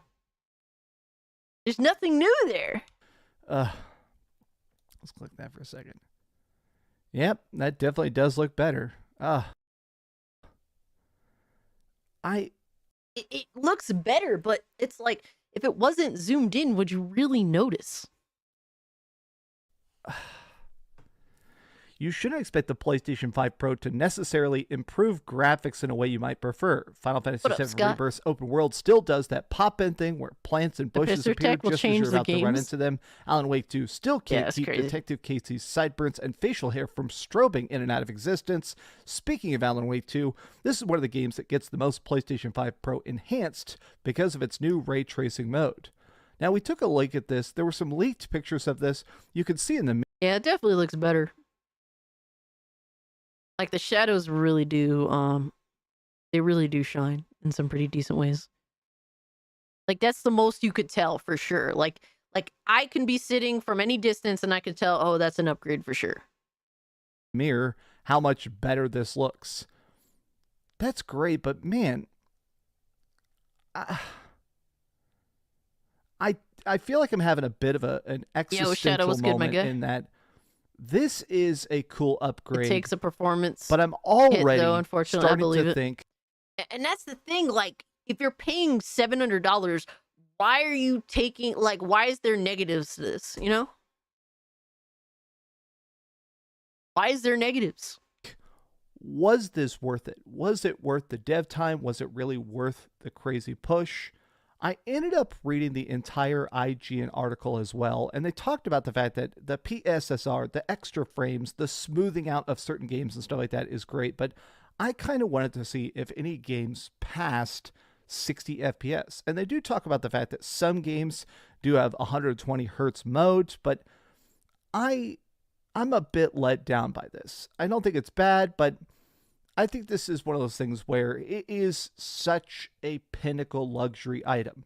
A lot of people that bought a PlayStation 4 ended up getting... And the hilarious thing is not even that. It's not a luxury item. By affordability standards, because consoles are... The entire point of consoles is to make a affordable device that gamers can have in their homes. That is the point. So, by console standards, yes, this is like a high-priced item, but like in reality, it's really not. Hey, Arcas, what's up? Getting a PlayStation 4 Pro. A lot of people that got a Nintendo Switch, I do think a decent amount ended up getting the OLED Nintendo Switch. I think this is the new market, right? Is those optional tiny upgrades. This sounds like a very tiny upgrade. At least without a microscope and a whole kit. But I'm going to be getting a PlayStation 5 Pro here in a bit. It's going to be delivered today, I think around, well, I don't want to say what time, but I am having a PlayStation 5 Pro delivered today. Big, gigantic thank you to my girlfriend. She bought my PlayStation 5 off me for $500, so I only had to pay $200 for a PlayStation 5 Pro. So thank you, baby. You're a queen. She's never...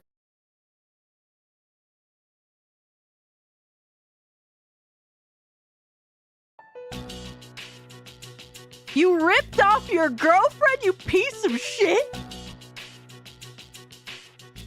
You sold her a used PS5 for the full price of a brand new one? What the fuck?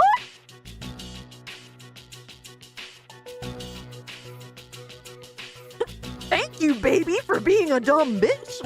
What are we doing here? What? Yo, that was so gross on so many levels.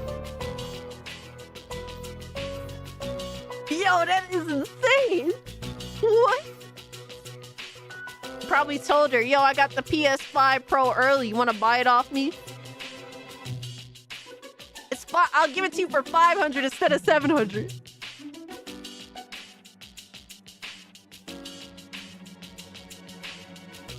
That's crazy, bro. Wow. Maybe it's the preloaded game she wanted. I mean, if they share accounts, I guess. Never really played PlayStation 5 ever in her life. She's never played any still PlayStation. robbery. So she's going to buy my PlayStation 5. I'm getting the Pro so we can play Baldur's Gate 3 and stuff together. But bro, my brother just gave me a Gen 5 1 terabyte M.2 SSD for free. Just said, yeah, I don't need it. Here you go. And dropped it on my desk.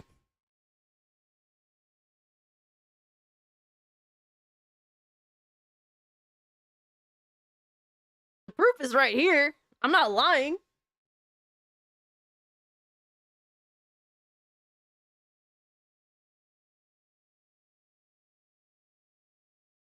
I don't know if you can read it, but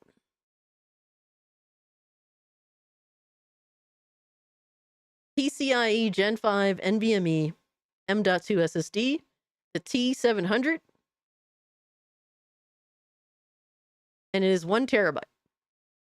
So, hey man,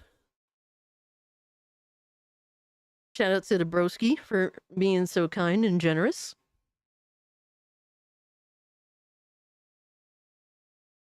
Oh no, that's how we do it over here. Man. Oh man, I bought one of those recently. am Nice, Grateful so Gamer. much less. It's over 9,000. Hey, Max Lore. What 9,000? For that alone, I hope she sleeps with his best friend while he watches Sky High off M3TH. Holy shit! Thank you so much for the 5, Max Lord. Damn. Holy shit, bro. Oh, fuck! Whoa. I just snapped that motherfucker, bro. Gotcha, bitch. That's crazy. Holy shit, for that alone, I hope she sleeps with his best friend. That alone is insane. Bro, Max Lord. Excited about the PlayStation 5 Pro now, but what are you going to do? The fact that it's for people with the biggest TVs, with the closest couch, and the best eyesight, and only for particular games. But what do you guys think about the PlayStation 5 Pro? Tell me your thoughts. So here's the thing about Dreamcast Guy. I've watched Dreamcast Guy for a long, long time.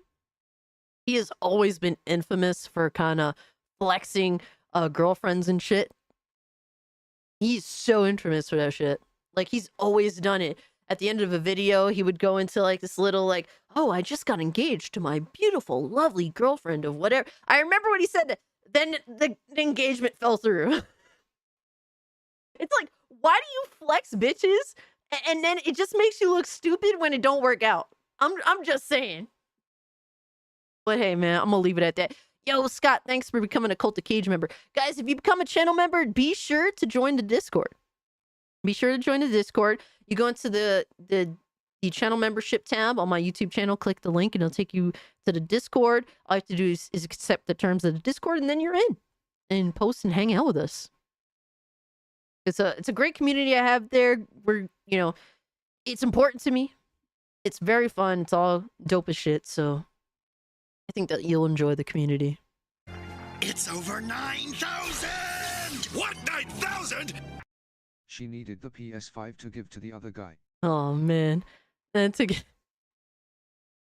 oh man, Casualties a Gamer. Thank you so much for that too. Damn, that's rough. Ooh. Oh no. Crow, how dare you recommend this? No! Oh man, not Reforge, man. I did not expect the PS5 Pro to position itself as a PS5 killer, but it certainly is starting to seem that way, because from where I sit, there has been a pretty big shift in how the PS5 Pro is being spoken about. And sure, we expected PlayStation to talk about their product in a good way. I didn't expect them to downplay it, but the initial Mark Cerny video talked about the Pro in a way that it felt more for the enthusiast. Downplaying it? What? So we're doing a video. This is Reforge Gaming PS5 Pro, the PS5 killer. Does he actually think that the PS5 Pro is going to outsell the PS5? Is he really that stupid? He, you know, fucking Riri Jimmy Neutron can't possibly think that's the case.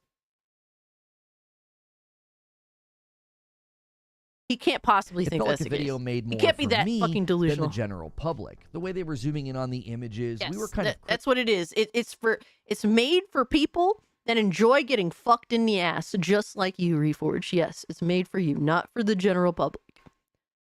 People that buy consoles tend to usually gravitate towards the cheaper option. That's throughout history. That's usually been the case. Your boys like some real soy gamers. Oh man. Moody, I don't know what to say, bro. I don't know what to say. He's mentally trying to justify $1,400 that he spent buying 2 PS5 Pros. Bro, that's insane. Yep. Don't surprise me, though. Critical of it here about, look, you didn't do the greatest job justifying the $700 price point, but it's because you can't. It's a console. $700 is unprecedented for a video game console. As things progressed, it looked like Sony was going to let Digital Foundry and other tech outlets do their marketing, which I think can be an effective way for people to learn about your product. You're not saying it, somebody else is. But then I started seeing devs specifically talk about PSSR, and one dev prompted me to make a video where I called it the PSSR effect. And the day that video went live, PlayStation published a trailer where Insomniac talked about the Pro in a way that I did not see coming. Some are just dismissing this video, saying, oh, it's just marketing, it's the Concord flowery text, yeah. terms and You're not lying, glowing Mr. praise. FU. But I heard statements that I did not expect to hear from a mid-gen refresh console that I thought was mainly targeting the hardcore fan base. The PS5 Pro is starting to feel more like a generational shift, like when they were marketing the PS5 against the PS4. You're shifting generations. Bro, what the fuck is he talking about? What the fuck is he talking? Is this dude really this cracked the fuck out? He's trying to compare the upgrade from the PS4 to the PS5 in terms of power, visuals, all that, between the PS5 and the PS5 Pro.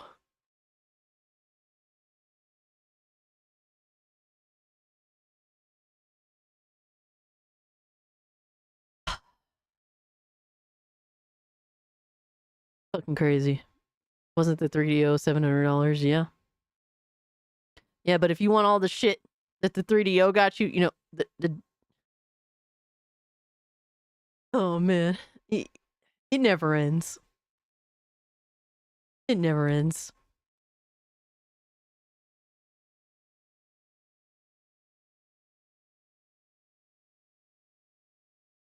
Now, you might not agree, so let's take a look at it. And whenever I No upload shit. a video like It's like he knows that he's full of shit and he admits to it. You may not agree. Yeah, because what you're saying, bro. Everything that guy just said is bullshit. Thank you. That's why you're assuming a lot of people aren't going to agree, dickhead. this, I follow with a live stream to discuss the topic with you, along with other gaming news. And if you like this kind of content, hit like and subscribe. So first, let's talk about the unexpected tone shift from this latest trailer.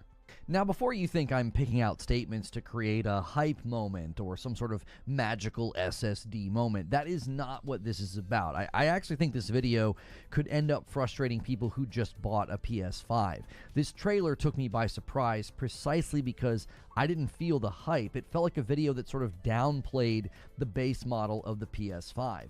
I will say, it did feel good to have you the have devs to from in order to try Insomniac and calling sell the it. PSSR a game changer the same day that I Like, you have to be, if you really want to make the PS5 Pro look good, you have to throw PS5 under the bus. You have to admit to the current console's faults and shortcomings in order to be like, hey, well, if you notice these faults and shortcomings, here's a, piece of technology for you that fixes that.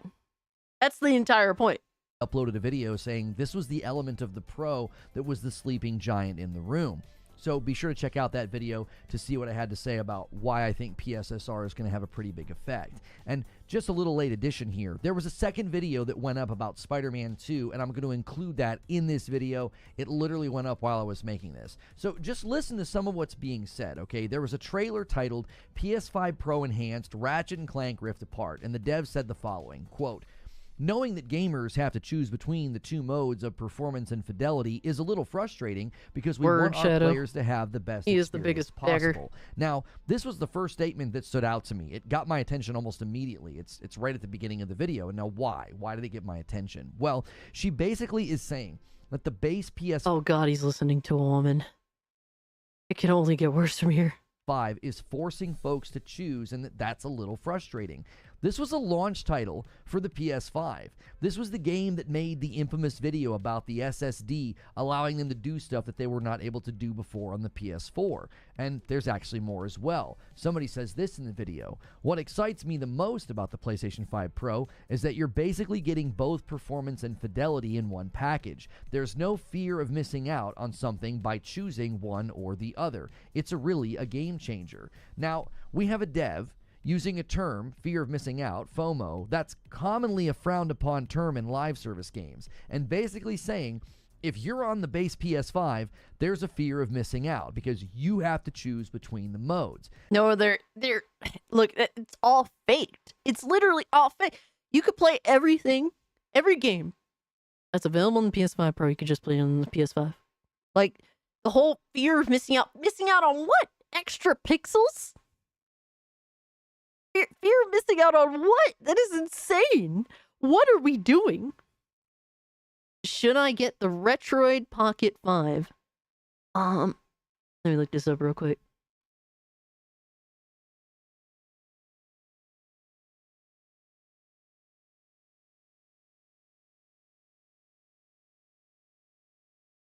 Oh, I've seen this before.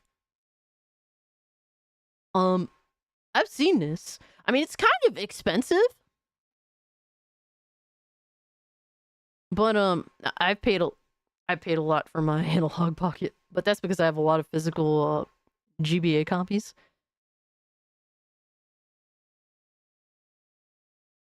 But this comes preloaded with a bunch of games, right? Or am I thinking of something else?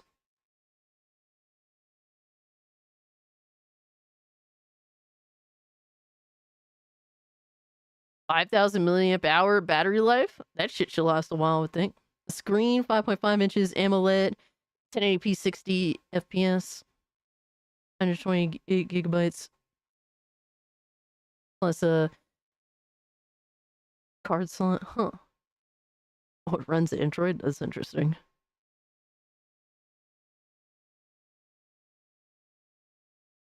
I have the 3 and the 4 Pro. 5 is pretty nice, unless you have or want a Steam Deck, then it's negligible. I mean, honestly, the device is cool just for its sleek design. Like, it's very small. Like, it seems very chill generally. I could be wrong. It looks really, like, the design is just really fucking clean.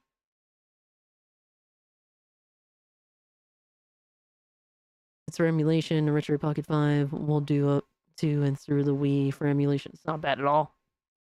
Does it come preloaded? Oh yeah, Steam Deck is awesome, Lilith. I mean, you can't play every single game that you can on a high-powered PC, but a lot of them. Hypnotic compared the 4 and the 5 and the 5 Pro. Very little difference. Oh, okay.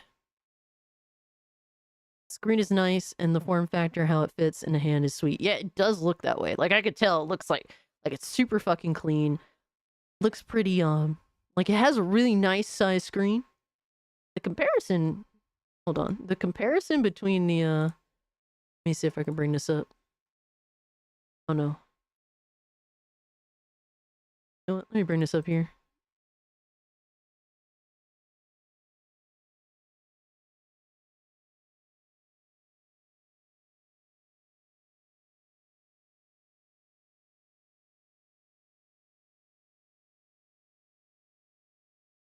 Like, the 5 looks way nicer than the 4, I'm not gonna lie. 5 looks slick. It looks a lot like a Vita. It looks a lot like a Vita. The Vita 2000 was actually a really comfortable system. The black is sweet. I like that blue. I like the blue there. And the white is nice. I just don't like the orange too tough. 16-bit looks cool. Hey. The GameCube color looks cool too. Not bad. I would definitely do it if I wasn't saving up to build a PC. I already got a decent amount of money saved up for my PC build that I'm going to build next year. But I'm definitely looking to save up more. Definitely want to max out as best as I can. Within reason, of course. Guys, real quick, I'm just going to run to, I'm going to go dehydrate. Your son has the black one? That's what's up. I'm going to go dehydrate, so I'll be right back.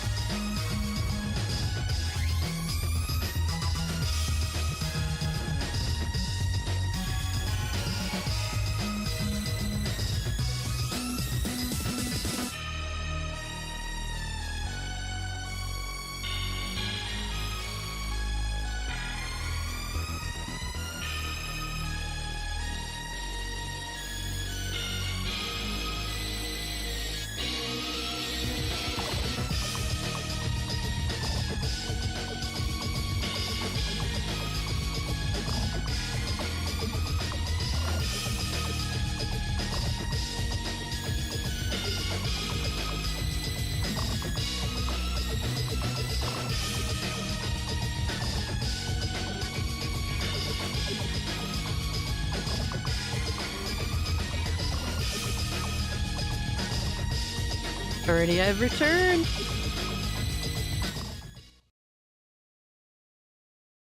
Be back at it, baby. I like that design. That shit is sick. Low-key, I'd probably get the black one. I would have to argue with myself between the GameCube one and the black one. The white one with that orange looks off. Maybe if it was like a green instead. Like the white and then the green, like green. That'd be cool. Or even red. I don't know, red would be good. Not like sort of orangey yellow. Nah, I'm good. The 16-bit one is what I'd go with.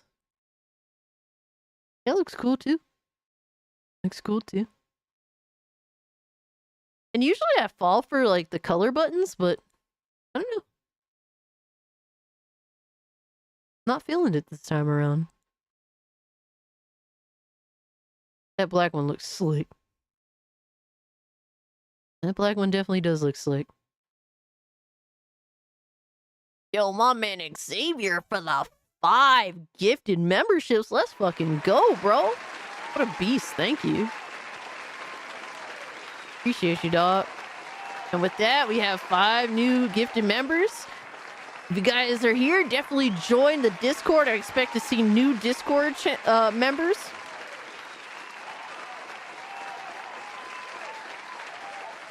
Go to the channel membership tab on my YouTube channel. Click the Discord link and you'll get in there. Nice music. That's a Forest Law's theme in Tekken 3. Fucking banger. My first Tekken I ever played. Alright, let's continue with this hogwash bullshit. This fucking, blatant propaganda. Holy shit. Fucking buy PS5 Pro propaganda. Word. Xavier's a fucking beast. Fat L for the Bengals. Oh, man. Going for that 2-point conversion. Oh, that usually ends poorly. Now, immediately after this quote, another dev says this. Our players no longer have to choose, and that means they are seeing the true know what parts vision you of the need. game that Oh, we're trying to shit. create. So the true vision of Ratchet and Clank Rift Apart was constrained on the base PS5. You're going to get the true vision on the PS5 Pro. Now, I'm not sure how else we're supposed to interpret this. I don't know how somebody's going to hear this if they just recently bought a base PS5.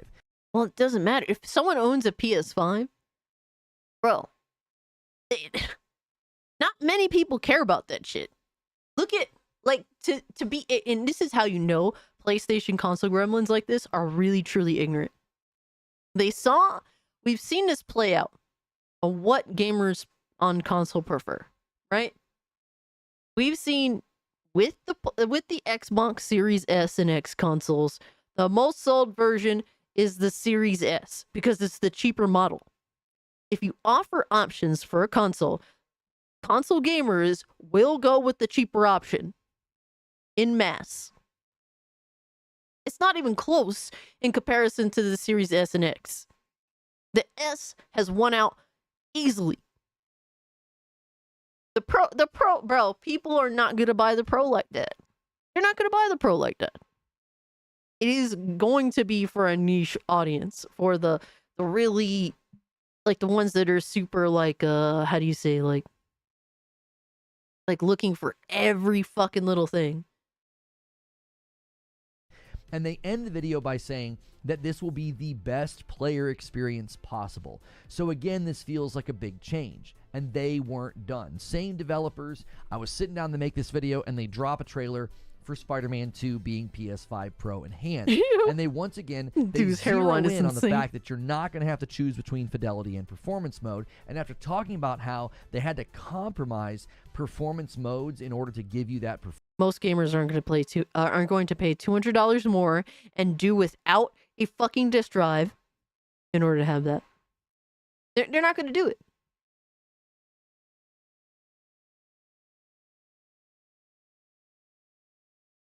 Same for the Switch Lite also. Damn, I didn't even know that about the Switch Lite, but it doesn't surprise me. The Switch Lite is an insane entry point into the market. Like, what is it, like $200? Fucking phenomenal price point. plays all the games the Switch does, except the ones that specifically need like Joy-Con support, right? Unless you go out of your way to get the Joy-Con. I think you could technically play everything on the Switch Lite. Hey, I appreciate that, Scott. I'm glad you joined the Discord, brother. Yep, I see you. Scott Sr. All right. That's what's up, Scott. Appreciate you joining. But it's a cool server. A lot of dope-ass people.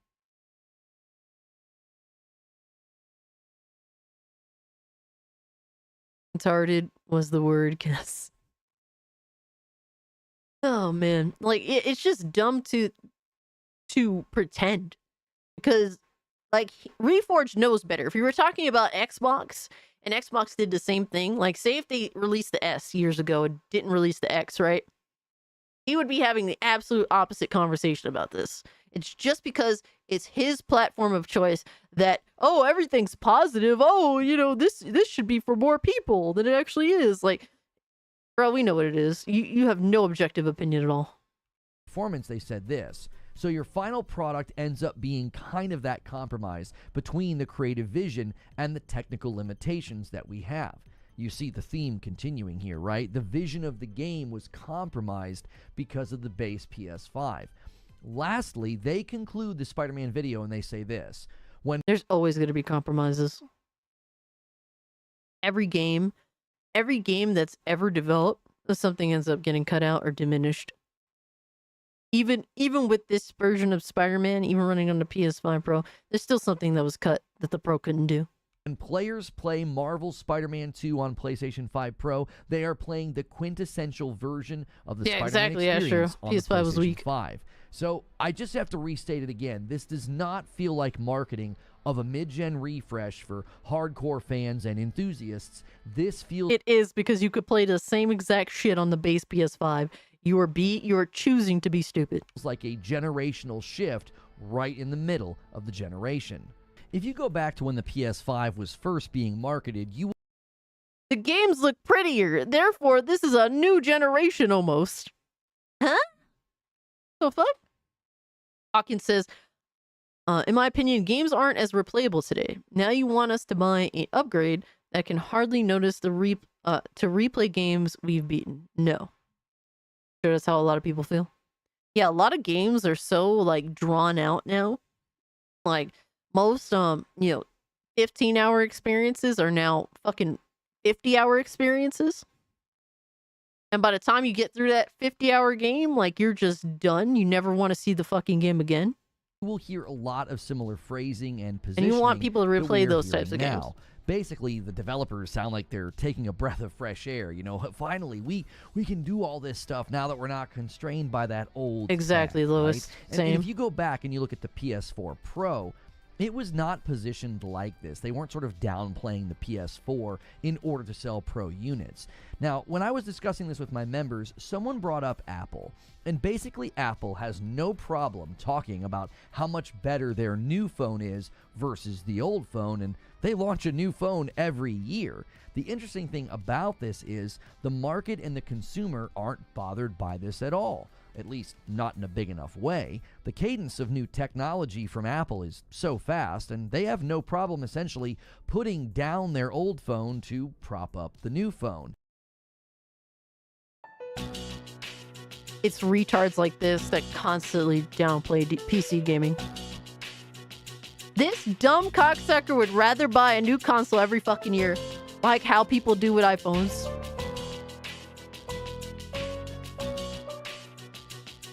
People like this, people like Reforged, they know they're too stupid for PC gaming. So they want console gaming to purposely do all the insane shit, do all the worst shit possible in order to try and keep up with PC. This is one big fucking cope. This is the, well, I'm too stupid for PC cope, so I'm willing to deal with all of the fuck shit possible for consoles to try and keep up, which is never going to happen. Never, ever, ever.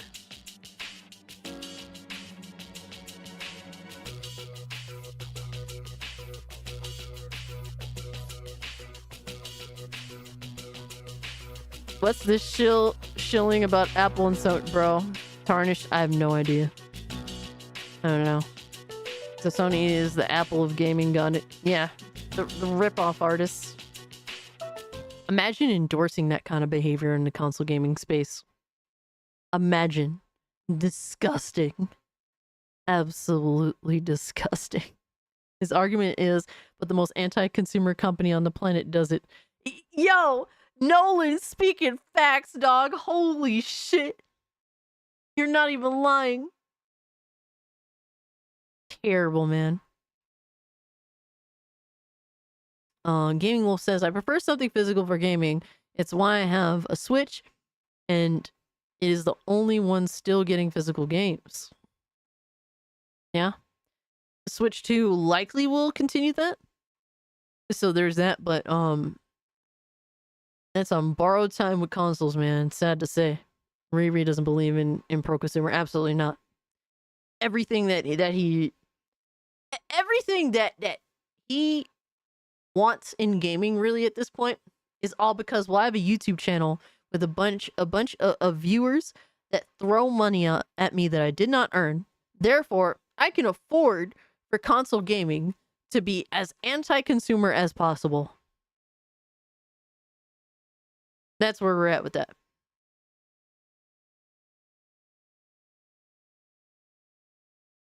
Now, in the early days, maybe they weren't so bold, but it's clear the market will bear their more bullish approach to talking about their products. So, based on what I'm hearing from PlayStation, they seemingly feel the same way. The reality is that while when it comes to Apple, there is a shitload of people that will choose the upgrade path. And the iPhone will sell an enormous amount of product every single year when it releases a new one. This will not happen with consoles. There's nothing that you could do that's going to make the mass majority of PS5 gamers upgrade to the PS5 Pro. It's not going to happen. It will be a small percentage of PS5 gamers that get a PS5 Pro. There's going to be a small percentage of gamers that chooses the PS5 Pro over the PS5. They're not comparable. The interest from the audience that these particular that consoles cater to, it's not going to be anything. The sales, the results of putting these on the market are going to be nowhere even close to Apple. So to make that comparison is deceitful, ignorant, or both. Halfway through the PS5 gen, and they are pretty strongly propping up the Pro over the base PlayStation 5 model. Now, they must think that the over 60 million people who have a PS5, they're either A, not going to be bothered by this, or B, they're going to be compelled to upgrade, or C, they won't be bothered enough to leave or switch. They might just grumble about it online. This is a level of market power that some people were concerned about. So the mass majority, what he's implying is that the mass majority of PS5 gamers are going to be upset with PlayStation. Because the Pro ain't going to sell not even half as much as the PS5 is. Not even half. So he's implying that the mass majority of PS5 gamers are going to be unhappy. And Reforge makes fun of that. He said that PlayStation really started to feel more like Apple lately with just how they were pricing their stuff. And that's fucking terrible. Some things it's out of the garbage. Box. And the marketing of the Pro is certainly trending in that direction to sounding more like Apple. The analysis about how many Pros would sell might have been lower than even what PlayStation is hoping to see. The PS4 Pro was around 20% of the PS4 units sold whenever it launched, and then it settled to around 13% of the total PS4 sold at the end of the life cycle of that gen. Now, many are predicting that the PS5 Pro is going to land in a similar place, but given how it will, for a fact, it will be no more than 15%, and that's being fucking generous. PlayStation is positioning it and talking about it and marketing it, I could see it actually trending higher. No, it will not trend higher. What is this dick face? Bro, he's like, well, they're advertising it hard right now, so they're really trying to market this and push this out to more people. No, the product just dropped. Of course they're going to market hard, dickhead. Like, what are we doing? How stupid can you be? or at least they're hoping that it trends higher, No, especially in light of what we just recently heard about the possibility of the PS6 coming later than expected. It's no secret that 2020 and 2021 were tough years for the tech world. Chip shortages caused all kinds of issues, and the PS5 struggled to meet demand. Now, this led to a lot of frustration for the consumer. Limited consoles were quickly scooped up by scalpers, and Casualty said, I make a prediction it will sell like 18% and Lono will claim victory. Oh my god, this guy just turned into a used car salesman. Absolutely, Scott. Yep, until holodecks replace both PC and consoles. Oh shit. you never The knew nobody, when you were holy going to shit, get another brother. shot at getting one. And because of this, I always theorized that they may push this generation back by a year or two and make it last a little bit longer. So instead of lasting for about 7 years, it would probably last about 8 to 9 years. Now, during an earnings call in February, No, that's gonna be hilarious. That's gonna be so funny. Oh my god. We'll be at the 6000 series of graphics cards. It's gonna fucking completely just bitch slap these consoles. of 2024, Sony indicated that they were entering into the latter half of the console cycle, not the latter stage as many people falsely reported. They said latter half, and you might see that and think, okay, we're 4 years in, latter half would mean we've got 4 more years. But I actually think that statement is vague for a reason. I do not think they have a hard-line date for the PS6. Yes, because they're not completely sure when it's going to come out. They have no idea what's going to happen in 4 years. But that doesn't mean that necessarily it's going to be prolonged, bro. What are these predictions? It's vague because it's in the somewhat far future, bro. Not because they're not sure. They're probably going to extend this generation. It's over 9,000! What, 9,000? Jeez.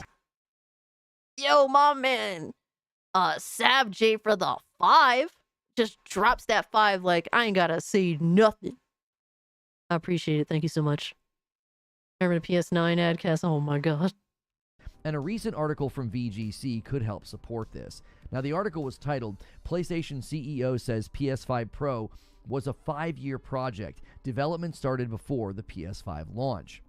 Now, some are taking a statement at the very end of this article and potentially misunderstanding it. Even when I read it at face value, I thought, oh wow, this gen's going to last 10 years.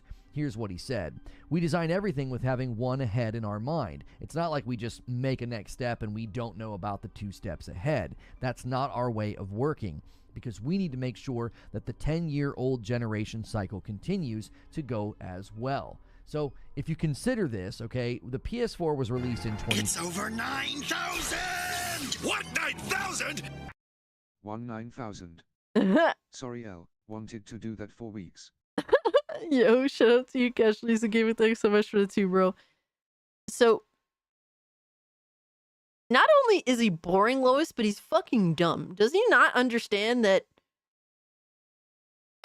like, right after a console generation starts, they, like, shortly after that, they begin, like, considering the new fucking, like, the new console generation that will be whatever in the future?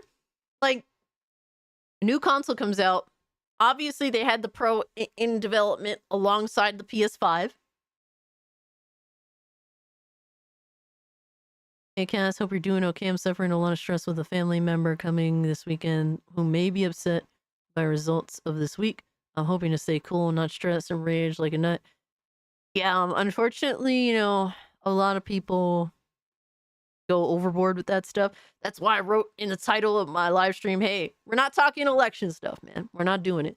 Because I want this to be a getaway for, you know, people like you, Frostfang, or other people that really just don't want to deal with it. Yo, Leonard, what's good with you, brother? Like, you know, I just want a clean atmosphere where we can talk about our interests and not... But, like, honestly, your best bet is just try not to talk about it. Try to act like everything's normal. You know what I mean? Like, it is what it is, man. Unfortunately, you have sore losers, and that's what it is. And it happens on both sides. But, yeah, definitely just try to avoid it and just concentrate on having the experience, on having the good time, and keeping your guests entertained, you know? It says, I hate every last one of you. Yeah, it's almost like Reforged doesn't understand that, like, the research and development for the new consoles starts shortly after the release of, like, the new current gen.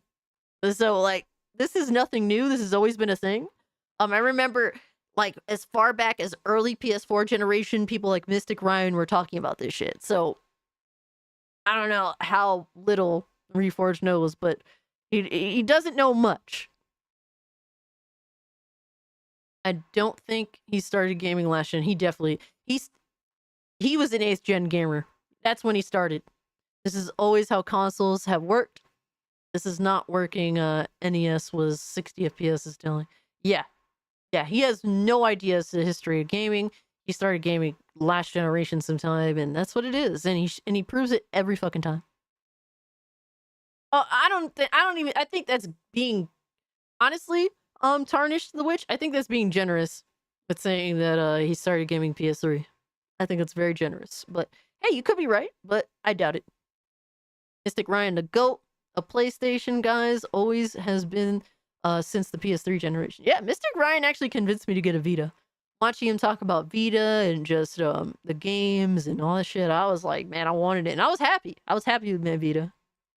13, and when they stopped making first-party games for it, it was 2023, and that was when Spider-Man 2 released, so that tracks. They supported the PS4 for 10 years. This means that you will likely see the PS5 base model get games all the way until at least 2030, 10 years after it came out. But he said something else that I think gives a glimpse into what the PS5 Pro means going Absolutely forward. Casualties of gaming. But the main thing was, there are technologies we can grow up in 3 years' time or 5 years' time, so the innovation and technology advancement is more quicker in a modern world. Phones are updating every year, PCs are updating every year. I don't think we'd go every year updates, but there are things we can package together to bring the greatest things into the game console segment range, so that's the vision. Now, this is Yeah, so everyone else is capitalizing by bombarding their consumer base with more hardware. So let's try and do that just more subtly. is really, I think, an insight into what they're planning to do. Given that we know the PSSR is designed to be not just on the Pro, but on the PS6 as well, this would mean that they could spin up tech in another 3 to 5 years, and that's when your whole new gen would start. Likely, I think a whole new gen would take a little bit longer than the Pro did. So I think this pushes the PS6 release date window to 2029 at least. But it also means that they view the Pro on equal footing to how phones are updated. He brought up phones and PC. It's crazy that he's just like, yeah, I'm predicting that he's so depressed with the PS5 that he's already anticipating the PS6. What are we doing, bro? If that doesn't admit that you're unhappy, I don't know what does. Consoles traded having the latest best thing with ease of use. It is what it is. Absolutely, sir. Sony Glizzy is deep in his throat. No, Nolan, no. He wants consoles to be like PCs. He wants consoles to keep up with PCs, but he doesn't want he doesn't want consoles to be as sophisticated as PCs because he can't handle PC gaming. This motherfucker went to, I think he was playing Ratchet and Clank Rift Apart, and he went to like the settings on PC, and he was completely lost. It was hilarious. What a fucking clown. I don't want to be the problem. Just this family member is a prickly person, and I struggle to navigate around them to being with. It almost describes a hypocrite, but I digress. I hope I will be okay with my prep. I mean, hey, at the end of the day, if you feel uncomfortable talking about politics with this person, just say that you just don't want to talk about it. I mean, well, it is what it is. I've had to have that conversation with people before because I really don't like talking politics. And it's not like, and even that's if people that I even agree with. I think there's a time and place, but when I'm trying to enjoy myself, have a good time, I don't give a fuck about any of that shit. I don't want to talk about it. I don't want to talk about shit that I can't control and that is frustrating when I'm trying to have a good time. Yeah, I mean, if you like the arguments, you like the arguments, normal people. But some people like to throw it in when it's like, hey, everyone's trying to actually enjoy themselves, and You know what I mean? Like, this shit's kind of whack. But I've had to have that conversation with people before, and usually they respect my, my lack of desire to discuss it.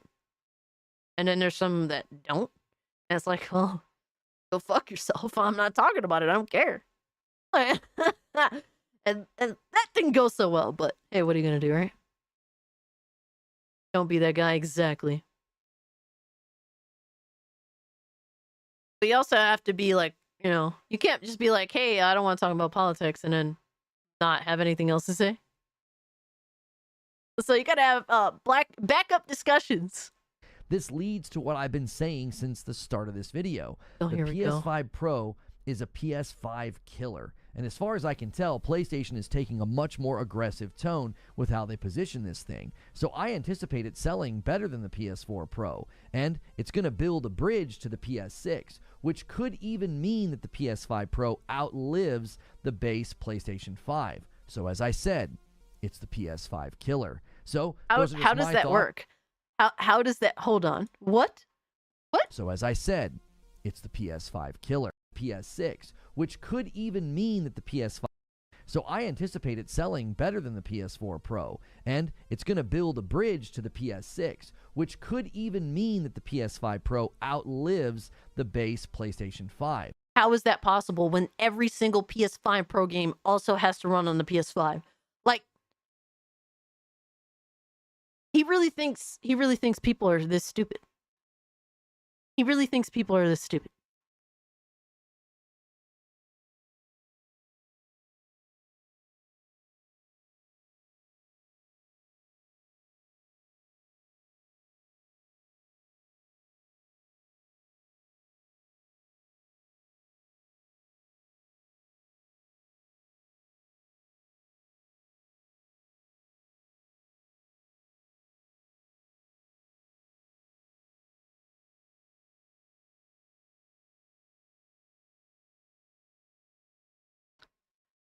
I mean, he is constantly challenged on his live streams because he has some insane fucking thought processes.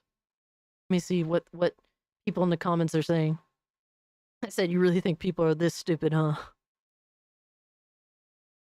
PS5 Pro will definitely have the advantage of utilizing its specs for enhancements, but I still think the OG PS5 is still an amazing system.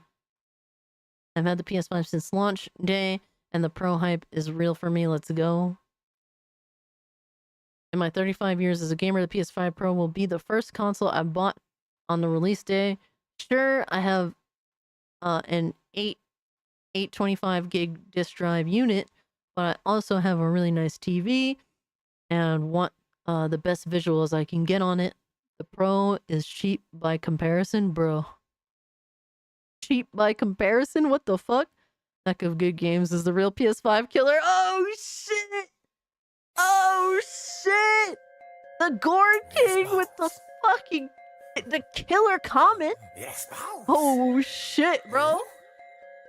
Yes, boss. Yeah. You're exposed, bitch. You're exposed. Yo, Gore King was good, brother. That was heat. That was heat. You came in slinging, motherfucker. Holy shit, brother. You're exposed, bitch. You're exposed. Yes, boss. Yes, boss. Yes, boss. Absolutely, bro. Oh my god. He says, joining the PlayStation family with the Pro. Super excited to jump into the games I've missed over the years. I've been a PC gamer since the late 90s. I never thought much about console gaming. My lady surprised me with a PS5 around a year ago. I cannot express how much I love my PS5. The Pro certainly sounds appealing, but for now I'm happy with what I currently own. Ugh. Imagine downgrading like that. What the fuck? What a loser.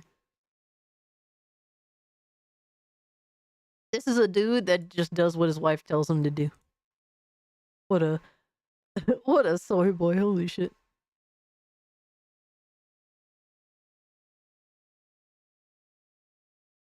It doesn't sound like a PC gamer since the 90s. Yeah, exactly, Tarnish. I see the release of the Pro as a standard that started with the PS4. Take what people want better.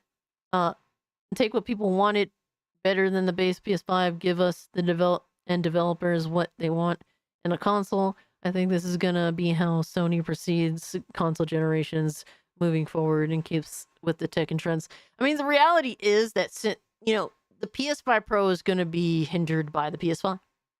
That's just what it is. If you love games and you love the best experience, then this is the way to go. As someone who owned all systems, that is what I'm going for. I'm a graphics nut, but now with the added performance in FPS, this is a no-brainer for those who love the best experience possible. If you want the best experience possible, you go to PC, dumbass. Just bring the games along with it. Showing games that we have already played does not win me over. Looking forward to what is coming next. Advance with the advancement of new pro games. Yeah, exactly. The fucking thing doesn't have any games.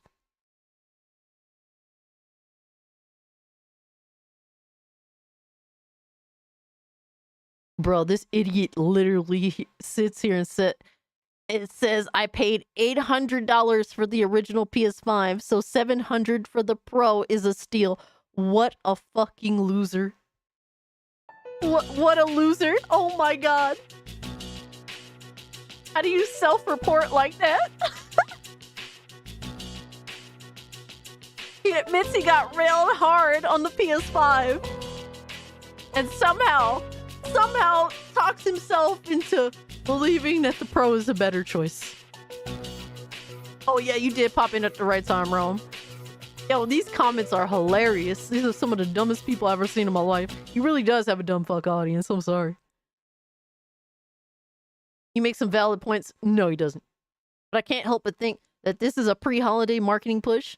If you're going to purchase a PS5, this would definitely make me choose the more expensive one, the Pro. Yeah, if I'm going to invest in a console or in any piece of hardware, I'm just going to buy the best one at first.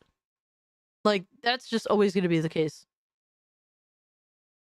Like, why would I buy the more hindered version? That's just how I am, because I'm more of like I've always been more of an enthusiast type of person. Like, I don't mind spending the extra money if I'm interested in the platform. If I'm just not interested in the platform, I won't buy it. But if I'm interested in the platform, I'm always going to go for the best version. If I don't feel that way, it's because I'm not actually interested in the platform. I would never admit to doing that. Yeah, I would fucking lie. 100% the greatest console ever made. Can't wait to enjoy it. All 2025 bangers coming on my Pro. Yeah, you mean that one game that's going to come out next year? A fucking Ghost of the Dishwasher. I'm happy with my disk drive PS5. Yeah, I don't blame him. I mean, I guess I got my answer. I asked Reforge if he really thinks people are that stupid, huh? And given what I'm reading here, his audience really is that stupid. That's kind of crazy. I wasn't expecting that. Could have fooled me. Oh yes.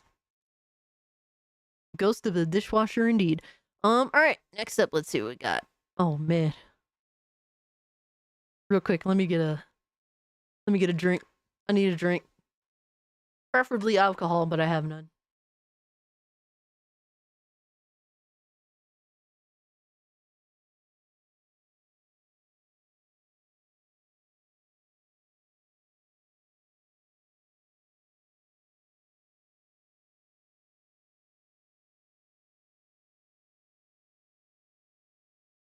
To be fair, console games have been asleep to what Sony has done to. They're starting to really look at what's happening now, finally. Still, they're only slowly beginning to see. Yeah. You're talking about console gamers? People pay $700 for the Pro, yet I paid $140 for my base console. And is virtually identical to the Pro. What console are you talking about, Golden Apples? Goon drink? Guess so, right? Goon drink? Alright, so next up we got let me get rid of some of these tabs.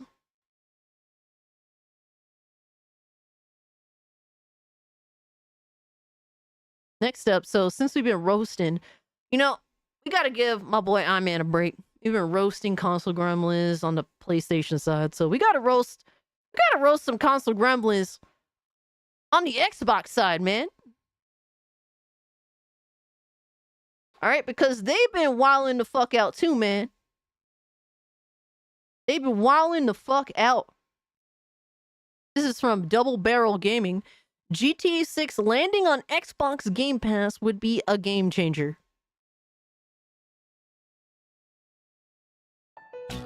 These broke motherfuckers make me sick.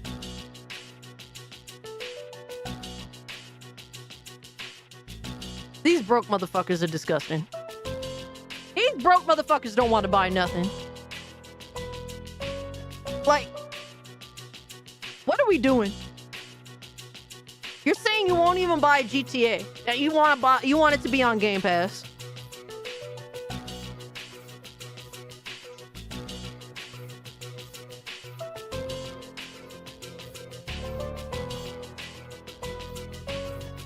Just give up gaming.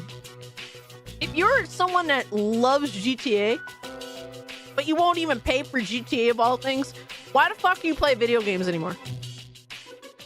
They also want Death Stranding 2 on Game Pass. Of course they do. Yo, these broke motherfuckers is crazy.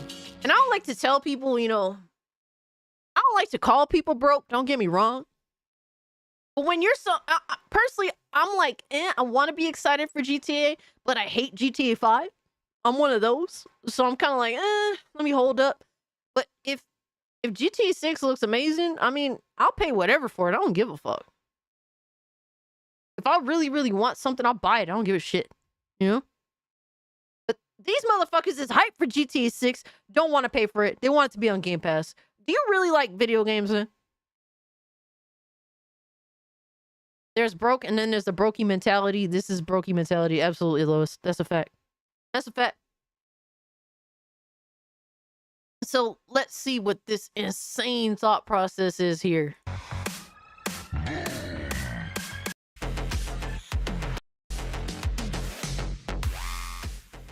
Elemental Pio, generous friend of the program, has dropped a very generous $5 super chat. He goes on to say, there was a discussion on Iron Lords about GTA 6 would be a great candidate for Game Pass based on Call of Duty's success and sales from package additions and microtransactions. Look. Here is why Call of Duty is not worth buying. Call of Duty isn't worth buying full price because the fucking game comes out every year. The IP drops a new game every single year. And then once the new game comes out, the old one is outdated. That's just what it is.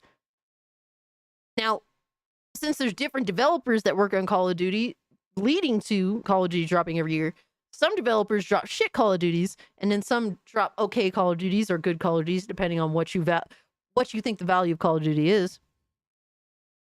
And then there's the reality that Call of Duty are online-only games now, so the longevity of these games are also in question. So that's why, to a lot of people, Call of Duty isn't worth buying every year. Whereas, now with GTA, a brand new GTA game comes out once now every decade. Once every decade.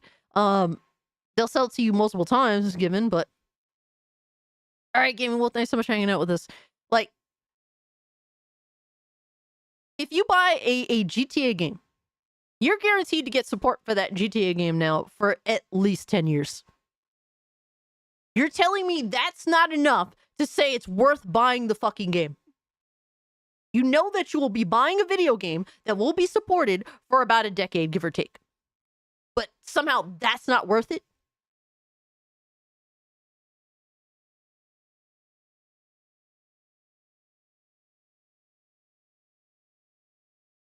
That shit is crazy to me, man. The reason why Call of Duty isn't worth buying at $70 every fucking year is because once the new one comes out, the support for the old one is gone.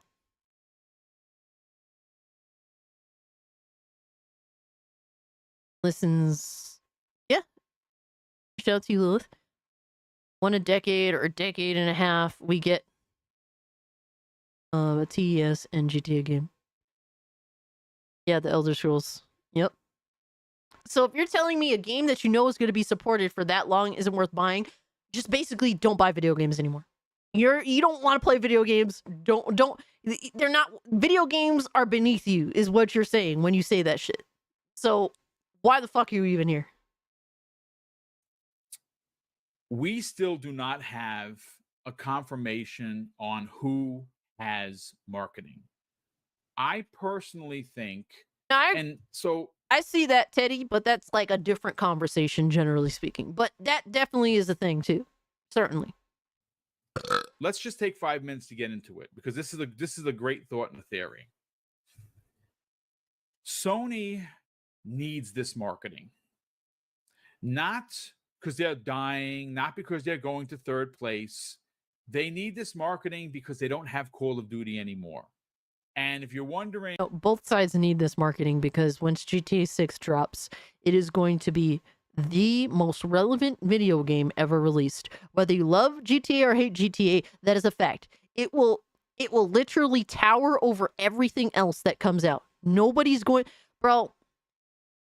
No, like basically everything in regards to just discussion, if it be from media outlets, if it be from general gamers, if it be from YouTubers, Twitch streamers, everything is going to be centered around this video game.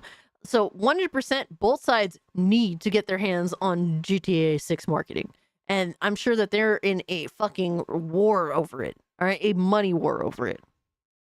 And fucking Rockstar and Take-Two are over there like, yeah, these dumb motherfuckers. Yo, Jiren Jr., appreciate you blowing up. Yeah, Boomstick says a lot of insane shit. The only reason why I do Game Pass is try out. Yeah, like to me, Game Pass is also like a demo trier. Most of the time, I kind of just know what I want and what I don't want. So I don't even bother with that, to be honest with you. Or sometimes I'll use Steam, and I can determine if a game is worth my time relatively quickly, usually. And if it's not, I'll just return it. how much money they spent on Call of Duty marketing, it was a lot. It was big bags of cash that they would send over to Activision to market it. And they made oodles of console sales and big bucks marketing this game. They don't have that anymore. I feel like Boomstick made a video like this before. A very similar video like this before, talking about some of the same shit. I heard they said you related to OG Lotecast. Man, these sick motherfuckers, bro, they getting real disrespectful in the chat.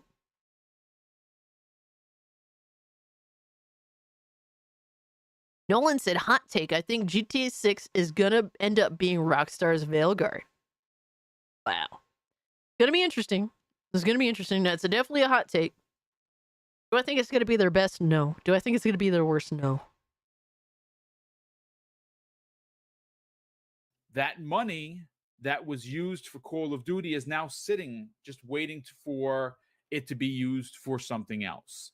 Now, granted, some of that money might have been used for a lot of the third-party exclusives that they lock behind the paywall of PlayStation 5. I don't know. I'm not into their books. I couldn't tell you. Obviously, they have actual, like it's not like PlayStation just comes up with this money out of nowhere. They have a certain amount of money dedicated to getting these exclusivity deals. That is what it is. There's like this pool of money that's concentrated on that specifically. What I can say is that they do have money left over. Now, Grand Theft Auto 6. How do you know that? What the fuck? How do you know that? Is going to be pricey.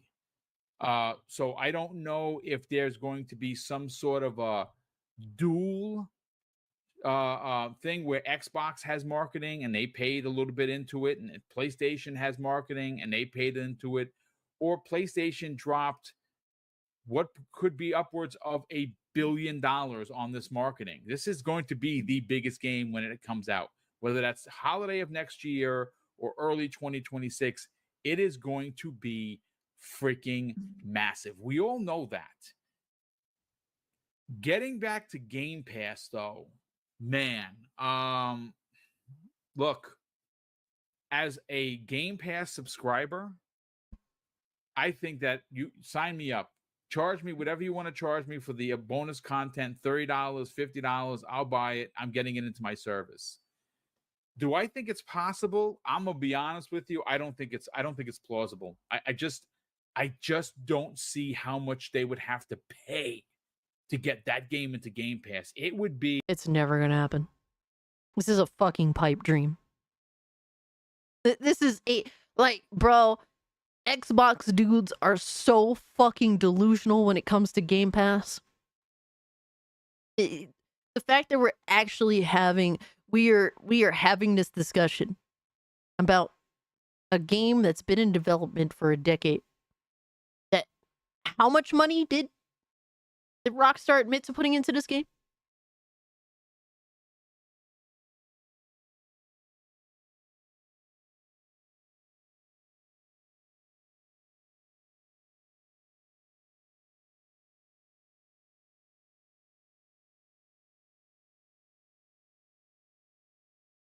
Bro, upcoming GTA 6 leak upcoming in fall 2025 with $2 billion development cost. $2 billion fucking dollars with a B. And this dumb cocksucker thinks it's gonna end up on Game Pass, or that there's a chance, or that we should even humor this fucking stupid ass conversation.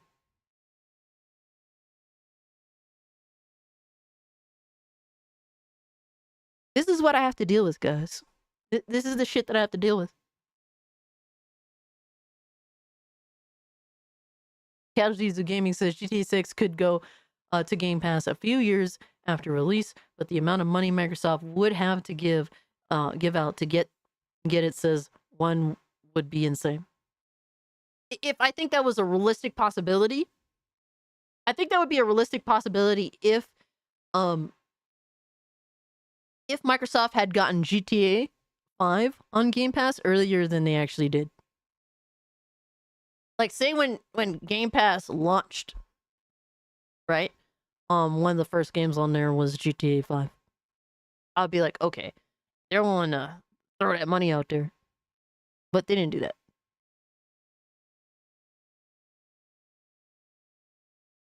Yo, H-Dog, what's up? He says, pay $50 for Game Pass just for GTA 6. Might as well just buy the game. Yeah, might as well just buy. I don't understand, like, I don't understand why you wouldn't just buy the fucking game if you have interest in the game. You know that the game is going to be around for a decade, give or take. Like, that's a game that's going to be active for that long-ass period of time. Why would you not just say, fuck it. This is a game that I know is going to be around for a long time. It's worth buying. But unfortunately, we have to have stupid conversations like this. Yes, why isn't there a Ziggy, Lord, and Savior emotes? Lord and Savior? Like, what are you talking about, like Ziggy as God? God Ziggy? I don't have enough emotes, sir. I don't have enough emotes to even emote slots to even consider that. They don't give you a break when it comes to emote slots, man. They have like high ask for that kind of shit. Bought GTA 5 twice, physical and digital. Where he is a based god. But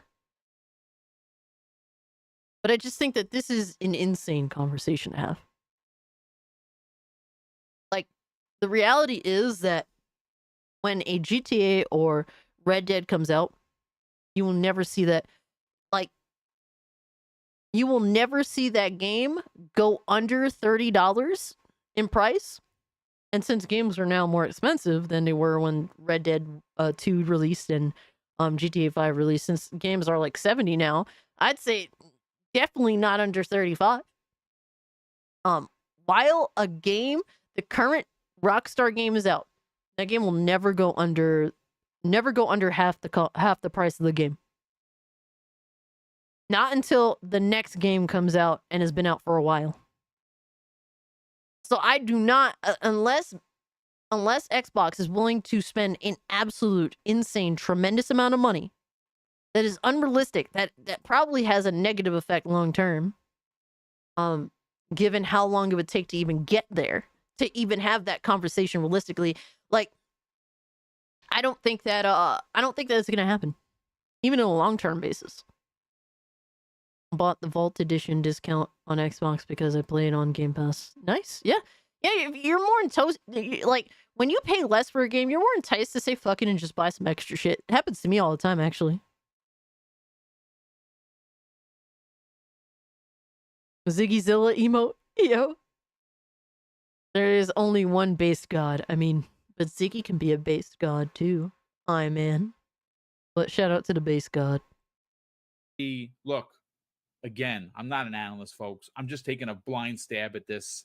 It'd have to be something like $2 billion. No, you're taking a dumb stab at this. They'd have to pay them to get it in there. So what he's saying is that Xbox would essentially have to cover the entire cost to develop the game if there is hope to get it on Game Pass. Because not that they're going to lose sales, because people are going to buy this in droves. Hell, people are still buying Grand Theft Auto 5, and that game launched in 2013. So it's going to sell. Yeah. But it would have to be some big bucks. Let's get your quick thoughts on this, because this is a great conversational piece. Let's talk about it. Yeah. No, this is nonsense. This is literally complete total nonsense. The delusion of Xbox gamers when it comes to Game Pass is insane. Now you have those Game Pass dudes that see Game Pass realistically for what it is, and shout out to them. But you have some of these delusional Xbox dudes that really just overthink Game Pass to an insane degree. The number would definitely be in the billions. But I still have this weird feeling that I forget his name, Strasberg, I think is his name. Strausnick. Yes. I have a feeling he wants to try something a little different as far as pricing and whatnot. Like I know there's a lot of people going around saying, "Oh, it'll be $100 game." No. See, $100 once, it's not enough. If you make this like WoW, where you pay maybe $30 up front for like the single player portion, and then the online portion you have to do a subscription where you're paying $15 a month, or you could play online for free. Bro, It's just this dude's gameplay is so trash. I thought I was bad. His game, bro, he literally left the footage up of him walking into his own fucking grenade. just that you'll be homeless and you'll have to like steal stuff and hopefully not get caught by the cops or something like that. And otherwise you'll have to like start all over. But if you pay the subscription, you'll have like your own, penthouse crib. You'll have a garage with a couple cars, closet full. Well, the reality is that GTA 6 is going to be $70 for the base game. There's going to be like 2 other editions, and then the game is going to be monetized up the fucking ass. As soon as, whenever the multiplayer launches, likely they'll do what they did with Red Dead and deceive the journalist audience because they're fucking retarded. And basically, they'll just release the single player so that maybe if the single player is actually good, it'll get phenomenal reviews.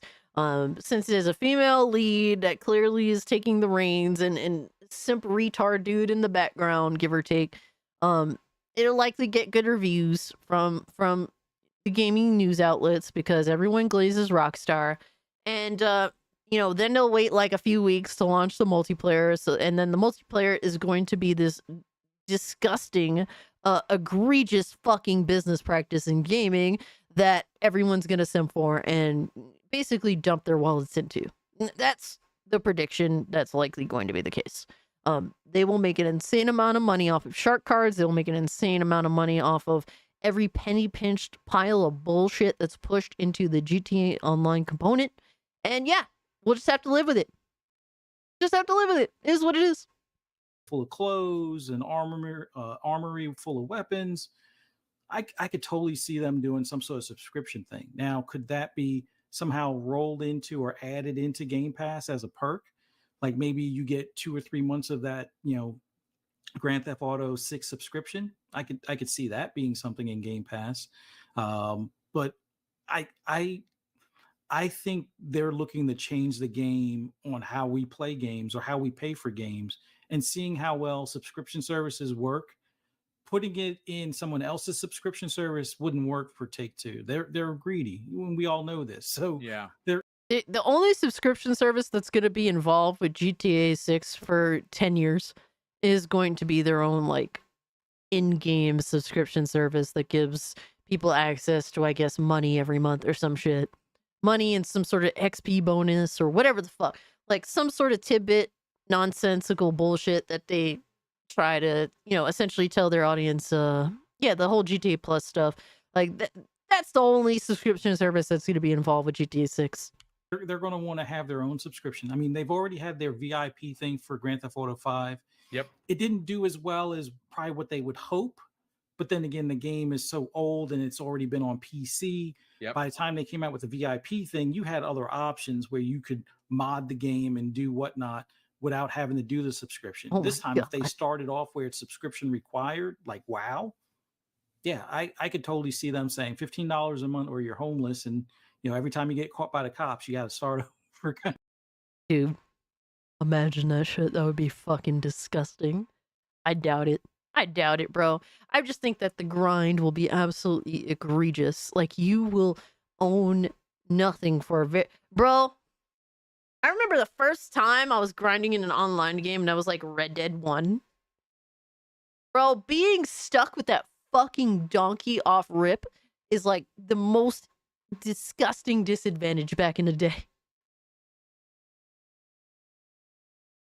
Being stuck with that shitty donkey, oh my God, bro. It's so depressing. So fucking depressing. They'll stick you in GTA 6, they'll stick you in a fucking shack in the hood. And they'll give you a fucking bicycle. Like, to start off. And then if you want to progress from there, more than likely you're going to have to pay money in order to get anywhere in life in GTA 6 Online.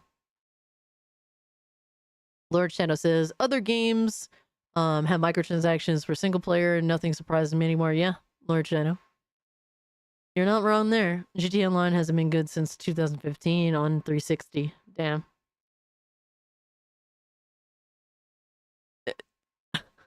Two baby mamas in one house? Yeah.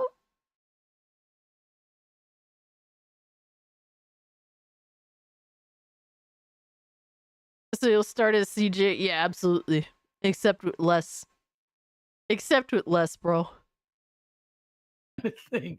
And I could totally see people being fine with that. There'll be the free to play people that will, be out there trying to hustle as best they can, and then there'll be the people that pay the $15 a month that are griefing them, being like, snitching on them, be like, I just saw them steal a car, and then they get busted and lose all their stuff. But I could totally see them going a different route. Nah, But, people would be so man, pissed at that. if they go the conventional route with pricing to get that in Game Pass, it would be huge for Game Pass. It would be huge for Xbox, but that's a tall bill to pay for that.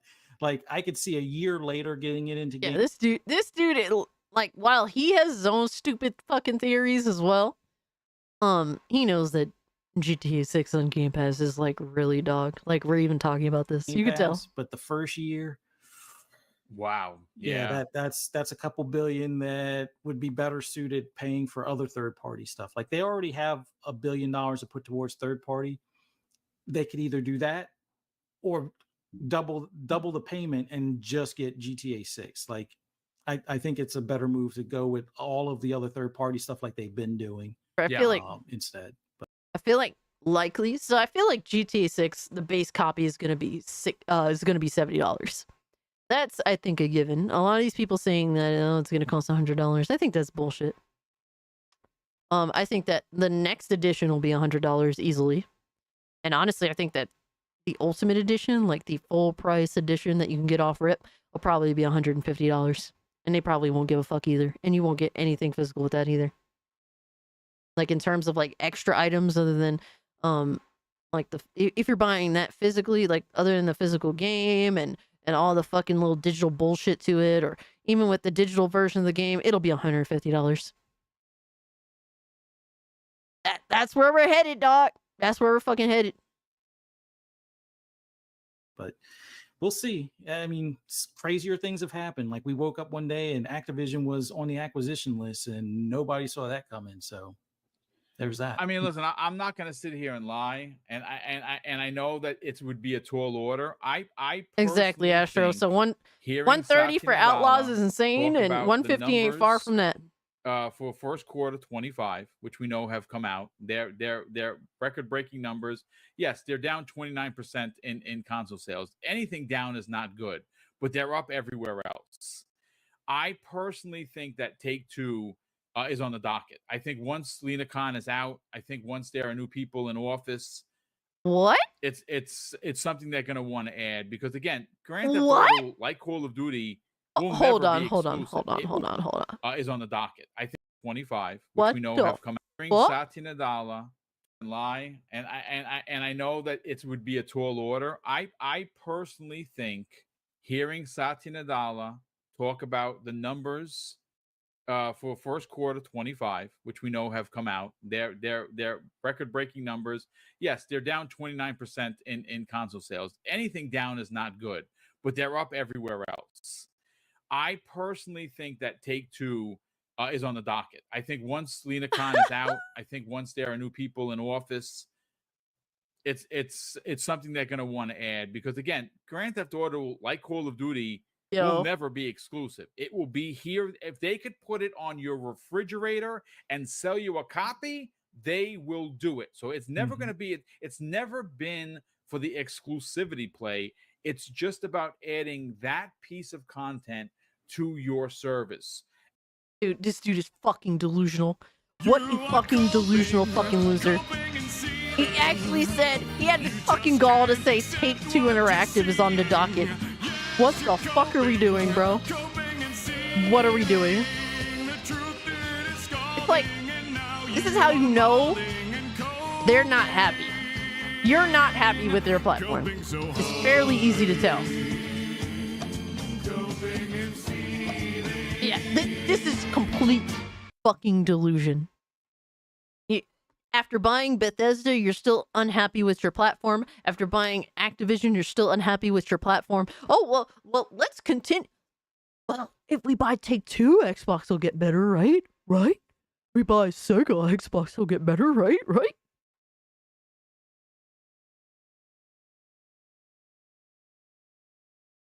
This dude is fucking insane. Yo, you're just a miserable fuck. If you think that Xbox has to buy yet another publisher to finally satiate their platform, like this platform is cooked. Just hang it the fuck up right now. It's over. After buying two of some of the biggest publishers in gaming, it's still a shithole. To their primary fucking gamers? It's over, dog. Yeah, at this point, like, Silent Night is right. By that logic, just buy Sony. Yeah, at this point, you might as well just buy your fucking competition. Not that they can for legal reasons, but, I mean, to be fair, Xbox got away with a lot of shit already. And if Call of Duty's success on every other platform plus Xbox Game Pass is a narrative or a poll or a pulse that you could take, I could see them actually doing something crazy like, well, announcing they want to acquire 2K. Because 2K comes with NBA 2K, comes with Grand Theft Auto, comes with BioShock, comes with a bunch of IP that they would love to own. This is the dumbest motherfucker, bro. Bro, I think we need to start watching more Boomstick Gaming videos.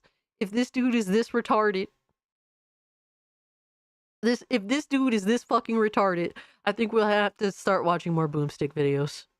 I mean, it was really boring up until this point, not gonna lie. The content was kind of, it was dry as fuck. But for him to be like, yeah, I think Xbox is gonna buy 2K. By Take-Two Interactive. Yo, son.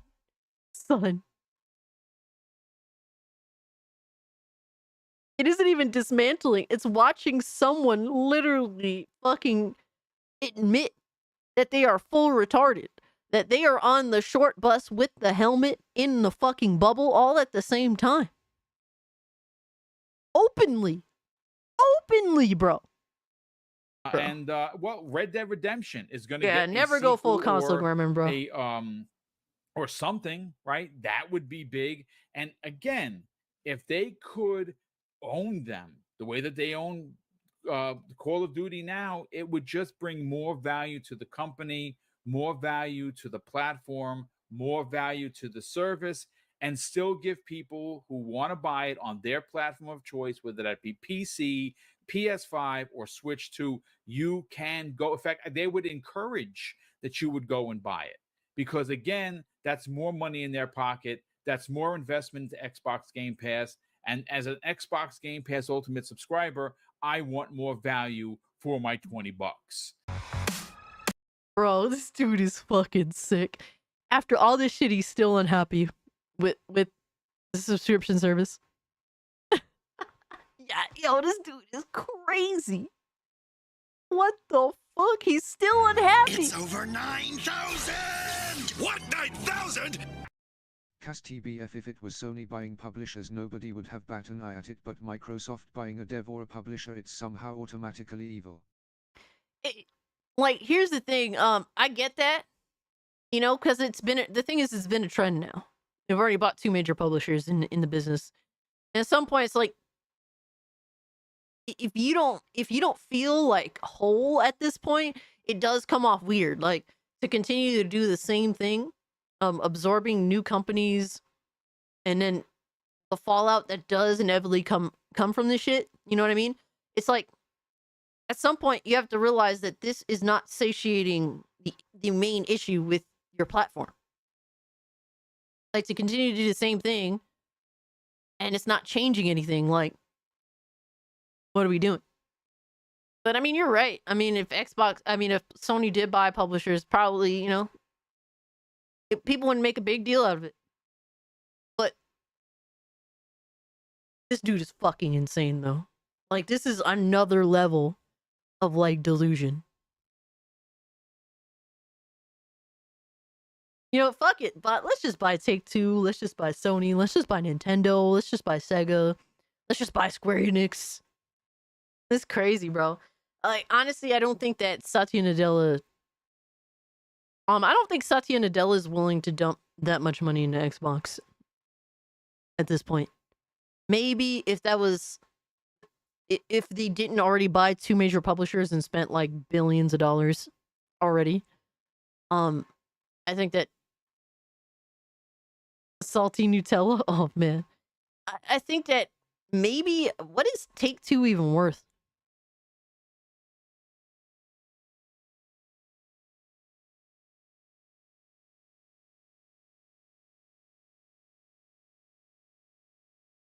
Take-Two is worth $31 billion. Like,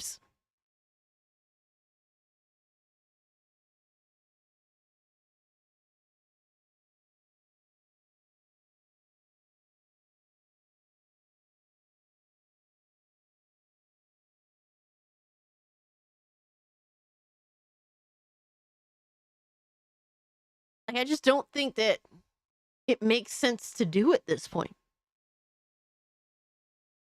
Like, the thing is, there's been so much fallout from all this consolidation. Like, it's already, time has proven that there is a massive negative effect to consolidation.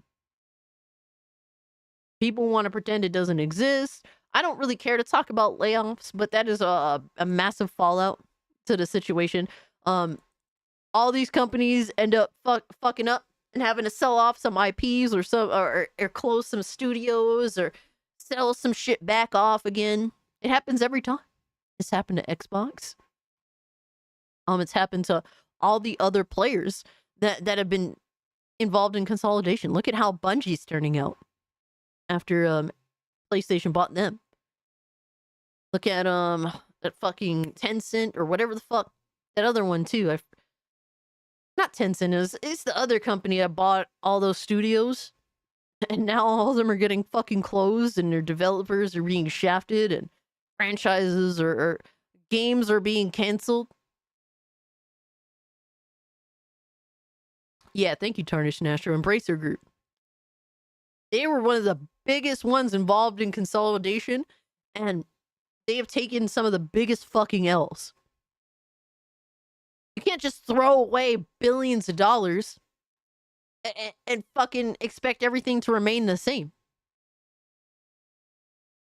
In a positive way. Like, there's going to be repercussions for spending billions of fucking dollars. Something like the fire is gonna hit somewhere. So to continue to be on the industry should consolidate even more from my platform, my company of choice is fucking wild. Competition benefits everyone involved. Consolidation spells the end of great gaming. Consolidation has proven to be the death of every fucking entertainment space that it's happened in.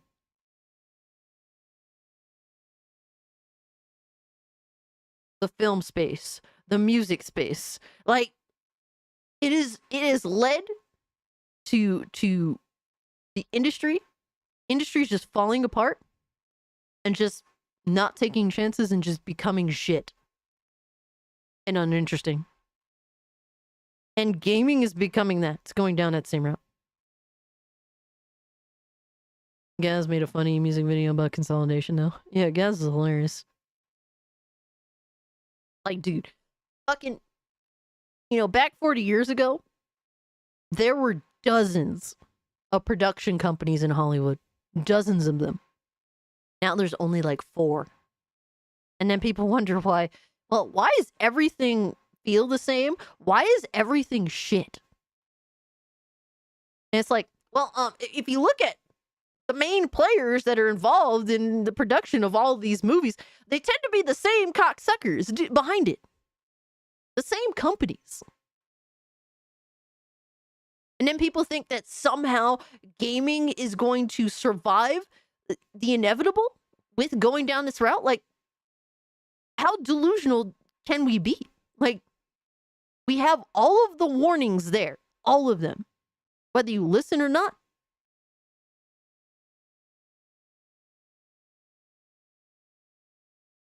Oh, no. Hold on, let me see this. All right, this is done. This is done. Oh man, I guess we're back to pony salt.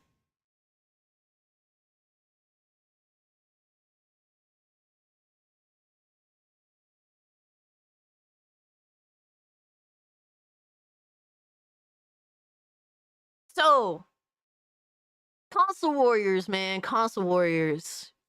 Console warriors think that they can legitimize themselves. It's hilarious.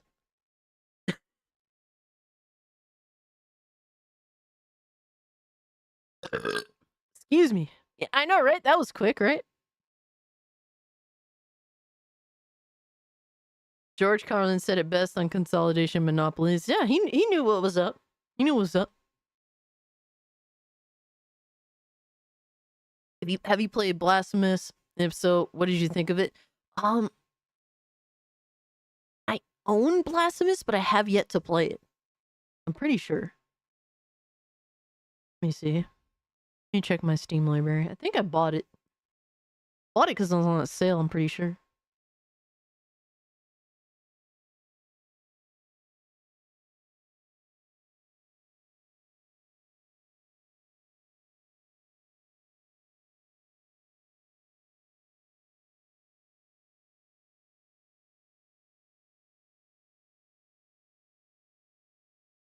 Let me see. Let me confirm. Oh my god, this list is insane. Borderlands.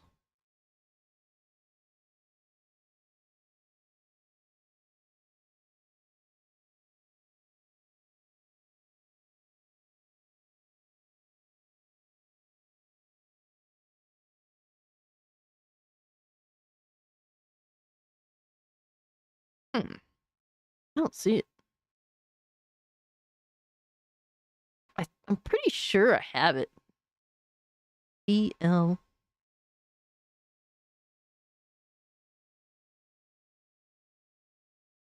Yeah, see, I have the first one. Yeah, I got it. I just haven't played it yet.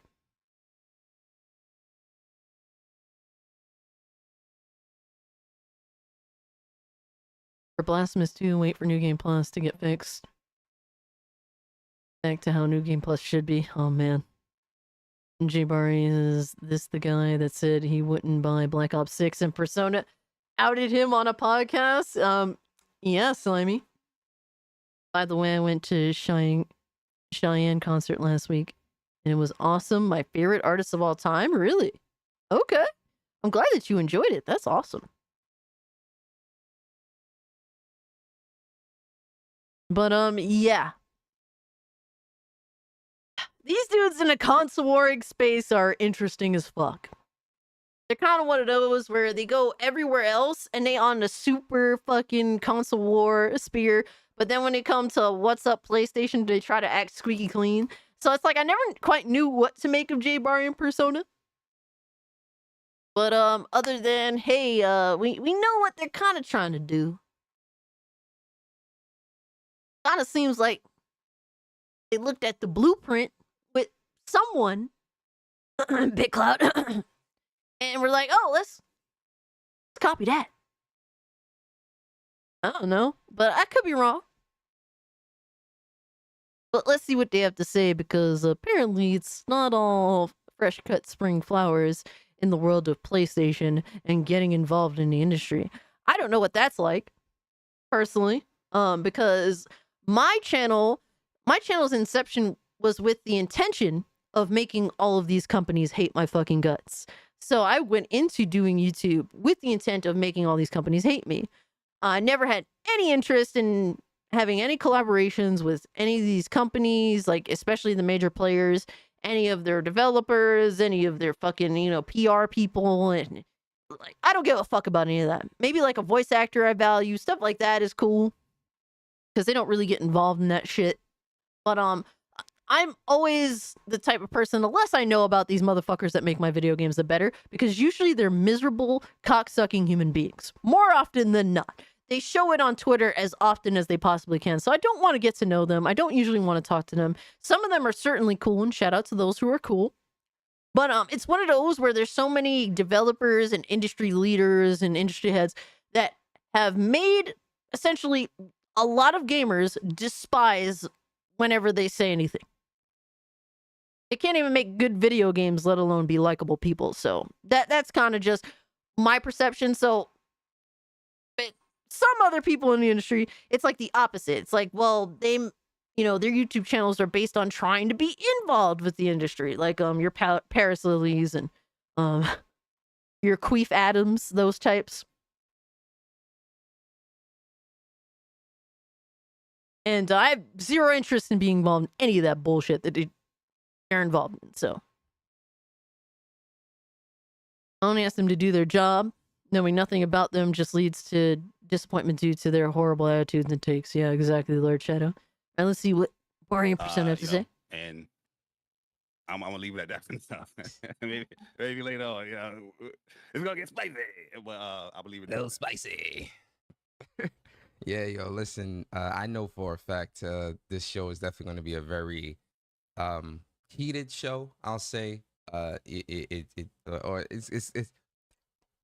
And obviously because of the news and everything, but also, some stuff me and Barry been talking about behind the scenes, personal things that I know Barry might, All right, Miss Bella, take care of yourself. Have a good night. Appreciate you hanging out with us. Yo, Phantom, what's up? You said who? Hey, who let Scooby Goon out the cage, bro? I'm not. As you can see, since I'm not wearing the onesie, I'm not Scooby Goon, and thankfully, nobody has forced me to put on the onesie. You might spill out on a little bit. You've probably seen a little bit of it spill out on Twitter. So, Barry. I'm gonna talk about it. I'm sorry, Persona. You brought it up. I did bring it up, but all I'm gonna say is, Barry is, that's my bro, that's my brother. So I'm gonna let him go, but I ain't gonna let him go off the ledge. You understand? Where's Lindo? He will do it. Nah, fuck you, Phantom. It's just annoying at times where we have goals for the channel. We set out to do a lot of things here, for this channel, right? Mm-hmm. But a lot of things that we want to do or want to set up, it keep getting disrupted by outside sources. You know what I mean? You know, where a lot of people perceive, or they have this perceived notion of what this podcast is and what we say or do on the podcast. You know what I mean? So a lot of things that we try to set up, or things that we try, or people we try to contact, it gets denied or it gets ignored. You know what I mean? Where you just can't do nothing. You know? I don't think that, this channel here is like a channel where I mean, like this channel here, there's a lot of people that come and support the channel, so we always appreciate this. Okay, so you have your audience. Why are you not happy? Why are you not happy? And to be fair, What's Up PlayStation has a pretty good audience that pulls up every live. So I don't understand why they're not happy. For me, I'm happy that so many of you guys always pull up to my live streams. Like that means everything to me. Without you guys, I'm nothing. So why are they upset? The supporters, and it shows, on a weekly basis or whenever we do it. And it's just when you see certain things happening or certain things not happening, it's just like, damn. It's like, yo, why? Silent Joker, too much. Too much. Either $50 super chat, because I really don't want to fucking do it, or 10 gifted memberships, because I also really don't want to do it. So I discourage you, do not fucking donate. Do not donate. To fucking have to get up and put that shit on and have to go to the bathroom and take it all off. Yeah, I'm good, brother. That guarantees an hour.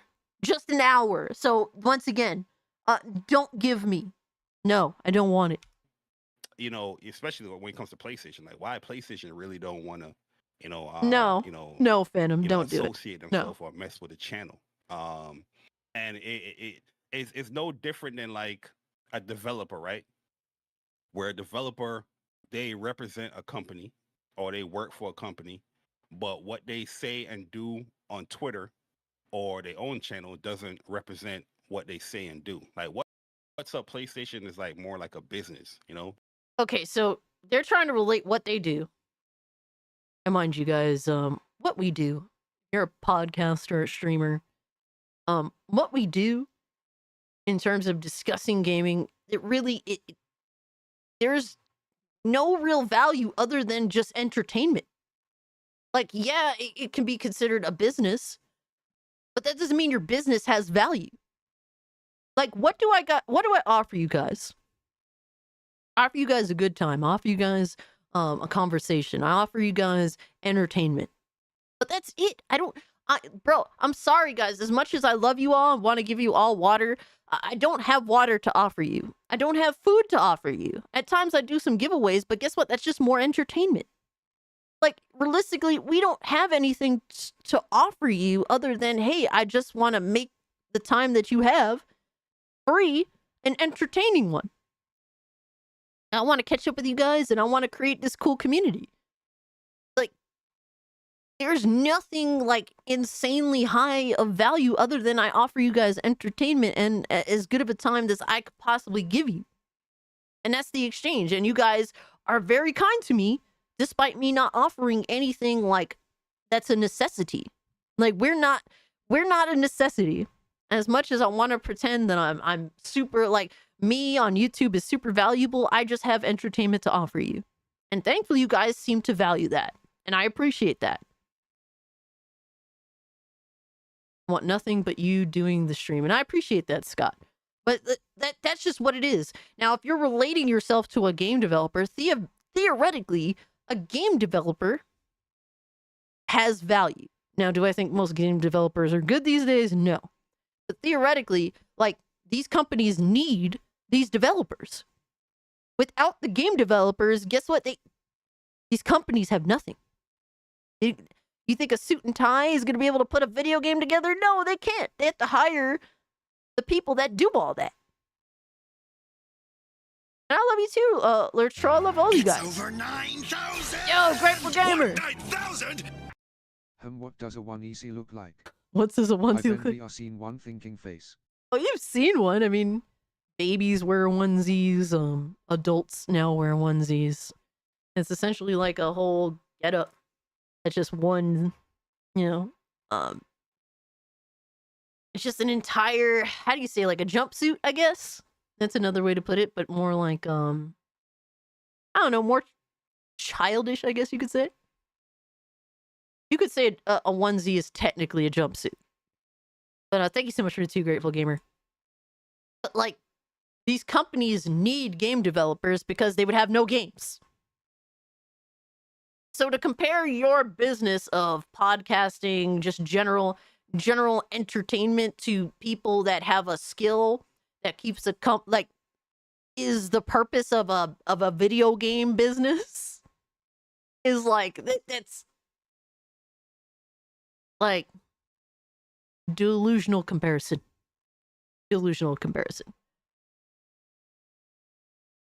Cast when people showed up for my game streams, I was always so happy because it got boring talking to empty chats. So I'm with you. Yeah, like no, it's awesome. Like it means a lot when you guys pull up. Like it means a lot when people pull up. And you guys make an immense amount of time for me. It's like you guys could be doing anything else. Why are you here? Did you add Alyssa to the thumbnail last minute? Yes.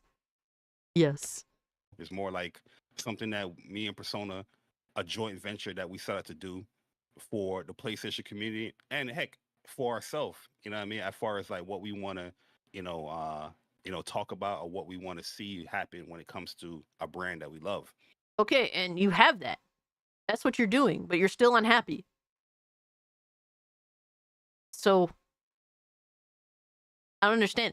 They have an audience. Given to be fair, the audience doesn't grow because their YouTube channel doesn't grow. But they do have a very consistent audience of a lot of viewers that pull up every, Saturday, Sunday, whatever, whichever day. Sunday morning, Saturday morning. Which, that's what it's all about. That's literally what it's all about.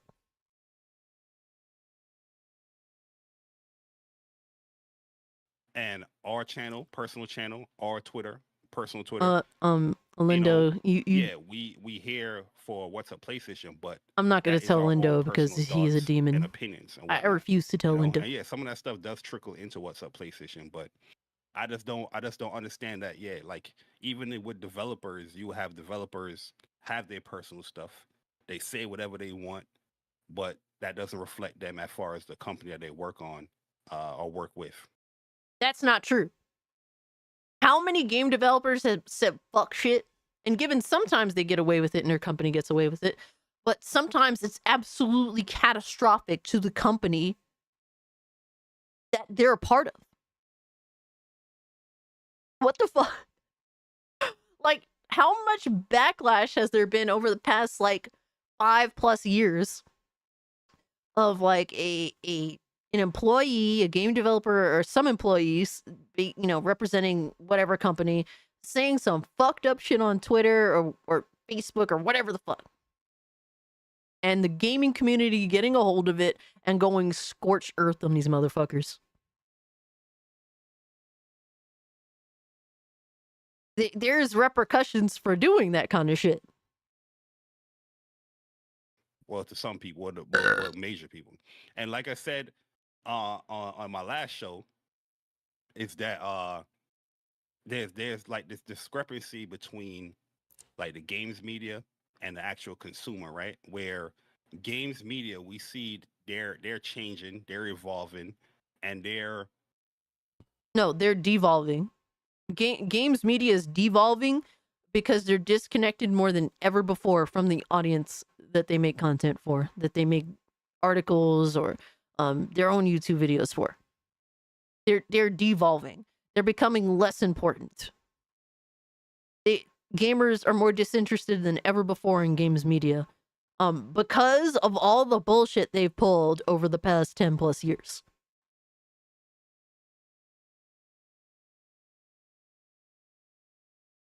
I agree with Alex, kind of. They shouldn't be speaking about this one live.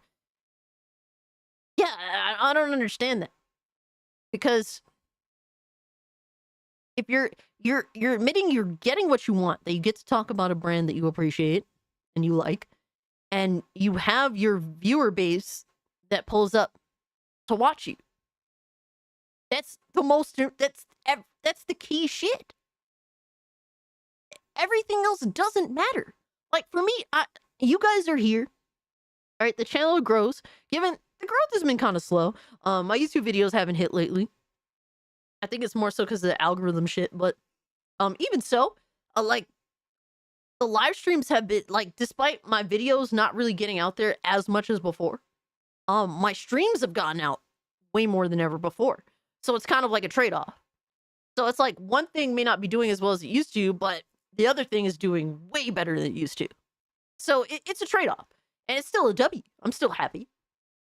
But you guys pull up and you guys are here every fucking week, dedicatedly, to watch me talk bullshit about gaming and laugh about bullshit in gaming. Like, what the fuck is the issue? Like, even if my videos don't do so, I don't give a fuck. I'll keep making them whenever I feel like making a video. But I have a direct connection to you guys. And you're the ones that make this channel, like, continue. If it be you're here to just watch, you hit the like button, you subscribe. Yeah, some of you are kind enough to donate. Some of you kind enough to give people channel memberships or become channel members yourselves, and we create this awesome community. That's what it's all about. I don't give a fuck about everyone else. EA doesn't fund me, and PlayStation doesn't fund me, Xbox doesn't fund me. So I have all the freedom in the world to do what I want to do here because you guys are the ones that fund my channel. My obligation is to you. That's it. Period. I don't give a fuck about all these other companies. That's why I could talk shit about them, and I don't.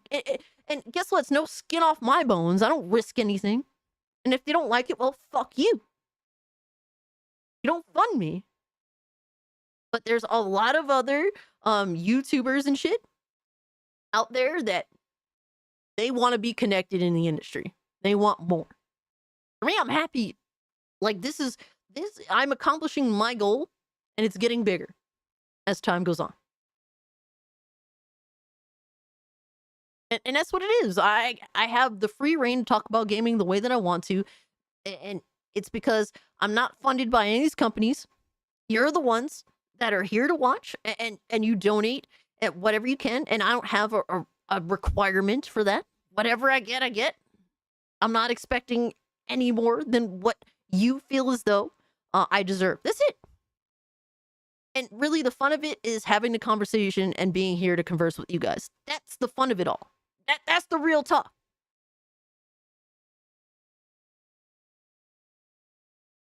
That's it. A genuine connection with your audience is better than any kind of corporate teat sucking. Yeah, because, like, guys, if you fuck with me, you'll fuck with me even if we don't agree. And we don't have to agree. That's the great thing about it. Like, I've cultivated an audience where we don't always agree on shit. But we're still here to have a conversation together and have fun. That's it. It's all about we're just talking about entertainment. It's not a necessity. There's Troll says Cassie's real. I appreciate that, brother. Papa Pickle says you're doing it because you're passionate about gaming. These people sound like they're just in it for the money, or they're just unhappy because they're passionate about this, but they feel as though they deserve more than their audience. Where it's like, without your audience, you're nothing.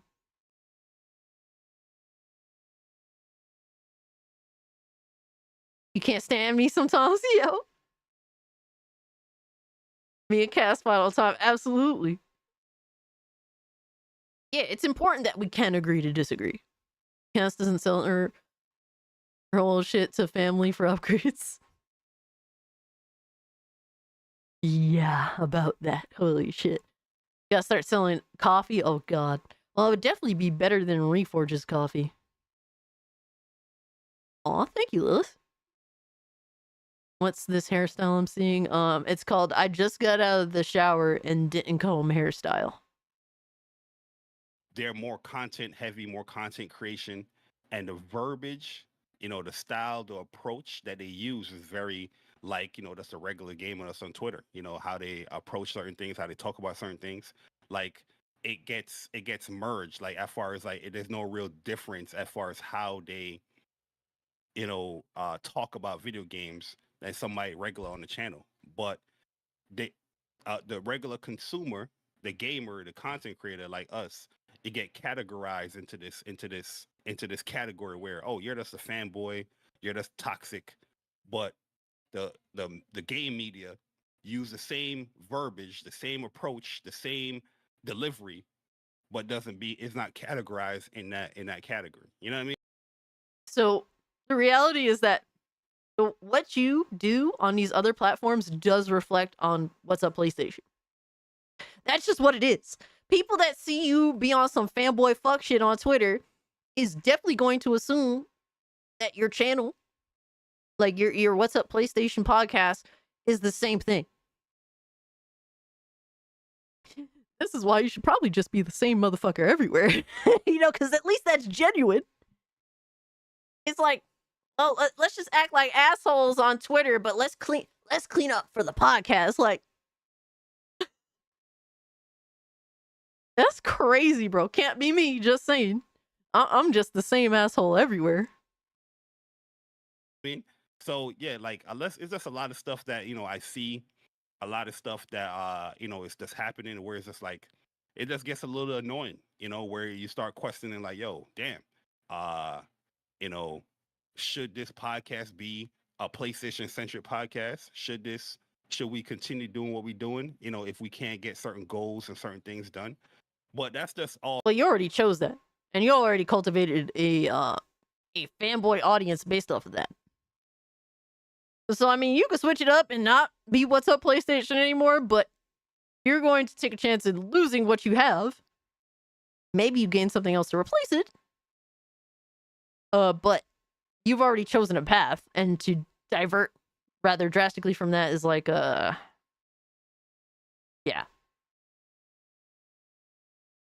But it just sounds like you're not getting what you want from, I'm assuming, PlayStation from this? Or other companies from this? Legitimacy.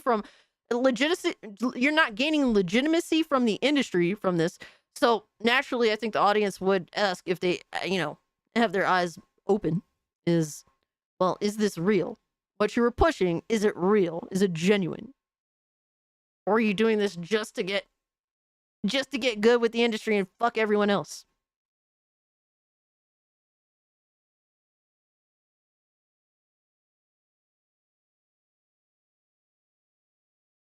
Amen says facts. Cass. Am I the same dude when we speak as when I stream? I try to be relatively safe on YouTube, but you know how I really am. No, like I think that your general character comes across the same way on YouTube. Yeah, maybe you say some things that in real life that you wouldn't say on YouTube, but I think everyone has that. But your character is still the same person. It's not like some people, like Dreamcast guy, they actually have an entire fucking different voice that they use when they're making a video versus how they actually do talk. It's not like they get into character. It's not like you get into character to go stream. Yeah, sometimes you have to feel uppity to go stream, but that's different from, hey, I have to pretend to be this whole person that I'm not. I have to, put on my dance shoes when I fucking, when I come on the stream, but that's it. It's not like I'm changing my views or just my personality. I'm here to entertain you guys. So you guys demand me to be interested, an audience demands of their, their streamer to be uppity. To be as uppity as they can. It's like Tina Turner said it best, and I would be butchering what she said, absolutely, but she says, when you guys come to see me at a show, you demand to see me at my best. You demand for me to be entertaining. That's why you pay. That's why you go out of your way to see me. You demand me to be entertaining. And that's what an audience expects from the person that they spend their time and money to watch. And that's what it is. And a lot of people, there's a lot of, other people in the entertainment business that think otherwise. But that's why they're not Tina Turner. You know? Cassie spends her money on Temu furry suits, yo. A lot of people want to think that they don't have to do this and they don't have to do that. Well, that's why they're not fucking Tina Turner. And that's what it is. Like, you have to have the work ethic. And you have to be the type of person that is expected of you when you want this type of attention. And if something feels off, your audience is going to know. People pay attention. They're not stupid. They may not be able to define it into words, but if something's off, the audience could feel it.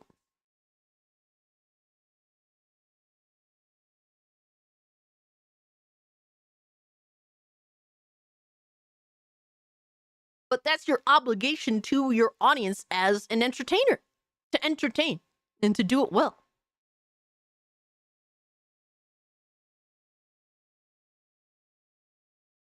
You don't owe it to PlayStation to be entertaining. You don't owe it to all these other companies to be entertaining. That's not what it's about. But the thing is, there's to a lot of YouTubers and streamers and all that, there's an alternative to you know, having a relationship with your audience. There's this alternative side. Well, I want to get into this, I want to get in with this company. I want to get in with these sponsors. I want to, like, then that's when it's like, okay, but who's your allegiance genuinely to?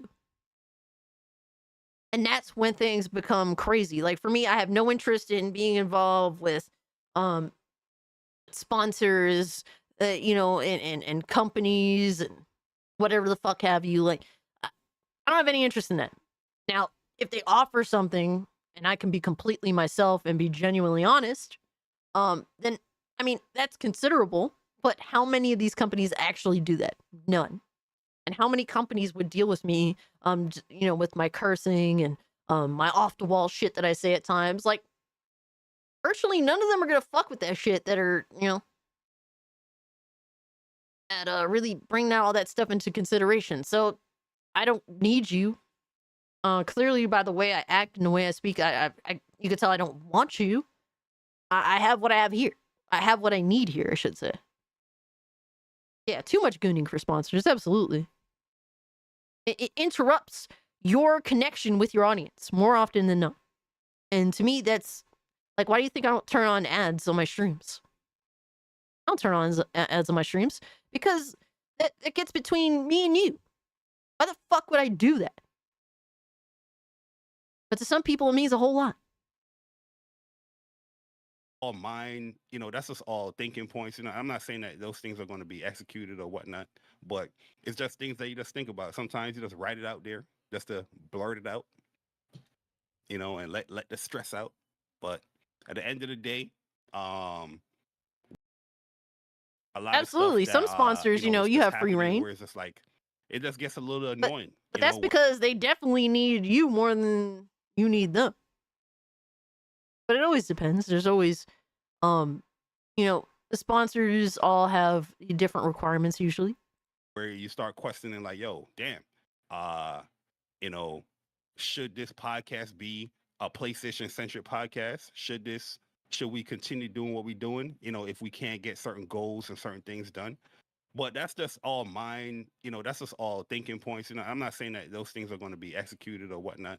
But so I'm assuming they thought that they could eventually be sponsored by PlayStation. A channel that doesn't grow. A channel that is like what, a just under 4,000 subscriber channel.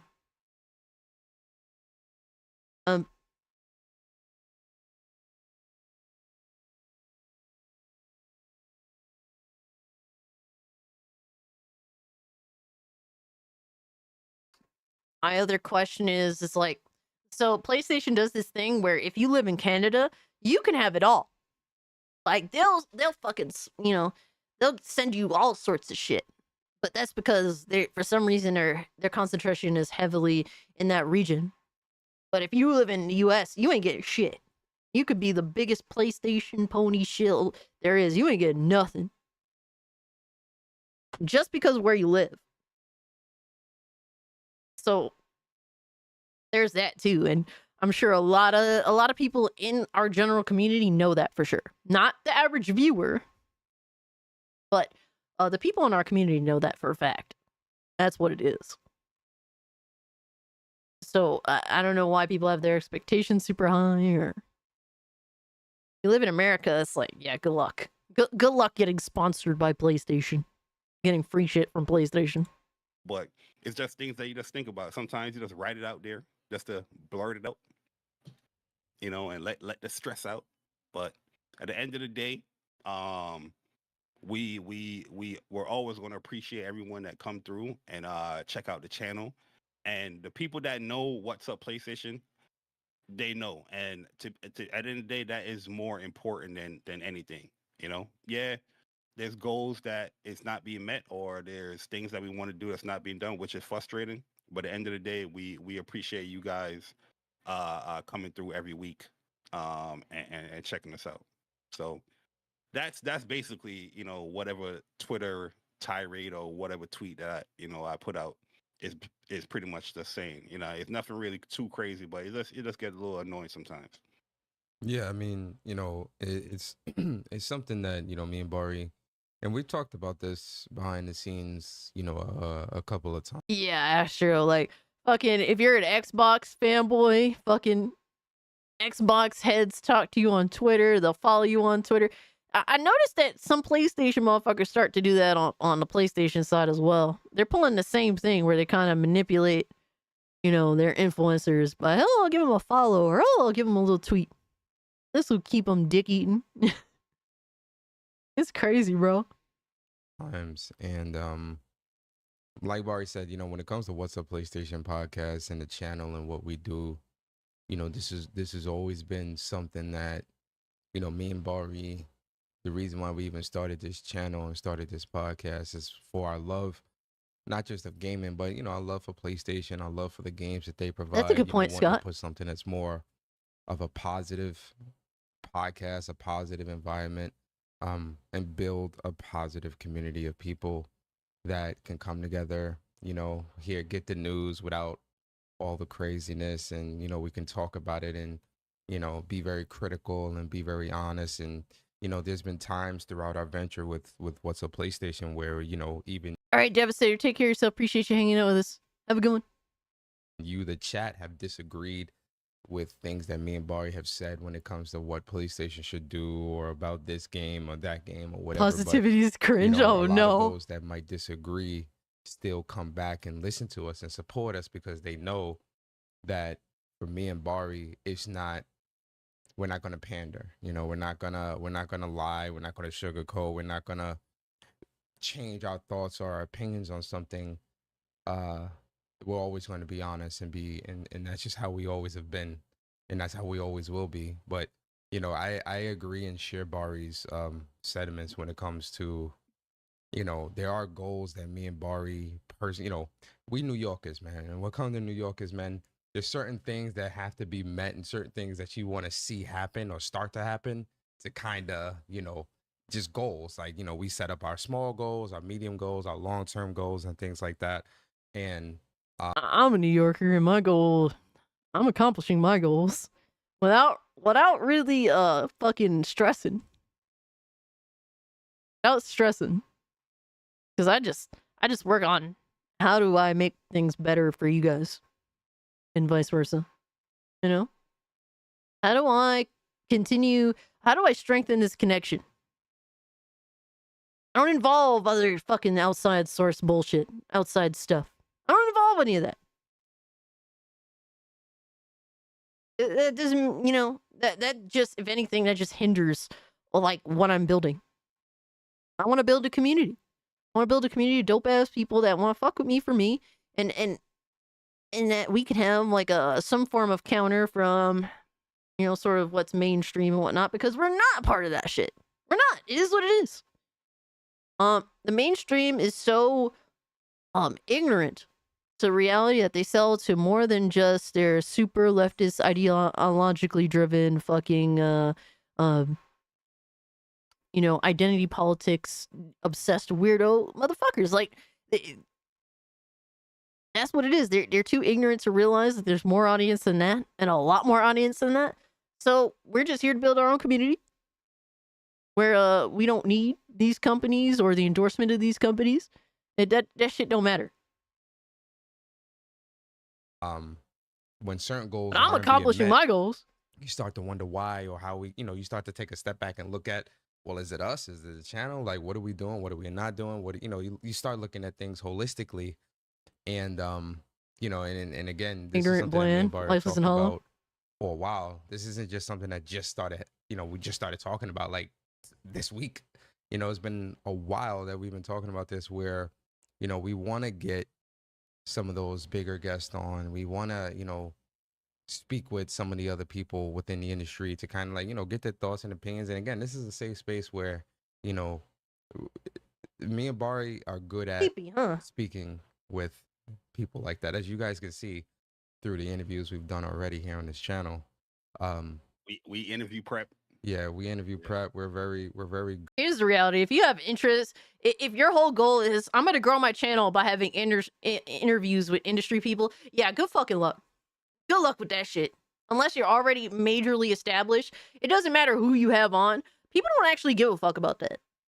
From what I noticed, and give it an IC anecdotal shit, nobody actually gives a fuck about that shit. Because it's boring anyway. People don't want to get to know people in the industry anymore. Because they're miserable fucking losers. Like, honestly, industry people are fucking dick faces. We want to know less about them. So, in my opinion, if you're trying to grow, if you're like a small YouTuber and you're trying to grow off of that, and that's like your bag, like, sorry, Joe Rogan already took that shit up. So did all the other ones that already been made it, over a decade ago. Like, that shit is over. Like, you're not gonna grow into like a ACG doing that shit. You better find something else, buddy, because all that shit doing that interview shit, it don't mean nothing. Most gamers don't want to know about these fucking game developers anymore. They don't want to know about the suits and ties. They don't want to know about the industry people. The ones that fuck y'all over, the ones that talk shit to you on Twitter and think that you're sub fucking human because you disagree on some sort of political issue. The ones that rip you, that literally fuck you over with every game release, if it be releasing a garbage ass fucking unfinished product or the main focus of the entire video game that you paid $70 for is the fucking store. Nobody wants to get to know these people anymore. Nobody. If you're trying to make a channel and that's your fundamental goal is to have these conversations with industry people that have done nothing but fuck the gamers in the ass for the past 10 years, you're going to fail. That's just what it is. You better do something more interesting. Because, your audience will be there for that. Just because they're your audience that you've cultivated. But they don't really want that. They don't really want that. They don't. They'll just settle because they fuck with you.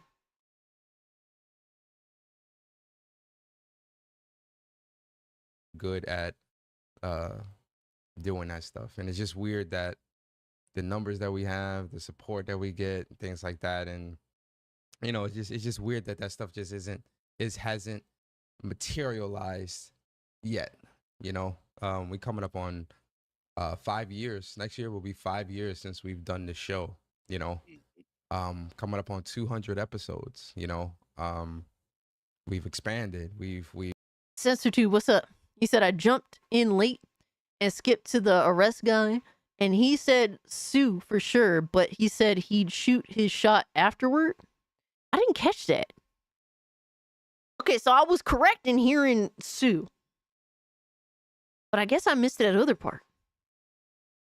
I don't know, that's a little, that's a little wild. Moral story is don't talk shit to comps when they give you exactly, just fucking move along. Move the fuck along. Bro, once I'm in it with police officers, bro, I'm like, oh god, I'm fucked. But they give me an avenue to if you just leave, they're giving me the opportunity to just walk away, bro. I'm walking. I'm out. I don't want to fucking be here. I don't want to have to deal with this shit. Like, I don't know why people like that is an example of someone looking for their own troubles. This is a person that their card declined to buy a PlayStation 5. Well, it's over, bro. You ain't got the funds. Fucking leave. Like, what did you think was gonna happen? Just shut up and be respectful. Exactly. Like, bro, when they read you, right, everyone knows like what. Like, if you're detained by the police, you know what they're gonna say to you. Anything you say can be used against you in the court of law. So why would you talk? The more you talk, the more you fuck yourself over.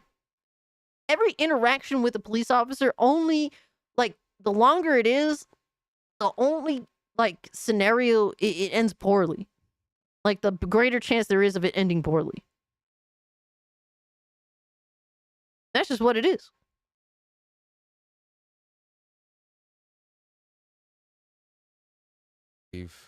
We're on other platforms. Like, we're trying to do everything right and do everything as best as we can to put ourselves out there and get ourselves out there and let people know, hey, look, there's this cool show. But like Barry said, there are definitely a lot of detractors and a lot of people both behind the scenes and out in front that are like, there's this preconceived notion that this podcast is a hate-filled, negative fanboy console war podcast. And how me and Bari are maybe on our personal channels, that is why people think that. It's not your detractors. You can make that bullshit little excuse.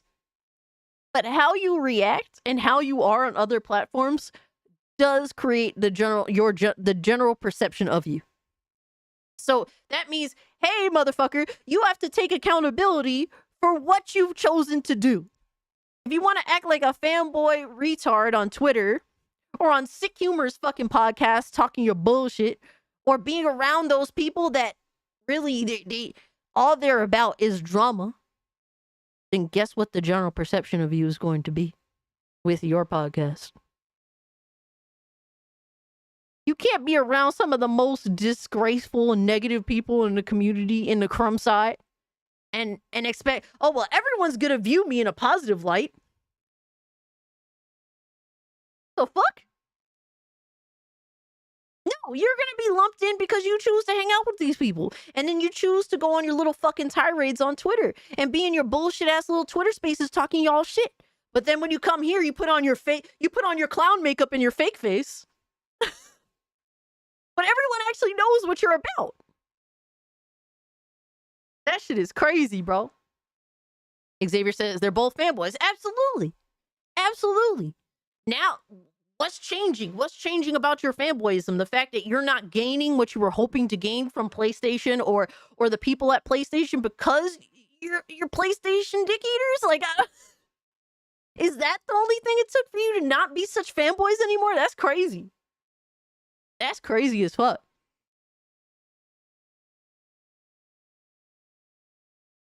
And it's not even necessarily the audience that they foster casually as a gaming.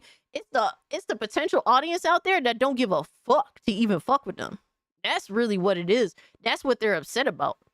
The connections outside of their audience that they want to make that they can't make because of the general perception of they themselves as a person. That's it. So on their stream, their fakeness, fake asses toned down, thinking they were going to blow up, and they did. Yo. Oh, fuck!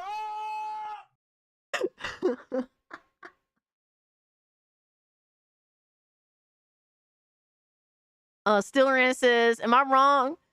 But wasn't Persona telling people were incels if they dislike Concord, or was it Foam Stars? I don't know. It was definitely shilling for both. Yo, Mr. Gamer, what's up? But this is the example of the type of shit that I just don't fuck with. I don't fuck with it. Where we're more critical of like other platforms or other things, or I can smell this shit on people, man. We may crack jokes here and there on Twitter or whatever. You mean engage in fanboy warring bullshit on Twitter? but it's just jokes, right? The difference, like the whole "is just jokes" thing, only works if you choose to be counter to the culture. Like you want to be in with the mainstream. The only way it's just jokes, bro, works is if you don't give a fuck about being involved with those people. So you can't just be like, oh, it's just jokes, bro. Like, no, you want to sell your soul to this industry. So it's just jokes, bro. Don't work. It don't work. That I say, or Barry, and I know Barry is going to agree, anything that's said about whatever, Xbox, PlayStation, Nintendo, whatever, it's all coming from a place of these are the things that we want to see changed for the better, right? And in our opinion. And when it comes to what's up PlayStation,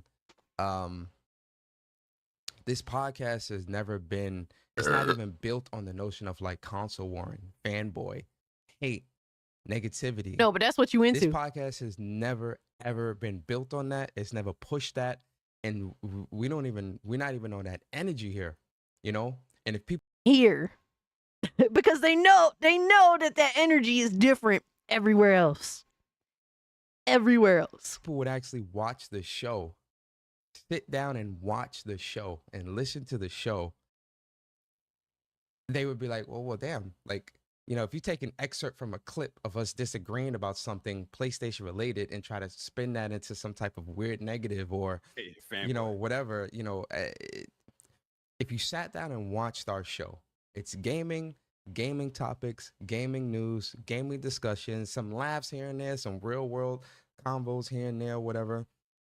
But it's all centered around gaming, and this was built on us having a true gaming centric podcast where you can talk about gaming, talk about PlayStation news and PlayStation adjacent news and industry news and topics. And do it safely, all while being on some fuck shit everywhere else. So everyone knows that it's your fake face. That's what this show and this podcast and this platform has always been built on. Even when me and Barry were first starting to come up with the idea of what's a PlayStation podcast, it was always built around drama. Honestly, they're just worse at hiding it than other people. Like, and hilariously enough, Paris is in chat of this podcast that they're talking on, but like some people just hide it, like really a lot better in terms of they don't expose how they really are on like Twitter or other social media. No, like they choose to remain the safe nice guy, the safe good guy everywhere, and so they're able to find their way in with the industry. But people know that they're fake as fuck too. Sorry, when you're sitting on an IGN, running y'all mouth about bullshit, and it does not relate to the average gamer at all. I mean, everyone knows that you're full of shit too. But some people are just better at hiding it than others, even if they all end up failing sooner or later. Especially in an industry that's so divided between the industry itself, between the mega corpos, the game developers, and actual people that buy their fucking products. You can't. I'm sorry, bro. You're gonna have to choose one or the other at this rate. Things are so divided more than ever before. You can't please the suits and ties and please your viewers. It don't work that way. It's not possible. People are gonna know one side or the other is gonna know that you're fake or not trust you. And that's what it is. Just more examples that's the case. And this is a perfect example too, because this is an example of the other side. You have your positivity peddlers like Paris that no matter what, they're just gonna be the nice guy, and that's fake as fuck. And people in other YouTubers in the industry, like other YouTubers and audience besides the audience that they've won over, they know, like they see right through that shit. But then you have What's Up PlayStation, that they run a perfectly fucking sound podcast that really is happy go lucky. But then everywhere else, they on some fuck shit. And it's like, well, the suits and ties know. The industry knows. And so that's two examples of you can't please both. And it's the opposite sides of that shit. You can't please both. You have to choose one or the other. No fanboying, no console war, no negativity. Straight gaming, gaming discussions, gaming talks, gaming topics, gaming news. And that's what this show and this platform has always been since its inception. Go and watch the first episode all the way to now. It's always been that. The guests that we have had, Colin, Mr. Ryan, Sean Layden, Danielle Basutti, I'm forgetting his name. What's Barrett's voice actor name? I forgot his name. John Bentley. Yeah, John Bentley. And like the people that we've had on, these aren't console or fanboy people pushing bullshit. These are people that we have on of status within the industry that care about gaming, that love, the art of. Why don't they have people like sick humor, like like the people that they go hang out with on their podcast? Why don't they come on What's Up PlayStation?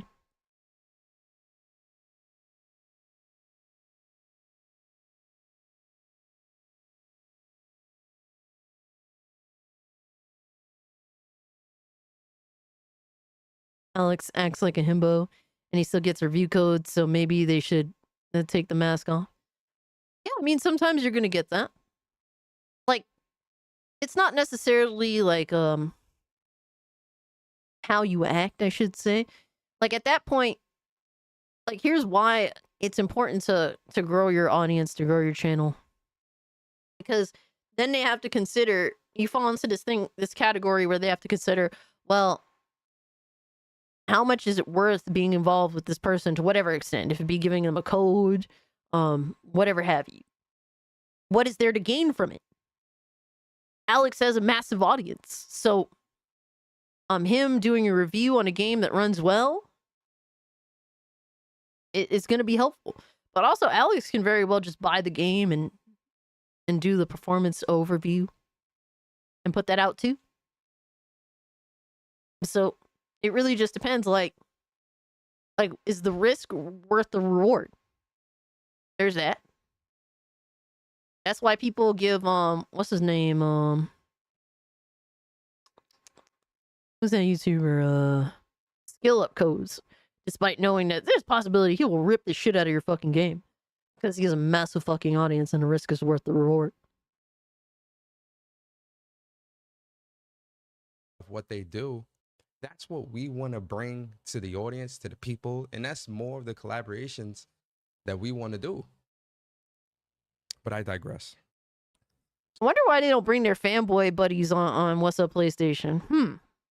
I wonder why their fanboy buddies don't ask why they don't bring them on their podcast.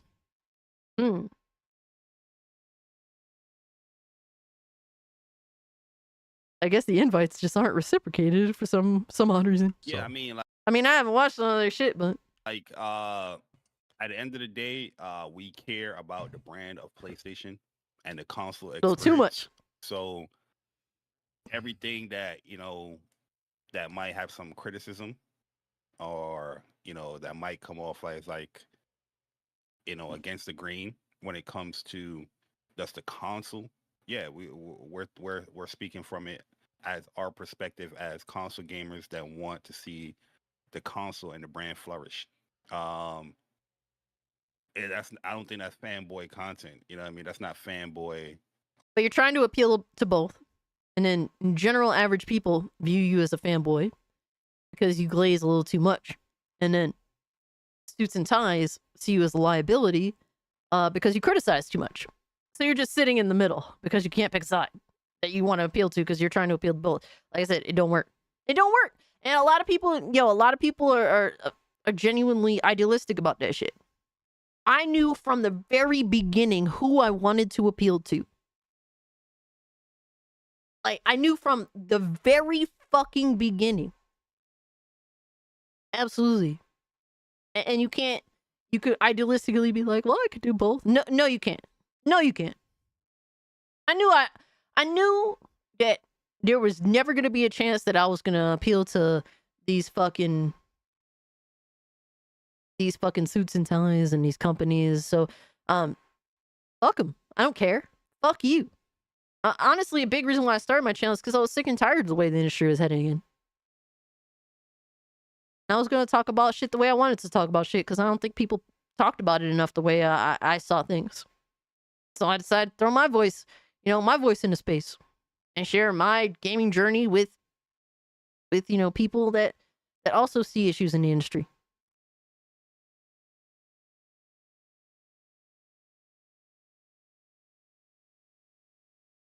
Oh man, the name of this podcast should be called Low Expectations because I'm not sure why you'd come back after one watch and expect much. Oh my god, you just name dropped Lowest Expectations, low-key. Holy shit, brother. Anything. But, people would take it and spin it into that stuff. And those channels are very popular. Yo, Lowest is like, the fuck? We want to talk to and have these conversations with, they clearly the disrespect, right, Lois? And get this perceived notion that, oh, okay, it's a PlayStation podcast. They gotta be. Good night, Lois. I've had have a good one. Take care of yourself. Where it was like, oh, is a title of your podcast? What's up, PlayStation? Oh, so you're a fanboy podcast. You know what I mean? Because it's a PlayStation centric podcast. So if somebody that's just regularly thinking like that, I'm pretty sure majority of the industry or the people that work in the industry think like that as well. Yo, one of the greatest moments, man. One of the greatest J Tech moments. Or it just get completely ignored.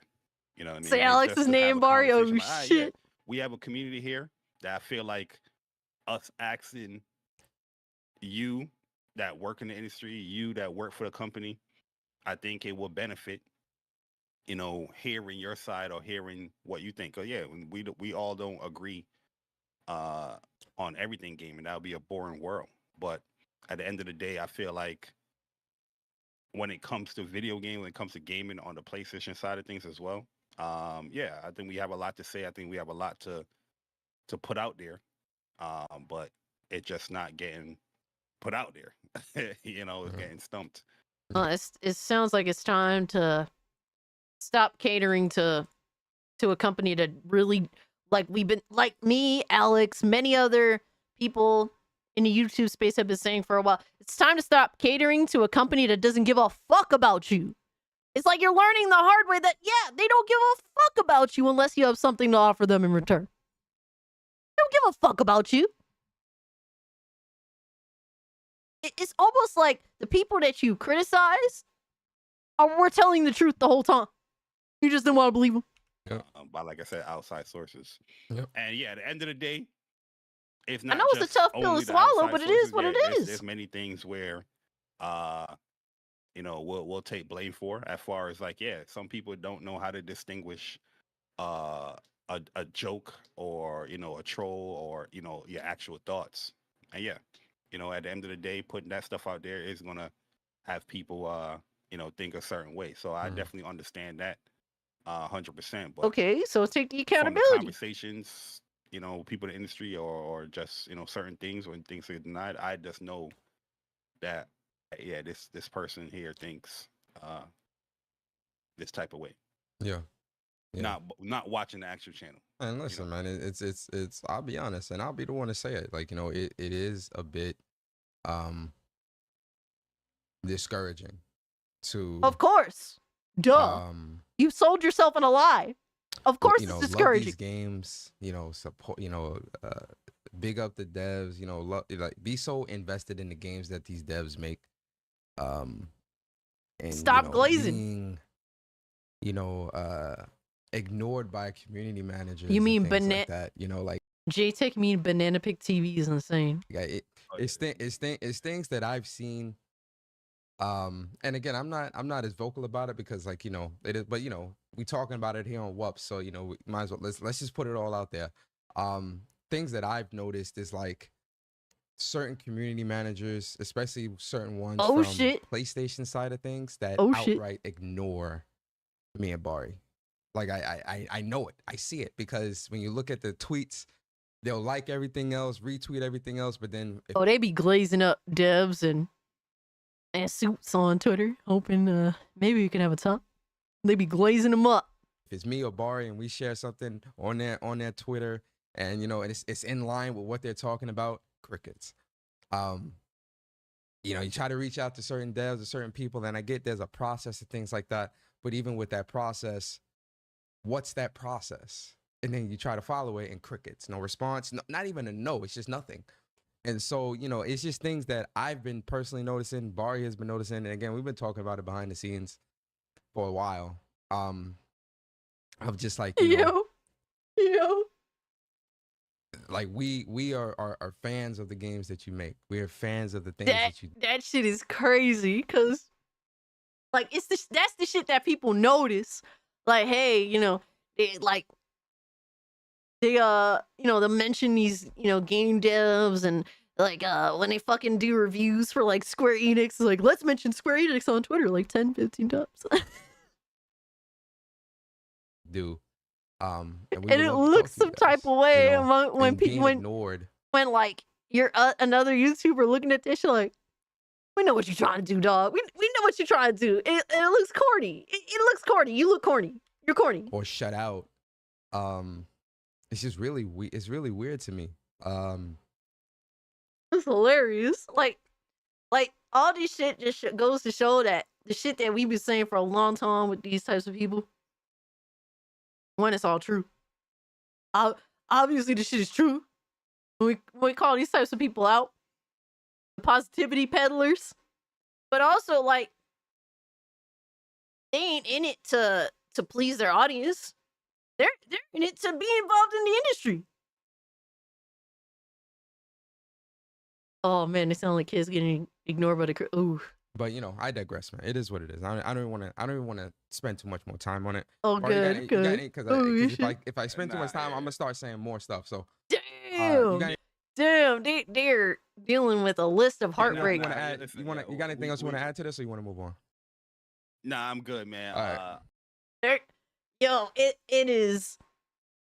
The rejection is crazy, bro. I was, hey man, it looks some type of way among, you know, other YouTubers for sure, other gamers in the community, and for them it just wasn't worth it. It seems like. I'm sorry, I just can't take people like this seriously. Because I know I know those people that are in it for strictly the fanboy stuff, to be in the wars and shit. And I respect that more than people that glaze companies and hopes in getting in, you know, in with those companies, in bed with them. You know what I mean? I'd rather you be a fanboy dickhead just for the fun of it than be a company glazer because you wanna be in bed with them. That's how I'm always gonna feel. A lot of people think that, you know, console gremlins are toxic, and yes, they're absolutely toxic as fuck. But that's just because they find being toxic fun, and I find being toxic fun, not necessarily for in defense of a mega corporation, because I don't give a fuck about them at the end of the day. You either provide me a service that's worth paying for or indulging in, or fuck you. But there's nothing. I'm not gonna kiss your ass because I like something that you make. So that's just what it is. But that shit is hilarious. I'm not gonna lie. All right, we got some small clips here, I think. Yeah, some small clips, and then we'll start to wrap it up. But this is from Sungrand Studios. I like to keep up with what he's got going on. It's a PSA. You can rent an oceanside beach cabin instead of buying Dragon Age the Veilguard. Really? Oh shit. Oh shit.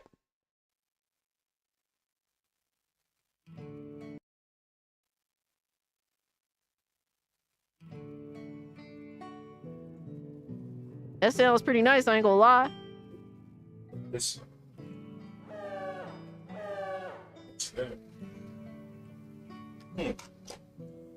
What's this?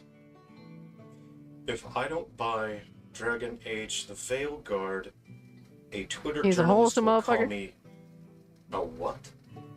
What does that word mean? Well, I don't want my feelings to get hurt, so I guess I'll buy Dragon Age the Veilguard real quick. Oh no. No! Don't do it! No!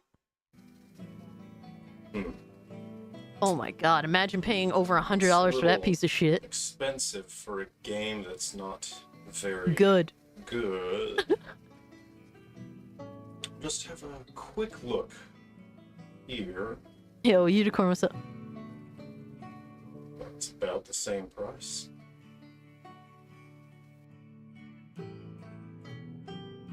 And booked. Okay. Hey, did you guys know that you can actually book an oceanside beach cabin for basically the same price as Dragon Age the Veilguard? I know what I'm doing. Do you want to come with me on an adventure, or do you want to get yelled at by some sad, lonely person on Twitter? Oh no. Your choice. Pack your bags. Let's go. Go outside, damn it. Go I'll be touch taking grass, this literally. Camp fridge with us, and Yeah, I'd take the cabin too, for got sure. all the foods we need in here. What do we got? Chicken chipolatas. Got a couple of these, a couple different flavors of those. Chicken ribs. Smoked salmon ready to eat. Salmon? You can have that Alright, with some alright. chips and cheese and crackers. We got some cabanassi. God damn, that's a lot of food. Holy shit. Oh, we've got a couple of those different kinds of wraps. What do we got? Burger patties. Let's take a look at go. what we've got in here. See, some nice milk buns. Bro, fuck that Lebanese shit up. bread. English muffins. Your meat and now your carbs. Where's the Gouda? Oh shit. Oh, Philip, you looking to do something else in the cabin, huh, brother? Holy shit. Rocky Road. Bro lives in Australia? Really? Some croissants. That'll be nice. Ooh, croissants. Caramel braids. These look good, don't they? Yo. Cranberries. Yo, you're a hilarious motherfucker, dog. I love you, Philip. Ooh, good old bars.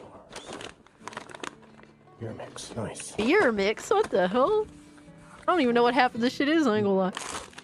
What are these? Knobbers? 3 times. Hey. Let's live, him. Bunch of M&Ms, nice. Give Cass some goon oil and a furry convention, and she will go to dog.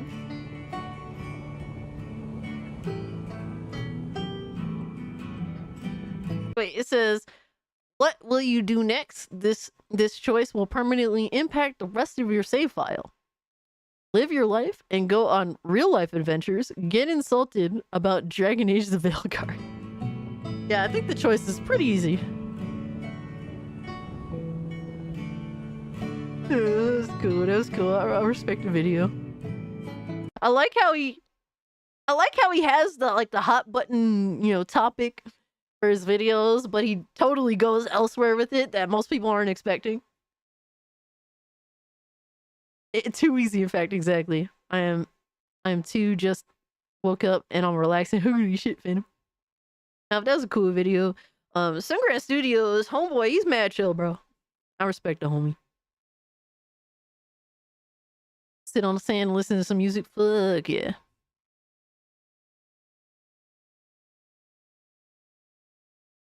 But yeah, that was Sungrass Studios. I definitely recommend checking him out. He's cool. He's a cool YouTuber, and he blew up very recently, man. It's cool to see him still doing his thing.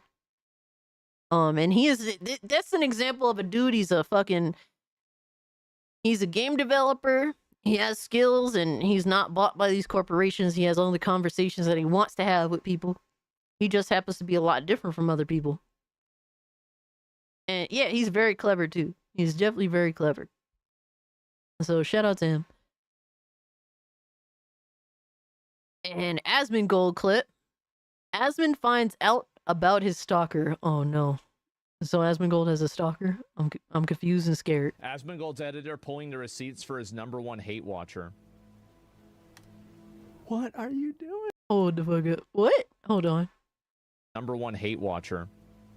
Asmongold's editor pulling the receipts for his #1 hate watcher. So it's Chris Chan? What are you doing? Guys, hold on to your butts. I'm about to take you on an adventure. Now, you're probably thinking it's just a bunch of trolls not getting the obvious joke. Well, yeah, let me true. present to you one of the finest places on the internet, r/YouTube drama. But editor, why would we care about some niche community talking shit? Yeah. Well, let me show you. See this name? Oh no. Rings any bells? Excalibur Umbra Re? Probably not. Nope. Well, for the last year, this person has been creating about 90% of the Asmongold hate threads on Reddit and absolutely really stalking his every move. Here's a quick show reel. Oh no.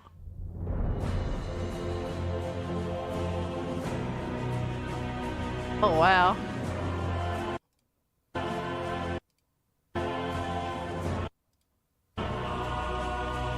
Ew. Man, that's a lot of time spent. Must have been in his chat or something. Maybe.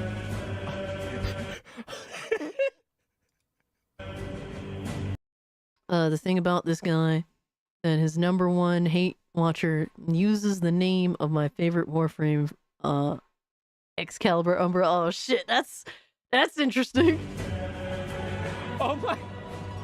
And believe me, That's a lot. these are only a fraction of the threads he created. What? Who is this guy? Just in the last year. I couldn't... This was all... Wait. 6 months ago? 3 months ago? 25 wow. days ago? 4 months ago? So this is all... He did all of this. He's speedrunning. How long has he been at this shit is my question. And believe me, That's just these one are only a year? fraction of the threads he created just in the last year. I couldn't stomach digging deeper into his account. Why, you might ask? Well, let me show... A million... Oh, now I know why he's doing it. Bro, he got 1 million fucking karma, and all he's doing is posting screenshots of me. What's going on inside the head of this individual? Wow. But editor, why are all the previews of his Reddit threads... So is karma the equivalent of likes? Because I'm not familiar with what is that, like Reddit? Yeah, like I'm not at all familiar with Reddit. Okay, so it's just a likes thing. It's a predator thing. Reddit is a hellhole. Yeah, I've heard, and I've no interest in trying to learn something new that is ridiculous. You know what I mean? Like, I'm good, bro. I'm becoming an old dog, and it's gonna be harder to learn new tricks as time goes on. Blurred. Well, you see, about half of this person's posts are about lollis and huge footers. Believe me, the what? The first time I noticed this serial... Wife bonding with her husband, bonding with their kids, Akira flexing her body, groping Kai from behind. About half of this person's posts are about lollis and huge footers. Believe me, the first time I noticed this serial stalker, I couldn't believe my eyes. This person is in a constant state of flux, hate and gooning and... Yo, that's crazy. That's crazy. Is in a constant state of flux, hate and gooning and hate, and when he can't goon, he hates even more. Oh and my also, God, that's 11 pages of Reddit threads that he created. That's about 275. Wait, this is in the last 21 days. All of this was... Excalibur, I'm begging you on bended knees. Please, for the love of Christ, seek help. Yeah. Back to you, Baldy. Gooning. Wow. This is I don't even know what to think about this. Gooning and hating, gooning and hating, gooning and hating, gooning and hating. You could probably time his gooming sessions from his daily posts. Well, there's probably more than one a day. Like a person who's posting on this many hentai subreddits, there's not one gooning session a day. There are days inside Gooners, of where gooning y'all at? sessions. Your #1 hater probably thinks of you while Like good gooners, happy gooners are good. Miserable gooners are the worst. gooning. Wait a minute. There's a 0% chance that hasn't happened. Guaranteed that happened. If he's making this many posts about me, so there's like pretty much, I think there's like a 95% chance that this dude is off while I was on his second monitor. So is his post nut clarity is making a hate thread about me on Reddit? Ew, what the This hell? is amazing. No. This is absolute fucking cinema. Get him on a disc. No, I'm not. No, that's insane, bro. That is fucking insane. Imagine jerking off and still being miserable afterwards. Holy shit, brother. Not getting him on a Discord. That were no. Gooning and hating, gooning and hating, gooning and hating, gooning and hating. That's insane. That's a wild way to be on. Yeah, that's crazy, bro.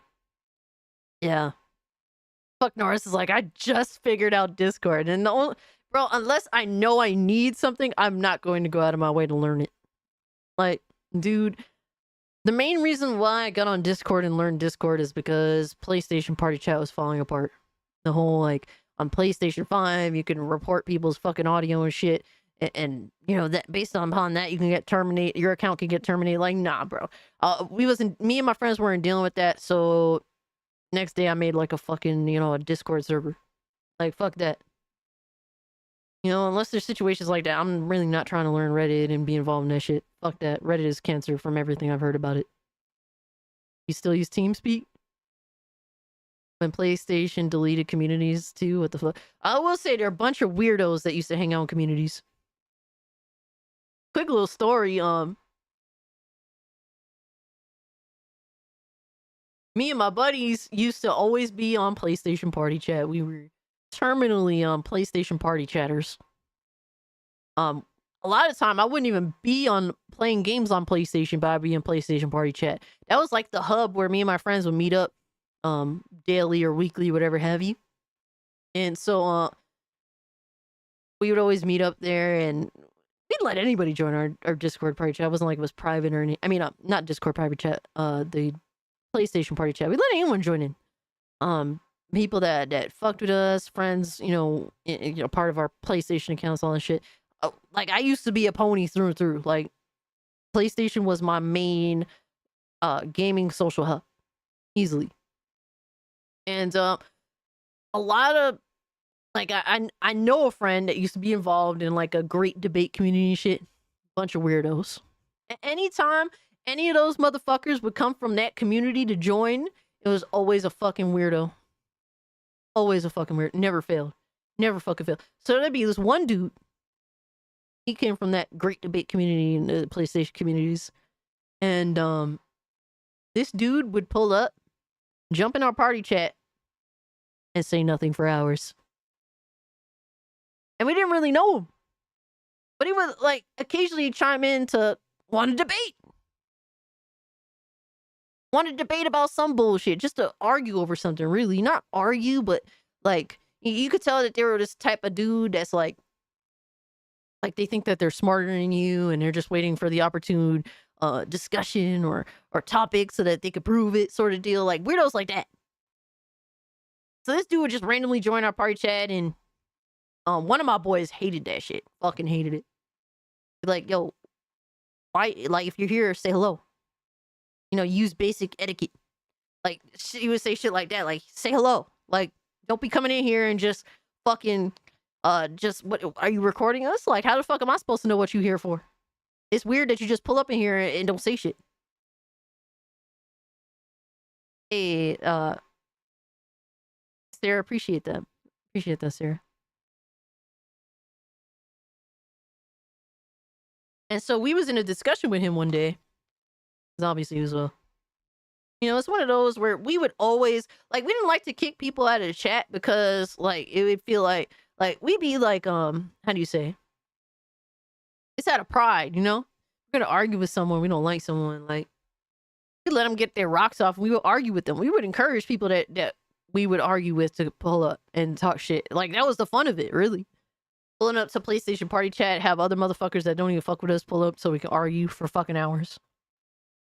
But this dude, we were having a discussion with him, and this motherfucker admitted that he don't actually play video games. He admitted that he had a PS4, and he had multiple screen names, like PlayStation, PSN account names, just to debate with people and talk with them. Yeah, he admitted that the whole reason for him to have a PS4 was to be involved in all these discussions and debates and be in that community shit. And he was a fucking weirdo. He was a fucking weirdo, legitimately. Like, and I was like, look, absolute loser mentality. You could tell this person has no actual like social etiquette at all. Probably doesn't get that in his real life, and he's desperate to find that elsewhere. And the thing is, communities cultivated a lot of weirdos like that. Like this motherfucker actually bought a PS4 to use it to talk to people and be obnoxious with his little debate bullshit and all that. And I told him, look, not for nothing, I'm here to play video games and have conversations with gamers. And you're not a gamer. You admitted to that openly. None of us here actually like you. And so we don't want to have conversations with you anymore. And I was like, I think everyone here agrees with me on that. And everyone agreed. And so I said, look, I'm going to kick you from the party. You could leave. I asked him at first, I was like, so I'm kindly asking you to leave. And we're all on the same page with that shit. And he refused to leave. And so I was like, okay, like, if you don't leave, then I'm going to be forced to kick you. And so I ended up having to remove him and blocking him. And then a little bit later, I don't know if it was the same day or a couple of days later, another person randomly jumps into the PlayStation party chat. Does the same exact shit that he usually does. Says nothing for hours. Like, who the fuck is that? Who the fuck are you? Don't say shit. Just there. It's him. It's that stupid motherfucker that wants to be around us. And ended up getting rid of him. And anybody new that would join, we would just be completely like, you know, like who the fuck is this? You know? I'm a weirdo and a bombastic bastard sometimes, but not like that. Absolutely. Like, you know, we're all weird, you know, but we try to have social cues and it's not a malice and we try not to be like creepy. You know, there's a difference between being weird and being creepy. Cage, I'm interested in your thoughts on the election. No, we don't do that here. So turns out that this person had like a dozen PSN usernames, so, you know, accounts. And I had to compile a list of all of those names and then hand that list out to a bunch of my friends that would always show up to our PSN party chats and say, yeah, all these usernames belong to this fucking weirdo that we don't want to converse with anymore. I'm asking you to block all these, search up all these names and block them all. And I had to get all my friends to do that shit because this fucking loser didn't know when he wasn't wanted and wouldn't accept that as an answer. Absolutely wild fucking story. You could ask my personal friend group that's gamed with me for over a decade now. They all know who that motherfucker is when you bring up, oh, the dude that was. All you have to do is Cass mentioned this dude that would always pull up to your PlayStation party chat and wouldn't say shit for hours. Don't know exactly who the fuck you talking about. There was this other dude. He was less creepy, but I don't know anything about him other than like. Sadly, I think at some point his mother died. But the thing is, he would be the type of dude he'd pull up, but he would just mumble. So it's very hard to start create a friend dynamic with somebody that would just pull up and be like, he would talk like that. So he didn't do nothing bad. He just mumbled. And then we'd play, we'd just shoot the shit and he'd be there and he'll do his little mumbling and shit. No one understands what the fuck he's saying, but we didn't hate the dude. But then, like, it's this weird thing where it was, unfortunately, he told us his mother had passed away. I don't know what passed away. And we felt bad for him. But then it turned into my mother passed away to, can I move in with one of you guys? Just like, the fuck? You're here because we don't mind you, but we don't really know you, motherfucker. Like, shit like that, bro.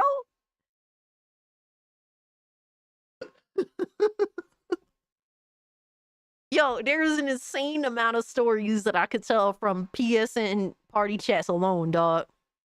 Insane shit. Yeah, like, how does it go from, we don't mind you being here, you mumble a lot, nobody understands what the fuck you're saying most of the time, but, it's all good. We know that, we could tell that you're not malicious to, hey, can I please move in? Can I please move in here?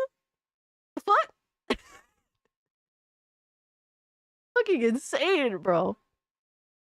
Like, honestly, I think that there was a lot of liability being created from that community shit. Because there'd be a lot of fucking, I'm sure for a fact there are a lot of fucking predators that the community's made it easy for them to get in contact with certain types of people, kids, whatever have you. So, yeah, that escalated very quickly, Dayreezy. Fucking crazy, bro. There's so many crazy ass stories. So many crazy ass stories. I don't even remember half of them.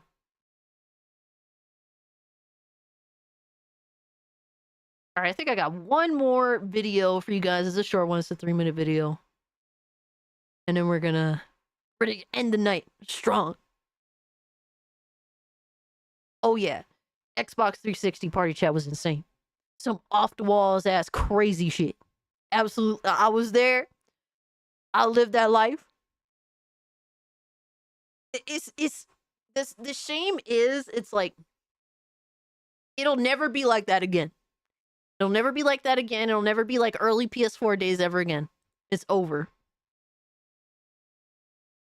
The companies have seen to it that you will never have that level of social interaction ever again when it comes to console gaming. And that's what really added spice to it. Like, I think that these companies should concentrate very heavily on predators that prey on little children, but they should just let people talk their shit, man. That's really what that's the thing. Like, you talk shit on Xbox Series consoles or PS5, like, you risk everything that you bought. You risk absolutely everything that you bought just for talking shit. Not out of malice, you just talk shit to talk shit with people.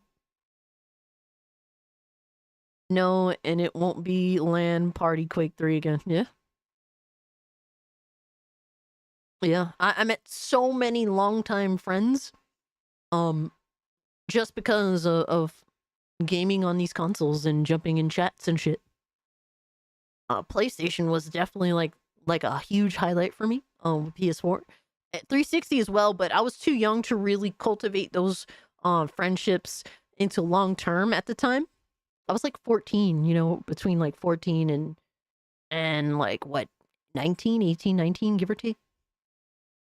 And I kind of fell off with 360 and party chatting later, you know, when I was starting to, you know, I was in my late high school years, so I didn't really care so much back then. But like when I was really into Xbox 360 party chat, I was like 14, 15, 16 years old, you know? Yeah, kids lugging around computers because nerd. MMOs took a hit because people aren't as social either, I think. Yeah. Yep. Same cast. I met my best friend on Xbox. It'd be like that. It'd be like that. My best friend, I met him on PlayStation. I met him on fucking Killzone Shadowfall.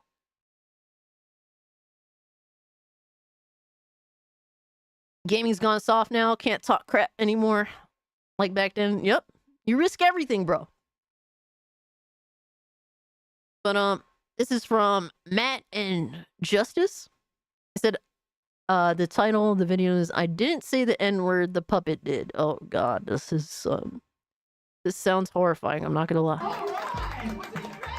Our next comedian coming to the stage is a very talented ventriloquist. Give it up for Mark Summers and his best friend Tyrone Jenkins.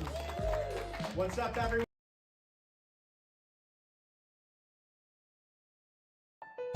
It's over already. Bro, just... Oh, it's over already.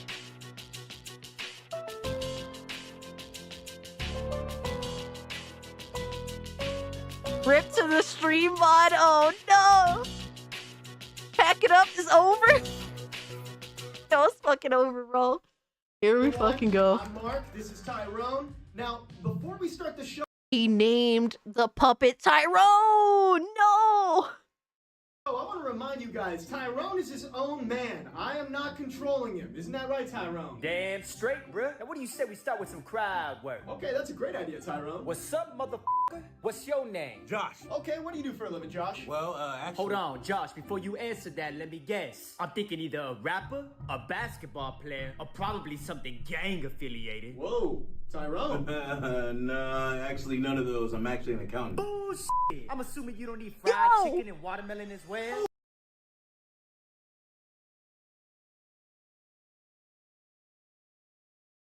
Yo, it's over. Yo, throw this ventriloquist in the garbage. It's over. All right, Mark. These jokes are actually kind of racist. I'll appreciate it if you stop. It's not me, Josh. Like I said, I'm not controlling Tyrone. He's his own person. That's right. This honky don't control me. I ain't his slave. This ain't your plantation. Oh my God, Tyrone, you can't say that. Yo, son, that's insane. White boy about to get diddied? No. Mark, I just said stop with the racist joke. I'm not saying it. I swear. He's saying it on his own. It's over. Tyrone, you need to stop. You're gonna get me in trouble. Stick to the set. Oh, look at this showing up late. Yo, it's over. This dude is dead. I didn't say This dude is I dead. would never say that. That's extremely racist. Stop blaming it on the puppy. You're the one who's controlling him. Puppy? What do I look like, Joe Biden? I'm the one. Yo. Oh no, that's cousin Skeeter. Aw, damn, bro. Cousin Skeeter lived a rough life. Holy shit. That if this honky ever said the N-word, I'd kick his ass. Believe me, 10 toes down. Oh, Tyrone! That's it. Oh. Bad girl. Oh my God! Tyrone, where'd you get a gun, man? What the Mark? You gonna shoot me? It's not me, it's Tyrone! How many times do I have to say it? You think this honky has control over this gun? Then why would I do this? Oh, please, Tyrone, please don't shoot me. Yo, this is crazy. Please don't fucking... Nah.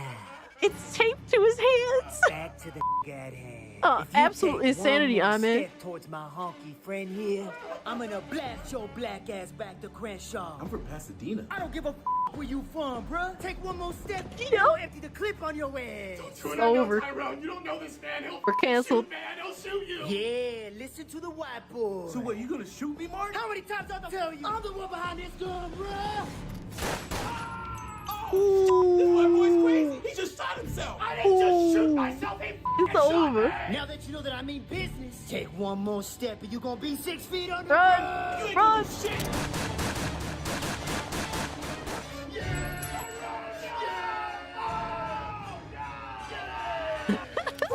Oh shit, it's the cops. Oh my God! Of course, yo. Yo, oh man, he goes dead like a Toy Story character. That's crazy. Damn, that was a close one. I ain't going back to the pen. Yeah, that's crazy. Yeah. I was not prepared, damn it. I was not fucking prepared at all. Holy shit, guys. What a fucking stream. Holy shit, brother. Yo, that was wild. Holy fuck. Well, that's one way to end a fucking stream. Holy shit. Alright, guys. Well, first off, damn, we got to 161 likes. Thank you guys so much for being here. If you're new, subscribe to the channel. You know, if you've been chilling here, you enjoyed the content, hit the like button, helps me out. 162 likes is insane. So that's high numbers. It does help the channel, helps get the shit out there. So I appreciate it. Thank you guys for all of the super chats, man. I avoided having to put on the Scooby Goon onesie. So fuck yeah, brother. I don't have to look like a clown on stream. I've avoided it. But yeah, thank you guys for all the super chats, and Xavier for the gifted memberships, and for becoming channel members tonight. It means a lot. And yeah, 163. Let's go. Yeah. Hawkins, Scott, Phillip, Selling Night. Appreciate y'all. I don't know if there's anyone to rate. Should I check?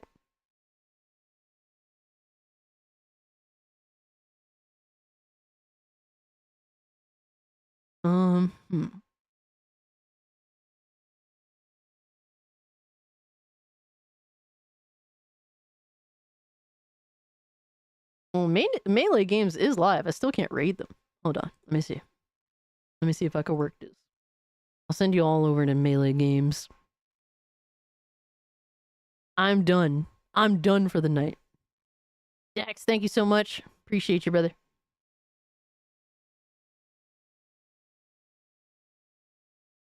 Oh no, we got Kata. We gotta raid Kata. We gotta raid Kata.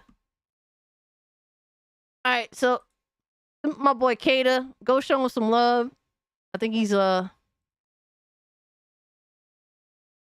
don't know what the fuck he's doing, but chatting about random stuff apparently. Let's go. I'm gonna put his link in the chat. Go tell him what's up. Let him know. Let him know who sent you. Appreciate y'all being here. Silent Night, Scott, Xavier, thank you guys so much. Let him know who sent you. I man, appreciate you. Lowest expectations. Moody, thank you so much for being here. You guys are awesome. Censortude Unicorn. Tarnished. A lot of y'all been here the whole time, and that's insane. Thank you guys so much. I'm glad that I put on a good, entertaining show for y'all. Entertaining show for y'all. You heard that Lord of the Rings Gollum is So definitely, go check out Kata. He's a cool dude. I fucks with the homie. And yeah, guys, well, up and set him out. Peace. The only way I would ever play Lord of the Rings Gollum on stream is if somebody gifted me like $1,000 fucking dollars or $500. If somebody gave me that much money and said play Lord of the Rings Gollum, I would be obligated then to do it. And even then, I probably would hate myself doing it.